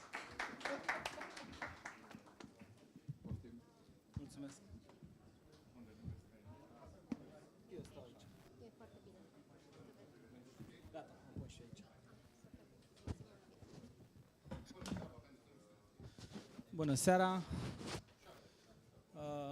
Cred că putem să switch în română, având în vedere că nu avem paneliști în străini cu noi și că e mai ușor, da, ca să nu fim certați de colegul, dar acum trebuie să dăm lecții de română, să vedem să nu greșim în română. Tainele fiscalității sunt și ele destul de complicate, dar aminte, și trebuie să explicăm astăzi ce e TVA-ul și cum funcționează în zona de cripto, dar aminte să-l mai și traducem. Bun. O să mă bucur să vă văd. Cu parte dintre voi ne-am revăzut ieri.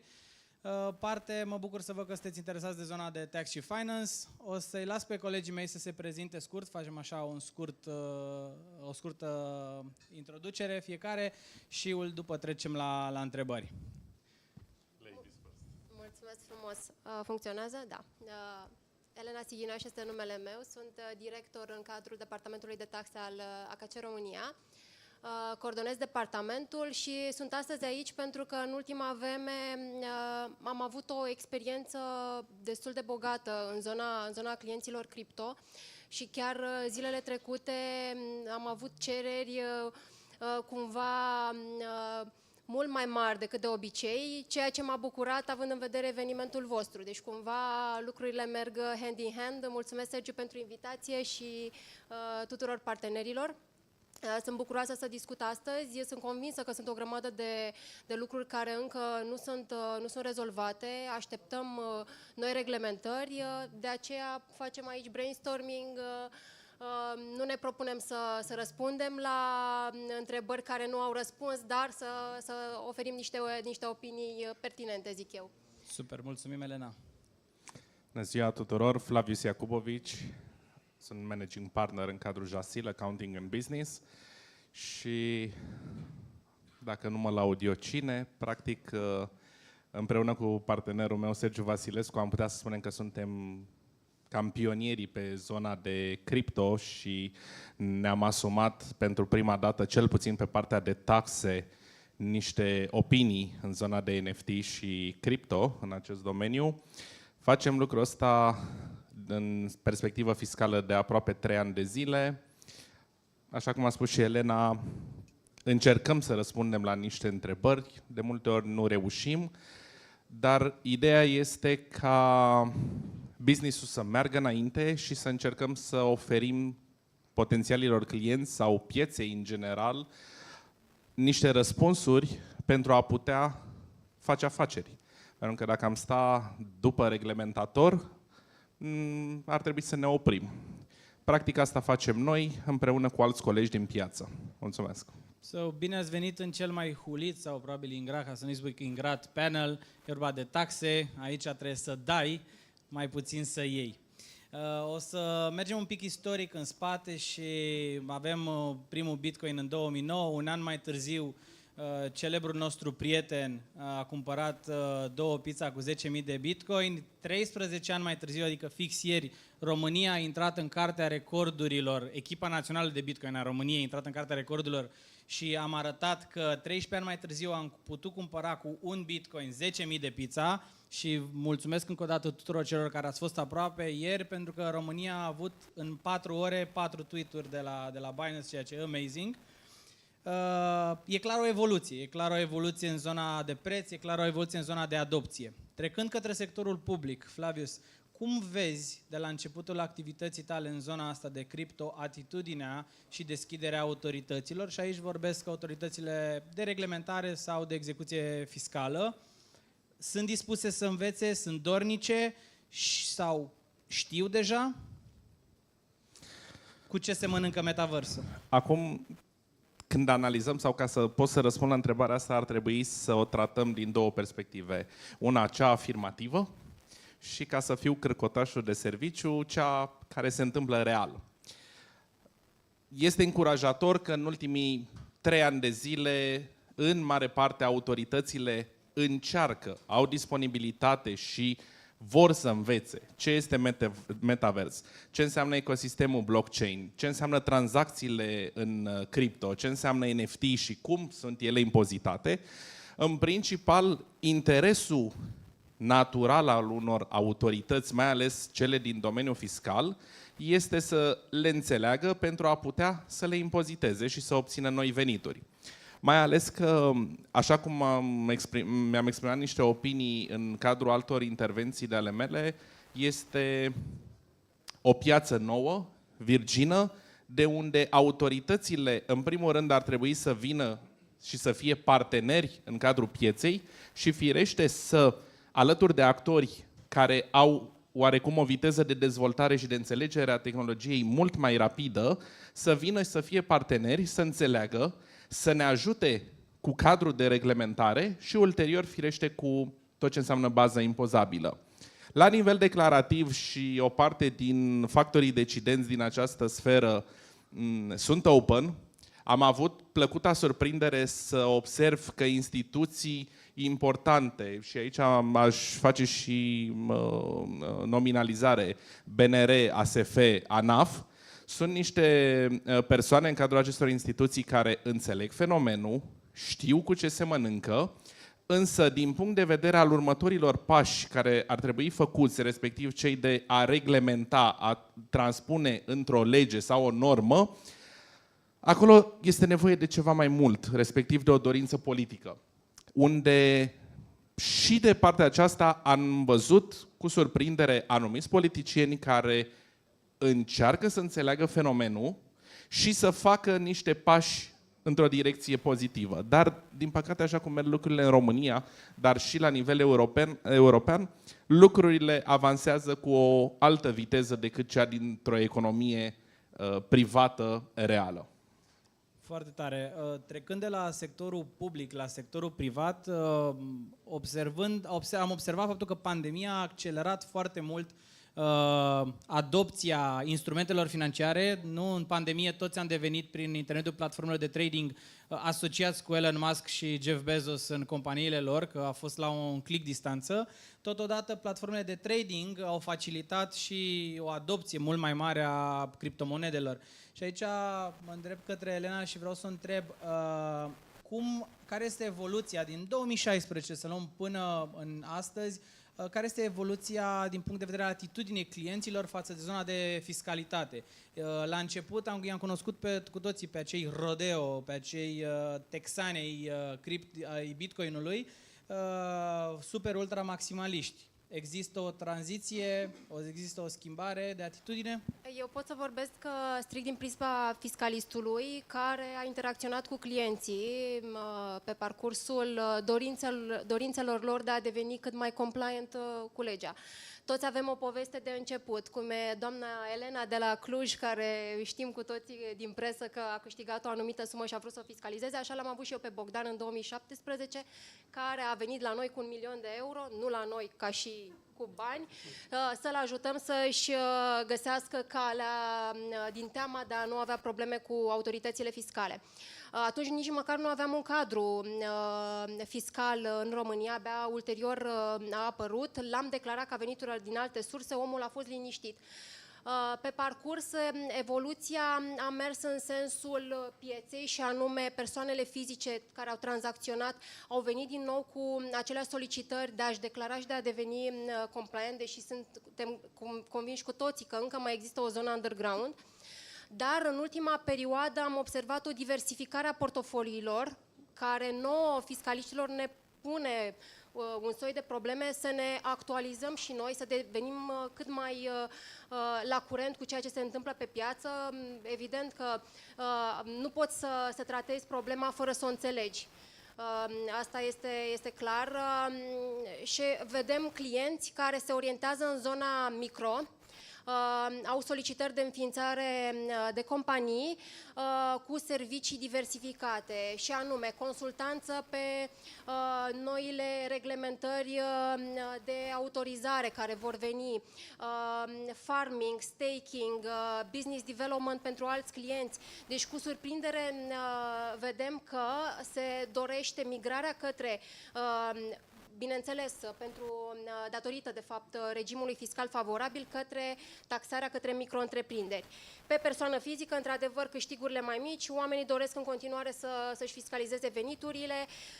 Am avut chiar cu surprindere în anul 2017 sau 2018 o persoană fizică nerezidentă care se angaja într-o activitate de mining. Vă dați seama, la momentul respectiv, pentru noi fiscaliști a fost wow, cum tratăm, e activitate profesională, necesită autorizare sau pur și simplu o tratăm ca și venituri din alte surse. Deci cumva ne-am pus probleme și noi din domeniul fiscal. Dar da, am observat o diversificare a portofoliilor în linie cu piața. Și încă o dată, cum a zis Flavius, nici din punct de vedere contabil, nici din punct de vedere fiscal avem încă multe de pus la punct. Super. Acestea au fost așa întrebări tranzitorii pentru a marca istoric evoluția și o să trecem la întrebările roșii pentru că am vrea să avem niște elemente concrete cu care plecăm astăzi de aici și istoric vorbind și eu m-am gândit la ce înseamnă o societate, poate sunt convins că toată lumea e interesată. În situația în care o societate e interesată sau identifică oportunitatea de a achiziționa anumite, să zicem, bunuri digitale, că sunt ele NFT-uri, că sunt tokeni, care este regimul fiscal al acestor cheltuieli cu achiziția de NFT-uri și tokeni și în ce măsură aceste cheltuieli sunt cheltuieli eligibile din punct de vedere fiscal sau nu? Vezi, încă o dată... Raportat la activitatea lor. Absolut. Încă o dată pot să și-ți răspund, dar cu disclaimer, ca orice consultant. Pentru că în fiscalitate, ca să stabilești regimul fiscal, trebuie să pornești de la regimul contabil, dacă vorbim de o societate. Ori nouă asta ne lipsește în momentul de față. Nu avem în contabilitate, nu avem reguli contabile. Deci, la achiziția unui token, unui NFT, eu trebuie să stabilesc dacă într-adevăr generez o cheltuială. Avem niște guidance-uri emise de Comitetul de Raportare Financiară Internațional, care, după ce au analizat dacă sunt monedă, dacă reprezintă monedă, dacă reprezintă instrumente financiare, dacă reprezintă stocuri, în cazul în care le tranzacționez cu scop speculativ, sau active necorporale, s-a ajuns cumva în zona că acestea ar putea fi contabilizate ca active necorporale. Ca atare, răspunsul mai clar la o astfel de întrebare ar fi că la momentul achiziției eu nu generez o cheltuială. Da? Am un activ. Apoi trebuie să văd ce fac cu el. Dacă îl utilizez pe parcursul activității economice, ar trebui să-l amortizez. Din punct de vedere fiscal, nu am reguli și nu e reglementat fiscal acest tip de activ în scop fiscal pentru amortizare. Ca atare, cheltuiala ar fi nedeductibilă cu amortizarea. Dar acestea sunt doar niște speculații. Da? Nu avem, atâta vreme cât nu avem un cadru... Este important obiectul de activitate al societății, adică dacă avem o patiserie care vrea să cumpere Bitcoin versus o societate care face real estate development și cumpără token la un producător emis de un producător de fier, adică este vreo dependență între ce pot să achiziționez și obiectul meu de activitate? Fiscal nu aș vedea. Acum juridic ar putea fi probleme. Flavius, ce părere ai? Ca orice răspuns în contabilitate și în fiscalitate, Depinde. întotdeauna depinde. Da? Așa cum a spus și Elena, nu avem cadru legal suficient, însă abordarea mea ar fi un pic mai deschisă și mai riscantă, dar cu aceleași disclaimer-uri, și aș spune că o societate, în momentul în care ia o decizie de a achiziționa un activ digital ca să le înglobăm pe toate în cadrul unei companii, își poate crea cumva un cadru pseudo-oficial prin politicile contabile. Da? Și atunci nu o să poată să vină niciodată organul de reglementare sau organul de control, de fapt, în România, fiind ANAF-ul sau Direcția Antifraudă, și o să spună că n-am făcut bine, că am cumpărat, nu știu, un NFT sau un cripto. Zine puțin ce sunt politicile contabile. Imediat. Și nu o să poată să vină să spună n-ai făcut bine, îți dau amendă. Păi dăm cadrul legal. Păi nu există. Ok, uite, mi-am documentat eu conform manualului de politici contabile, care este un document care probabil antreprenorii nu prea au auzit de el, de regulă știe doar contabilul de el. Este foarte bine să-l aveți în cadrul companiilor sau să vă întrebați contabilul dacă există, pentru că amenda este de 4.000 de lei și se solicită cam la orice control.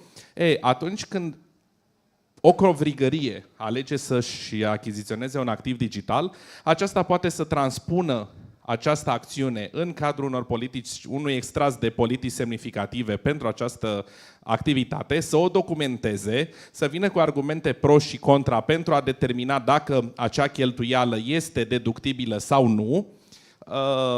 Și după aceea, exact cum a spus și Elena, la recomandarea Comitetului IFRS, să stabilim ce reprezintă acea achiziție. Dacă este sub formă de investiție, dacă o folosesc, să spunem, nu știu, ca mijloc de schimb, de plată în cadrul activității mele. Dar este foarte important de analizat și de determinat scopul cu care fac acea achiziție. Dacă greșesc să mă corectezi și dacă nu greșesc tot să nu mă corectezi, înțeleg, traducând așa în limbajul meu, este ca acea situație în care am cumpărat un bilet de avion de aici până la Miami și potrivit politicilor contabile trebuie să demonstrez că am plecat în delegație și nu în vacanță.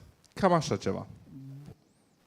Adică la Miami pot să mă duc și în vacanță, dar pot să am și o întâlnire de afacere. Pot să cumpăr și cripto ca și persoană juridică, trebuie să arăt că este făcut... Firește, sarcina probei întotdeauna este la contribuabil și mergând pe o practică a organelor fiscale din România mai mult sau în ultima vreme, dar practica este generală în Europa, indiferent ce îi spune tu și câte informații și documente ai aduce, dacă nu sunt foarte bine documentate din punct de vedere al substanței economice superior documentelor strict juridice, inspectorul are lejeritatea să întoarcă în favoarea sa și să reîncadreze tranzacția.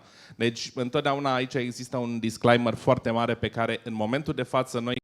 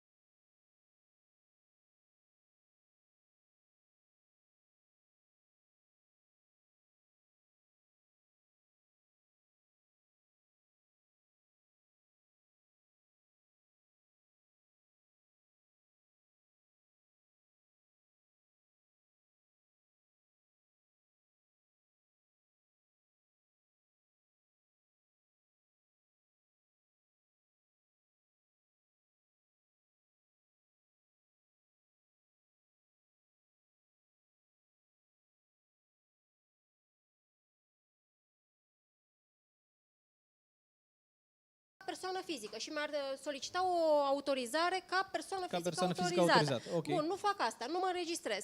Voi fi sau eu mă taxez, că nu intrăm într-o altă zonă în care nu fiscalizez, ca venituri din alte surse.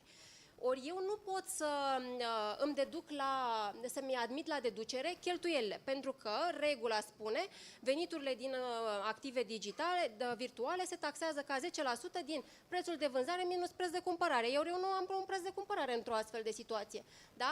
Deci aș rămâne taxat la venitul brut, integral. Și atunci, care ar fi miza autorității să-mi ceară o autorizare și o calificare ca venituri în activități independente?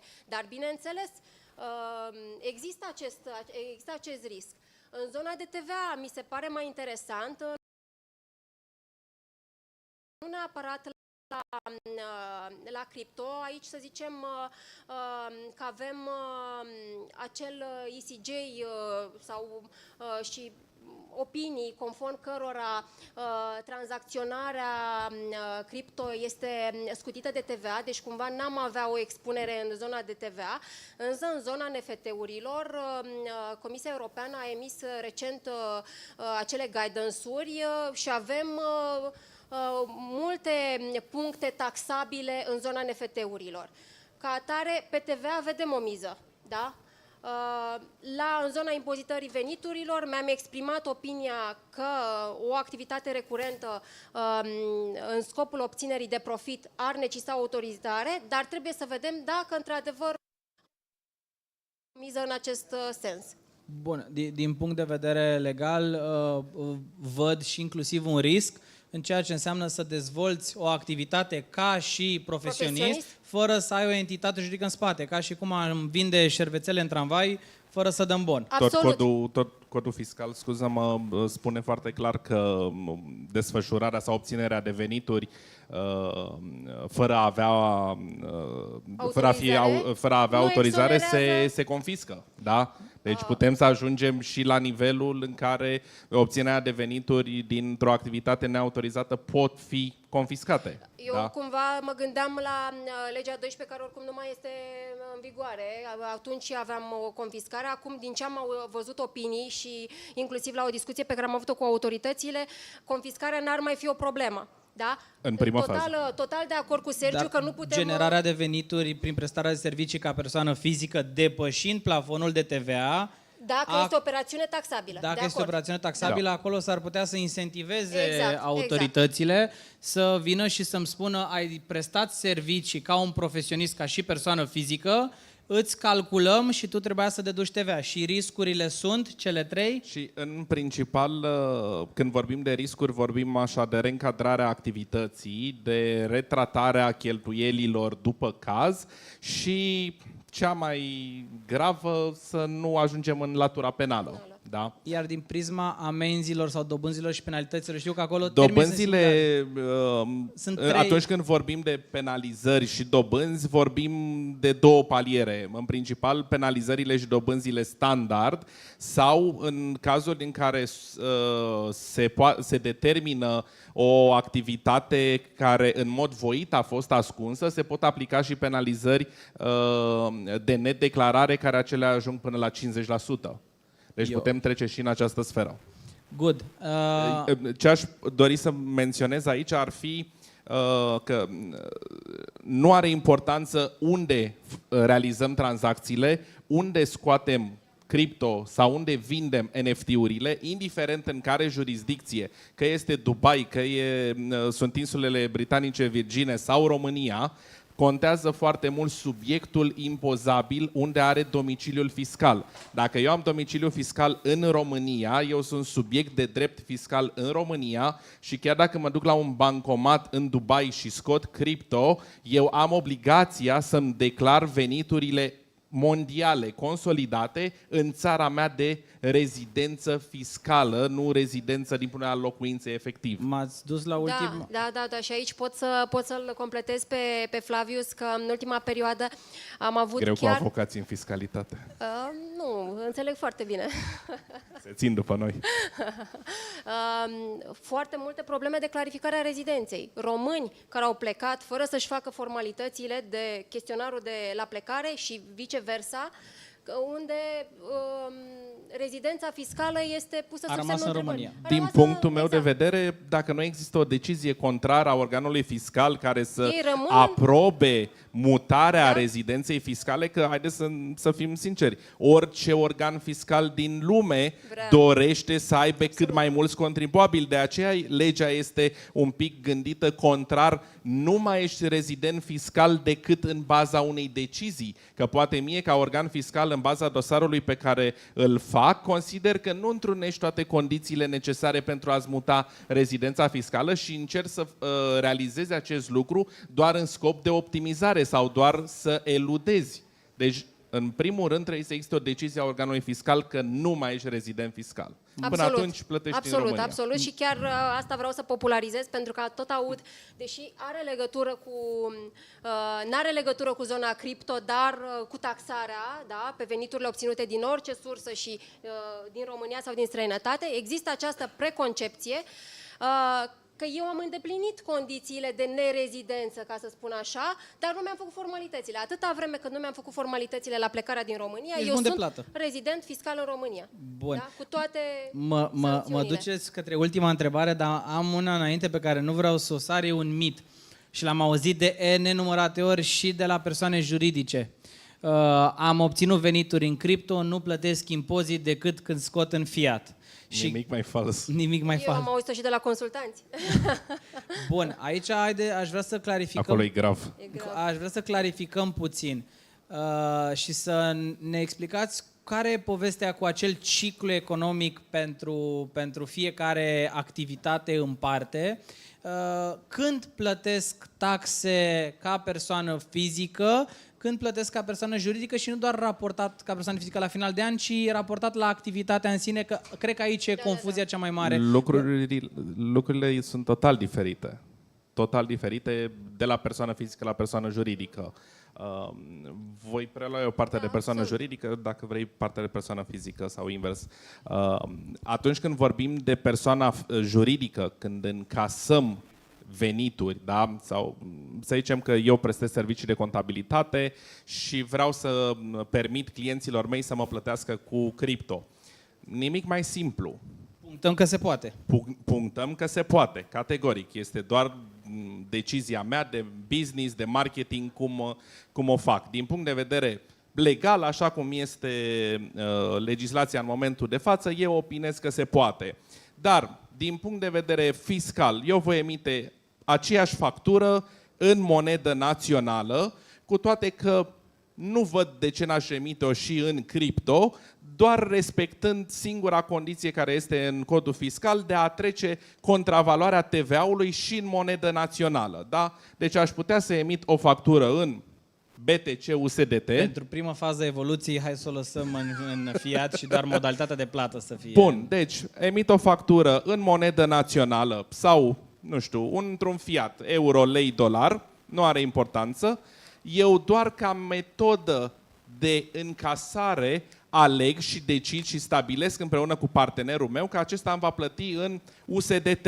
Ce fac? Practic, acopăr, da, încerc să obțin un document justificativ pentru încasarea acelei facturi. Eu voi avea factura înregistrată în contabilitate, declar toate taxele și impozite ca și venit pentru acea factură, iar acea factură o voi încasa, o voi stinge, așa cum spunem noi strict în limbaj tehnic, cu tranzacția, da? Cu hash-ul tranzacției odată și este recomandat să am și un acord, un act adițional, în primul rând, la contract, care să reglementeze posibilitatea încasării, respectiv plății facturilor printr-o altă modalitate, dacă practic noi ce facem? Reglementăm încasarea facturii printr-o altă modalitate, da?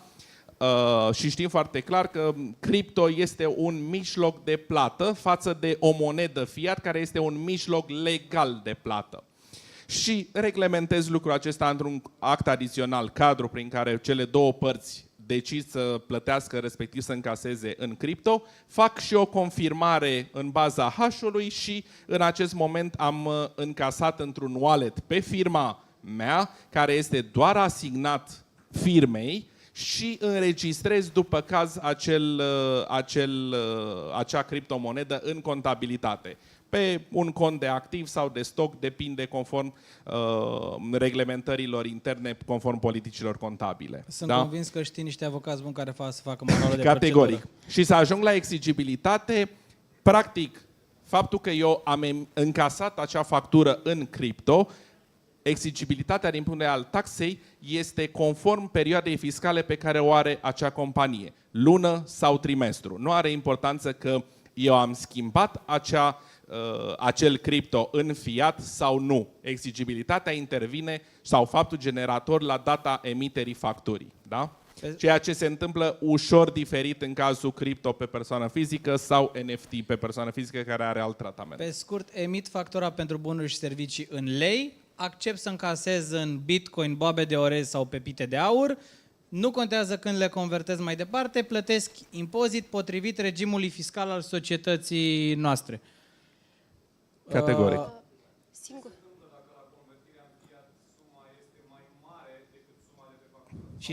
Și să-mi zici și dacă e mai mică. Foarte bună întrebare, uitasem de ea, mulțumesc. Indiferent dacă este mai mare sau mai mică, se asimilează sau se tratează diferențele exact ca la o cum îi spune, încasare în valută pe diferențe de curs valutar.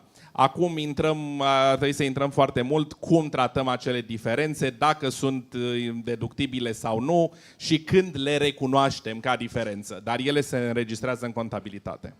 Da. Și nouă ne pare rău că am încasat dolari la 5 lei în continuare. Sunt de acord cu Flavius. Singura întrebare pe care mi-o pun ar fi doar din zona BNR. Și anume că aș putea să am o problemă pe regulament BNR. Asta avocații ar trebui să ne spună. Că plățile între rezidenți cumva sunt... De-aia militez pentru emiterea facturii în lei și doar modalitatea de stingere a obligației de plată să se realizeze într-un alt mod. Potrivit, fiind monedele digitale în momentul de față în România fiind acceptate ca o valență a instrumentelor de plată fără numerar, dacă părțile acceptă în mod convențional să le primească. De-aia militez pentru emiterea facturii în lei. Da, factura... Sau TVA. valută, dar dacă Din punct de vedere fiscal, TVA-ul e durerea noastră, să fie în lei pe factură, că altfel avem o problemă. La persoane fizice, din nou, același mit l-am întâlnit și anume că taxarea intervine doar la momentul la care schimb în fiat. Și asta cred că vine din textul destul de lacunar în reglementarea fiscală și anume și ghidurile pe care le-a emis ANAF pe subiect și anume că acest câștig se calculează ca diferență pe câștigul realizat. Și ce înseamnă realizat nu ne spune nimeni în legea fiscală. Ca atare, multă lume a interpretat că realizarea câștigului are loc la momentul transformării în fiat. Da, de acord, dar tot așa cu disclaimer. Pot fi situații în care ar trebui să fracționez segmentele din cadrul unui ciclu și să stabilesc atunci când am ieșit dintr-o poziție și intru într-o altă poziție să îmi consider câștigul realizat. O astfel de abordare mi se pare una mai prudentă. Nu zic că este una corectă, este o abordare mai prudentă în cazul unor controale fiscale mai agresive. Ca să nu se înțeleagă terminologia din trading, prin poziție ne referim și la fel vedem și din punct de vedere legal la ciclul economic, la tipul de activitate. Am venituri în Bitcoin obținute din staking, în momentul în care mă duc cu ele și încep să fac trading, sunt două activități cu totul diferite, sunt cicluri diferite, a nu se confunda cu pozițiile de trading. Și atunci am făcut o activitate, am obținut un venit, mă apuc de altă activitate, acolo e cu totul altceva și, din păcate, ca persoană fizică, cheltuielile sau costurile de operaționale nu pot fi deduse. Da, sunt de acord cu tine, Sergiu, în sensul că o astfel de activitate, deci fracționată, trebuie văzută individual. Altfel, dacă eu nu aș ieși din ciclul ăsta niciodată, nu aș avea niciun câștig, aparent. Da? Eu zic că este o abordare prudentă. Corect. ce ar mai trebui aici să punctăm este și dacă eu, ca persoană fizică, încasez ocazional pentru, nu știu, o activitate. Poate am făcut o reclamă la un proiect din zona aceasta de cripto și am acceptat ca acel proiect să mă plătească în cripto. Eu, chiar dacă am încasat cripto, n-are importanță că nu am ieșit în fiat. Din punct de vedere fiscal, este exigibilă tranzacția în anul acela de referință în care eu am încasat cripto. Chiar dacă ulterior acel cripto eu m-am dus și, nu știu, mi-am cumpărat altă monedă sau alte NFT, exact cum a spus și Elena, este un alt ciclu de tranzacționare. Și atâta timp cât eu am primit ca o contrapartidă pentru ceea ce am realizat ca un serviciu cripto, dar am rămas acolo și n-am ieșit în fiat, va fi și acea tranzacție, din păcate, impozitată în acea perioadă fiscală de referință a anului. Da? Multă lume face confuzie că am primit niște bani în cripto pentru o reclamă, da? Și n-am schimbat-o în fiat și nu este impozabilă, nu mi-o declar. Și aici avem chiar implicații și în zona TVA, pentru că deja am o Dacă e livrare activitate, de bunuri, prestare exact, de servicii efectuată cu plată și deja... Mama lui de TVA. Bun. Nici în mormânt nu scăpăm de el. Ne-am apropiat și de finalul celui mai hulit panel. Vă mulțumesc foarte mult că ați răspuns provocării noastre. Mulțumim și felicitări, Sergiu, pentru eveniment și mulțumim pentru faptul că ați fost curioși să ne certăm cu acest TVA. Cred că urmează o pauză. O pauză. Mulțumim.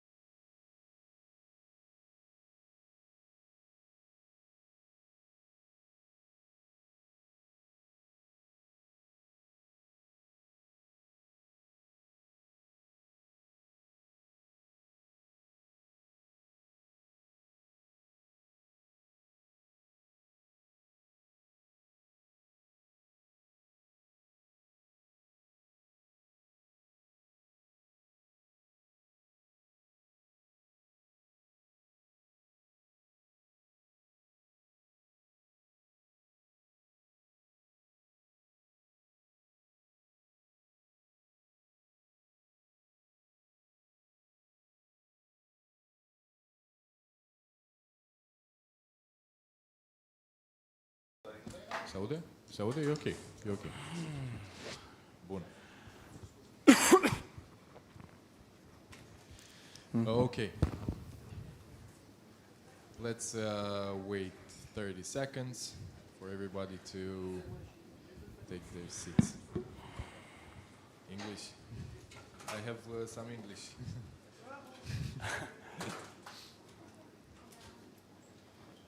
Okay. Thank you all for being here.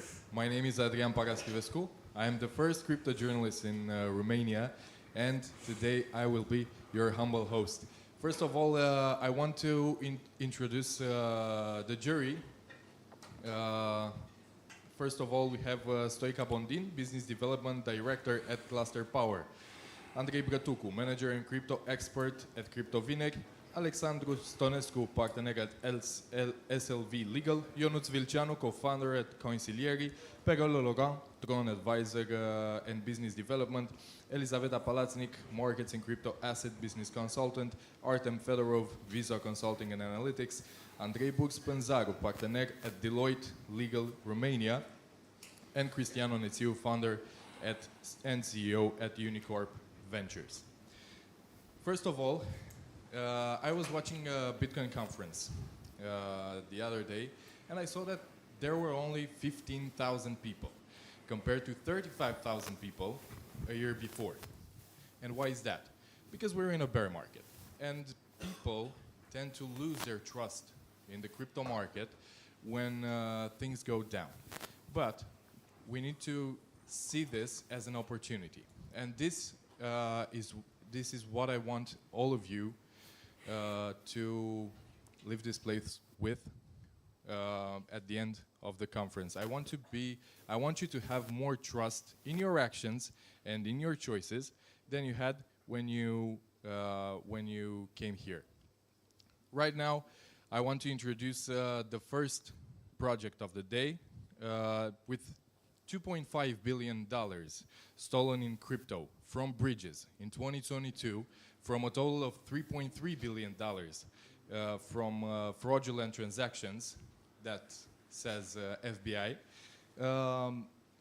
We need to think about a solution. And the next startup plans to solve that problem. Bridget aggregates countless blockchains into a single platform. It allows you, the user, to bridge your assets, your digital assets, your NFTs and other crypto assets from anywhere through their platform, and wants to provide a seamless operation, because that's all about. The user doesn't care what's going on in the backstage. When you use your phone, you don't know what's happening in your phone, but you definitely know that you need it and that you use it every day. It's part of you. So, with that in mind, I want to invite to the stage Robert Baltac, CEO and founder at Bridget. Let's welcome him with a round of applause.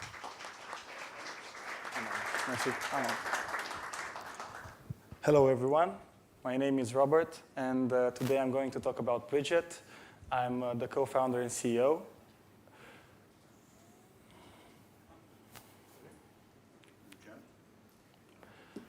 Okay, so Bridget is an infrastructural project. That's the first and most important part.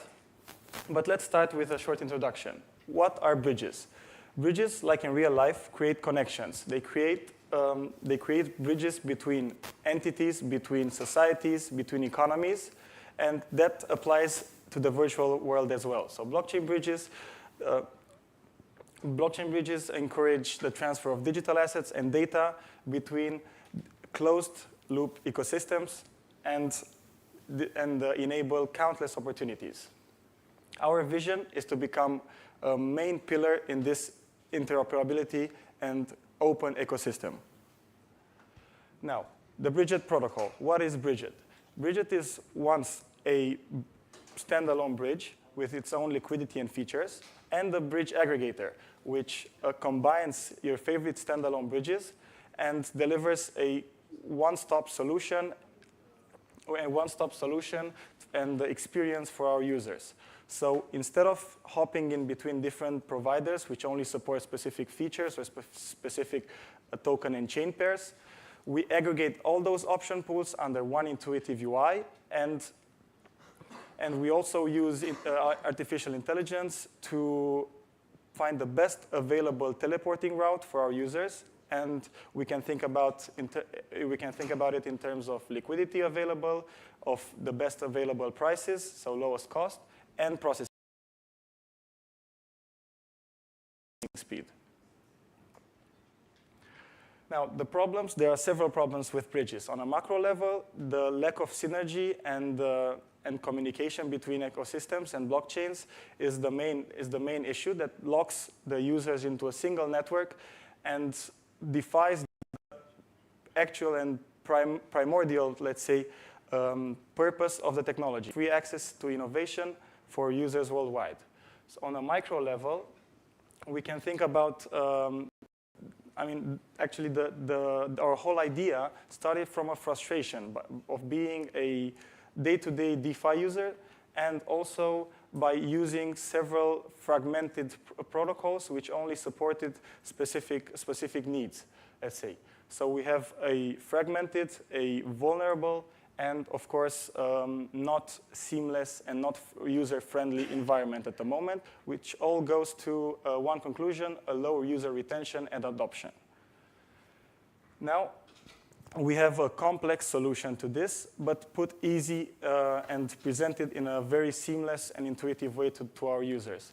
So our Bridget protocol is built through our Bridget dApp, which is the actual interface, our cross-chain aggregation protocol, which is the technology behind Bridget, our AI-powered optimized teleports, the self-listing tool, and the plug-and-play widget, which are both channeled to a B2B approach. So we will talk about this further, but we also empower projects to actually list their tokens on our platform and enable their users to become cross-chain and actually benefit from an open and multi-chain ecosystem. NFT bridging, which is also a huge trend at the moment, monitoring bots for both users and platforms and projects, and our bridge token, which, by the way, is a utility token. Okay, so we talked about fragmentation. As we can see here, a list of stickers and the fragmented of tick boxes. If we aggregate all those tick boxes into one column, we can see a beautiful result, which is Bridget. Now, in terms of differentiators, I can talk about technical features and functionalities until midnight.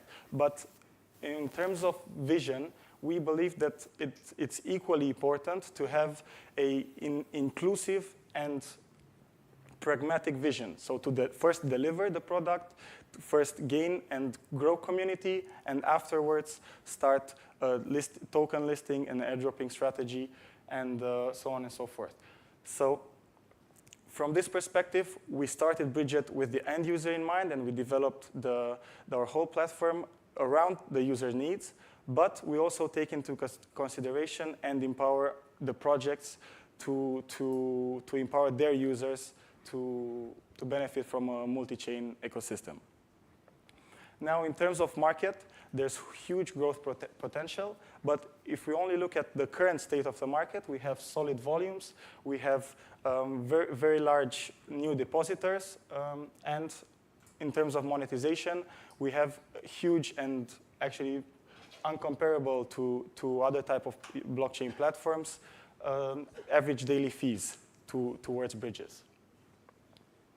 Now, in terms of monetization, Bridget has been built to have monetization, multiple revenue streams. First, it will be the direct fees from users. That's comparable to DEXs or any other trading platform. Volume fees for aggregated bridges, where we bring volume to individual bridges, and of course ask for a reward from those bridges. Growth revenue from bridge token, which is quite straightforward, and the preferred fees from listed projects, which encourages us and them, of course, to enable a multi-chain transaction for their users. A quick intro of our team. Myself, I'm a economics graduate and artificial intelligence graduate in both London and the US. I have a background in finance and marketing. Our CTO, Chris, is a crypto native and developer for more than 10 years. He's a specialist in over 8 programming languages. Alex and Anna are our marketing wizards. Kalin is a staking node and token specialist. And in terms of Răzvan, I don't think he needs any further introduction. We are Bridget. Thank you for our time, and see you on the other chain.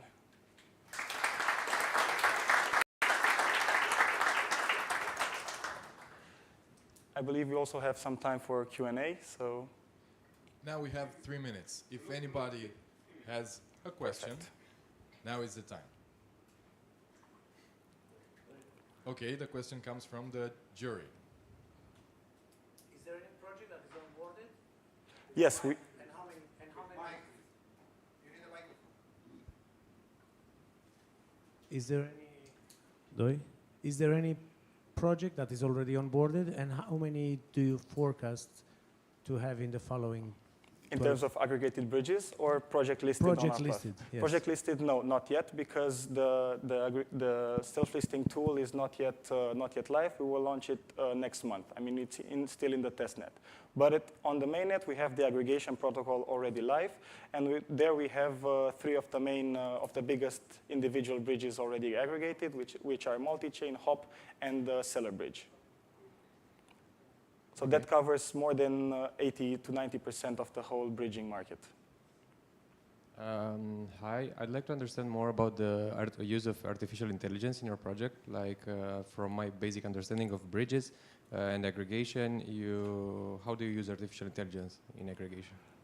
It's not used in aggregation. It's used in finding the optimal teleporting route across. So we search in each bridge live the cheapest transaction cost in terms of gas fees and also fees from the bridge.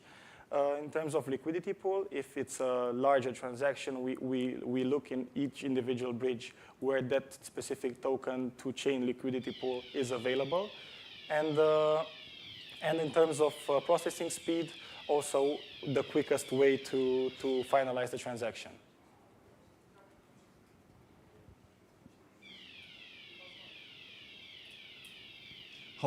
How easy would it be for a competitor to copycat what you guys are doing? So the main point here is not necessarily the technology, but the user and the user focus and branding. Because as we know, there are several open source projects, like huge projects, and we can directly compare this protocol to a DEX, for instance, for decentralized exchange, where we have, let's say, Uniswap and 1inch, which are the 2 similar projects to our bridging protocol and aggregation protocol under just one interface. And in terms of copying it, we want to grow as fast and as efficient and as organic as possible, and also open source our technology, so we can also contribute to mass adoption as well. So in terms of proprietary technology, we will not open source it until we reach a point that it's not worth for any competitor to copy it anymore. And if they do, that's still a plus for us, because we will gain in terms of notoriety. That's a good sign. It's like, yeah, you're the one. Okay, so if anybody has any more questions, now it's the time. Please.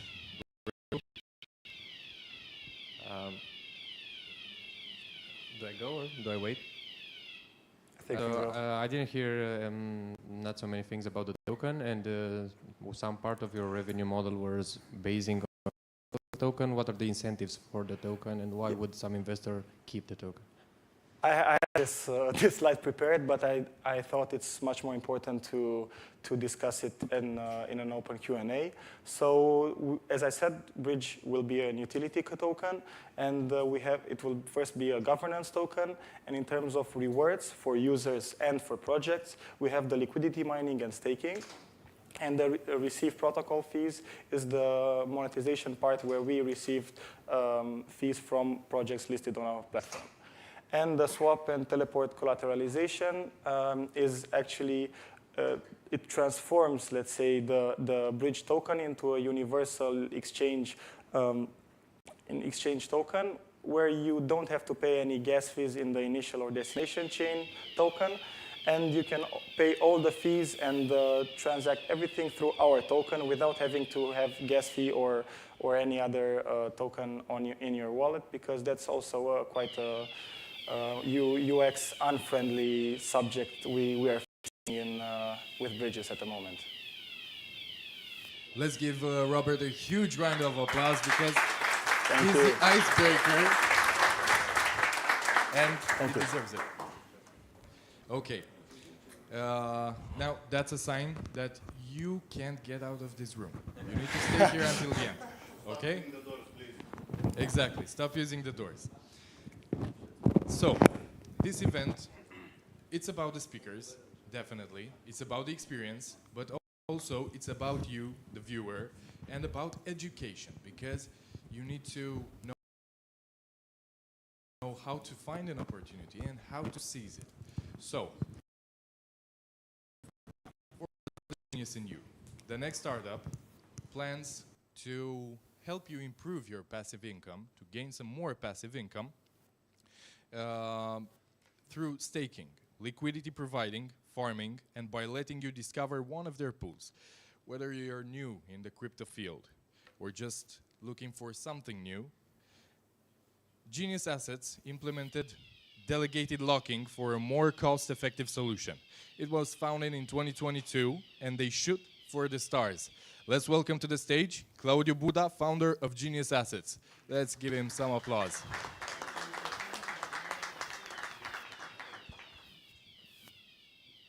The clicker?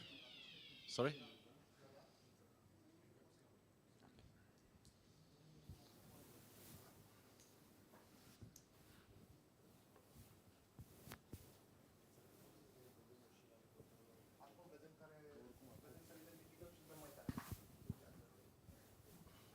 Hello, everyone. So I'm pretty happy to be here. My name is Buda Claudio, and I'm the founder of Genius Assets. And a short introduction about myself and about the project.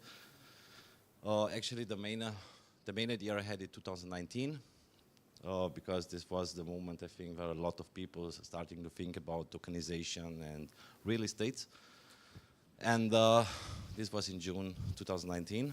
And actually, the kickoff, the start to do something was 2020. And in the beginning, I don't have crypto experience before. I know only normal stuff about it. So, and I start to build a platform actually for tokenized real estate.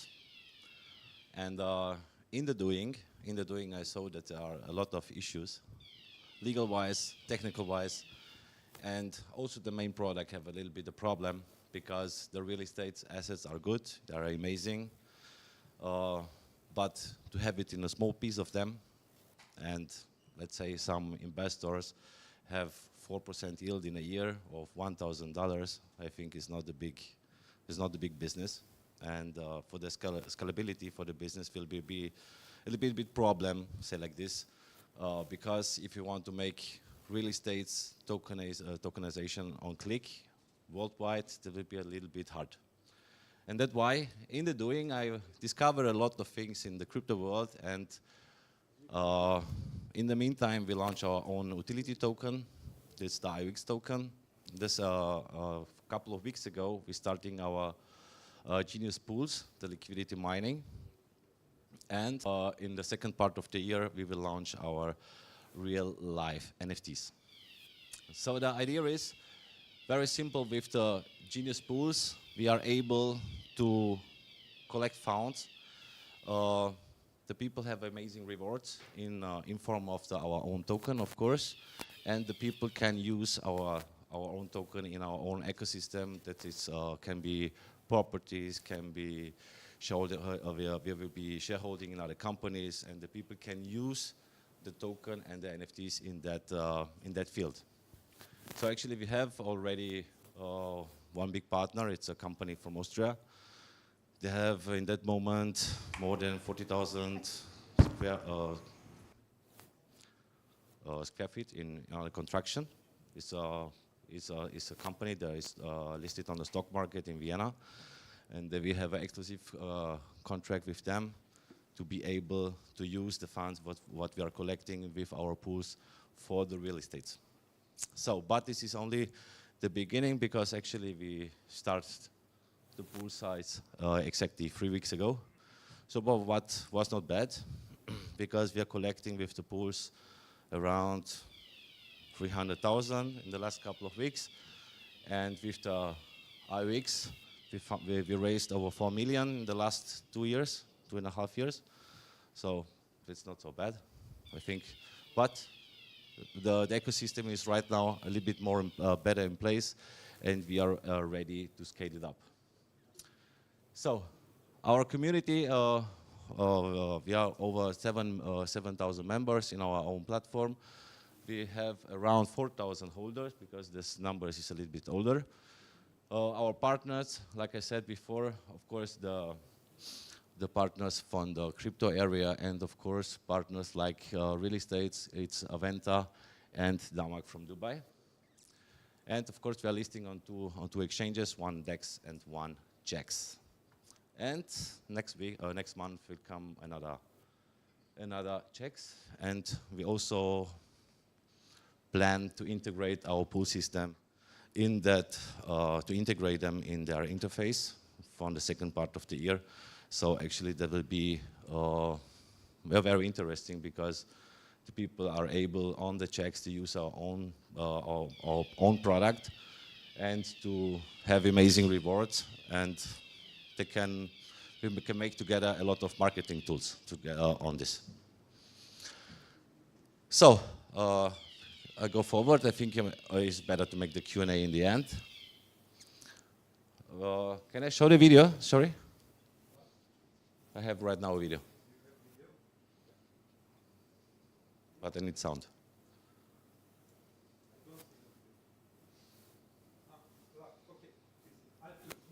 Yeah.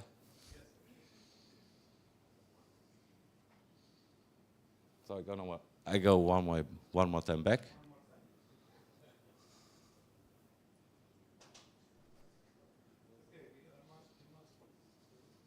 Let's see.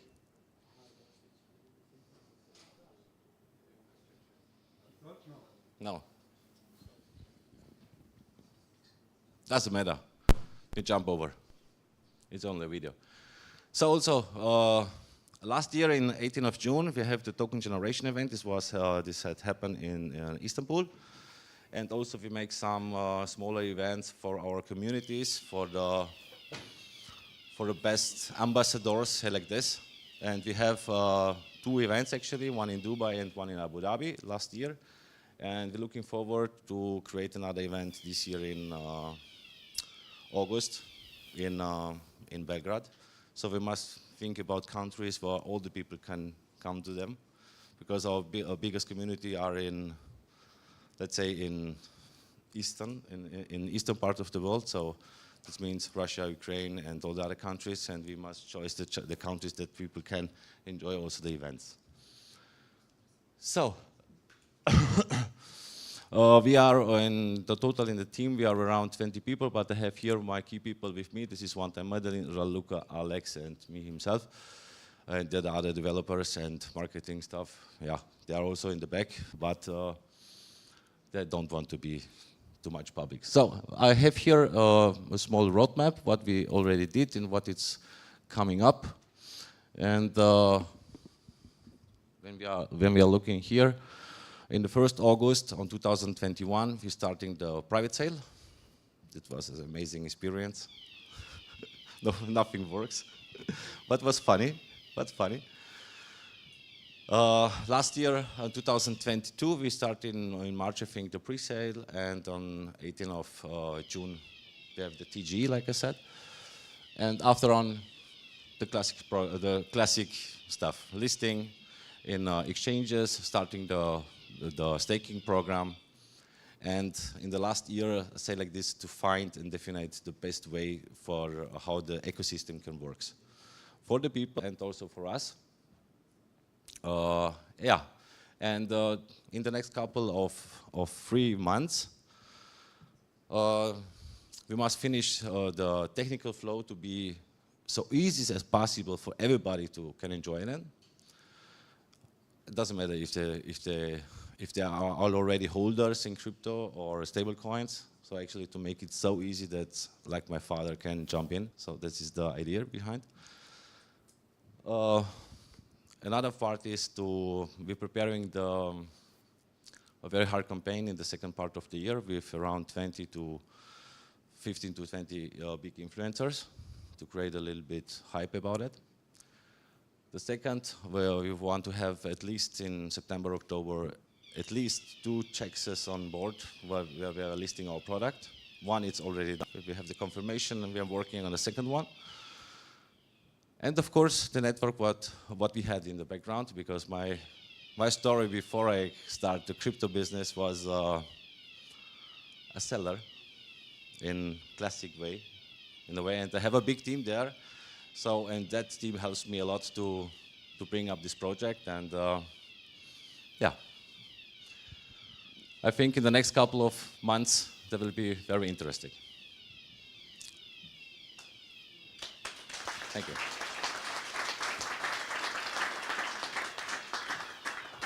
That's okay. And for the jury, don't forget to rate them in the app that you have. Real time. Yes, real time. Now, if you have any questions.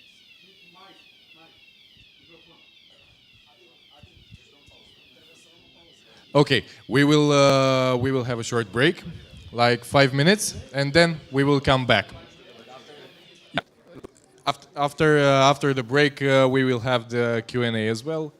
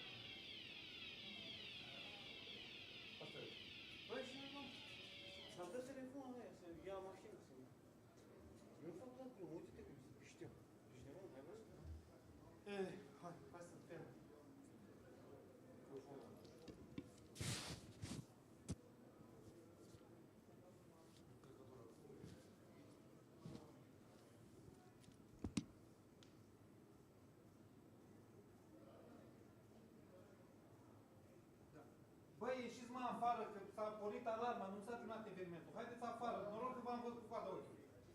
Deci a pornit o alarmă de nebun și trebuie să iasă toată lumea afară, voi rămâneați înăuntru. s-a terminat evenimentul.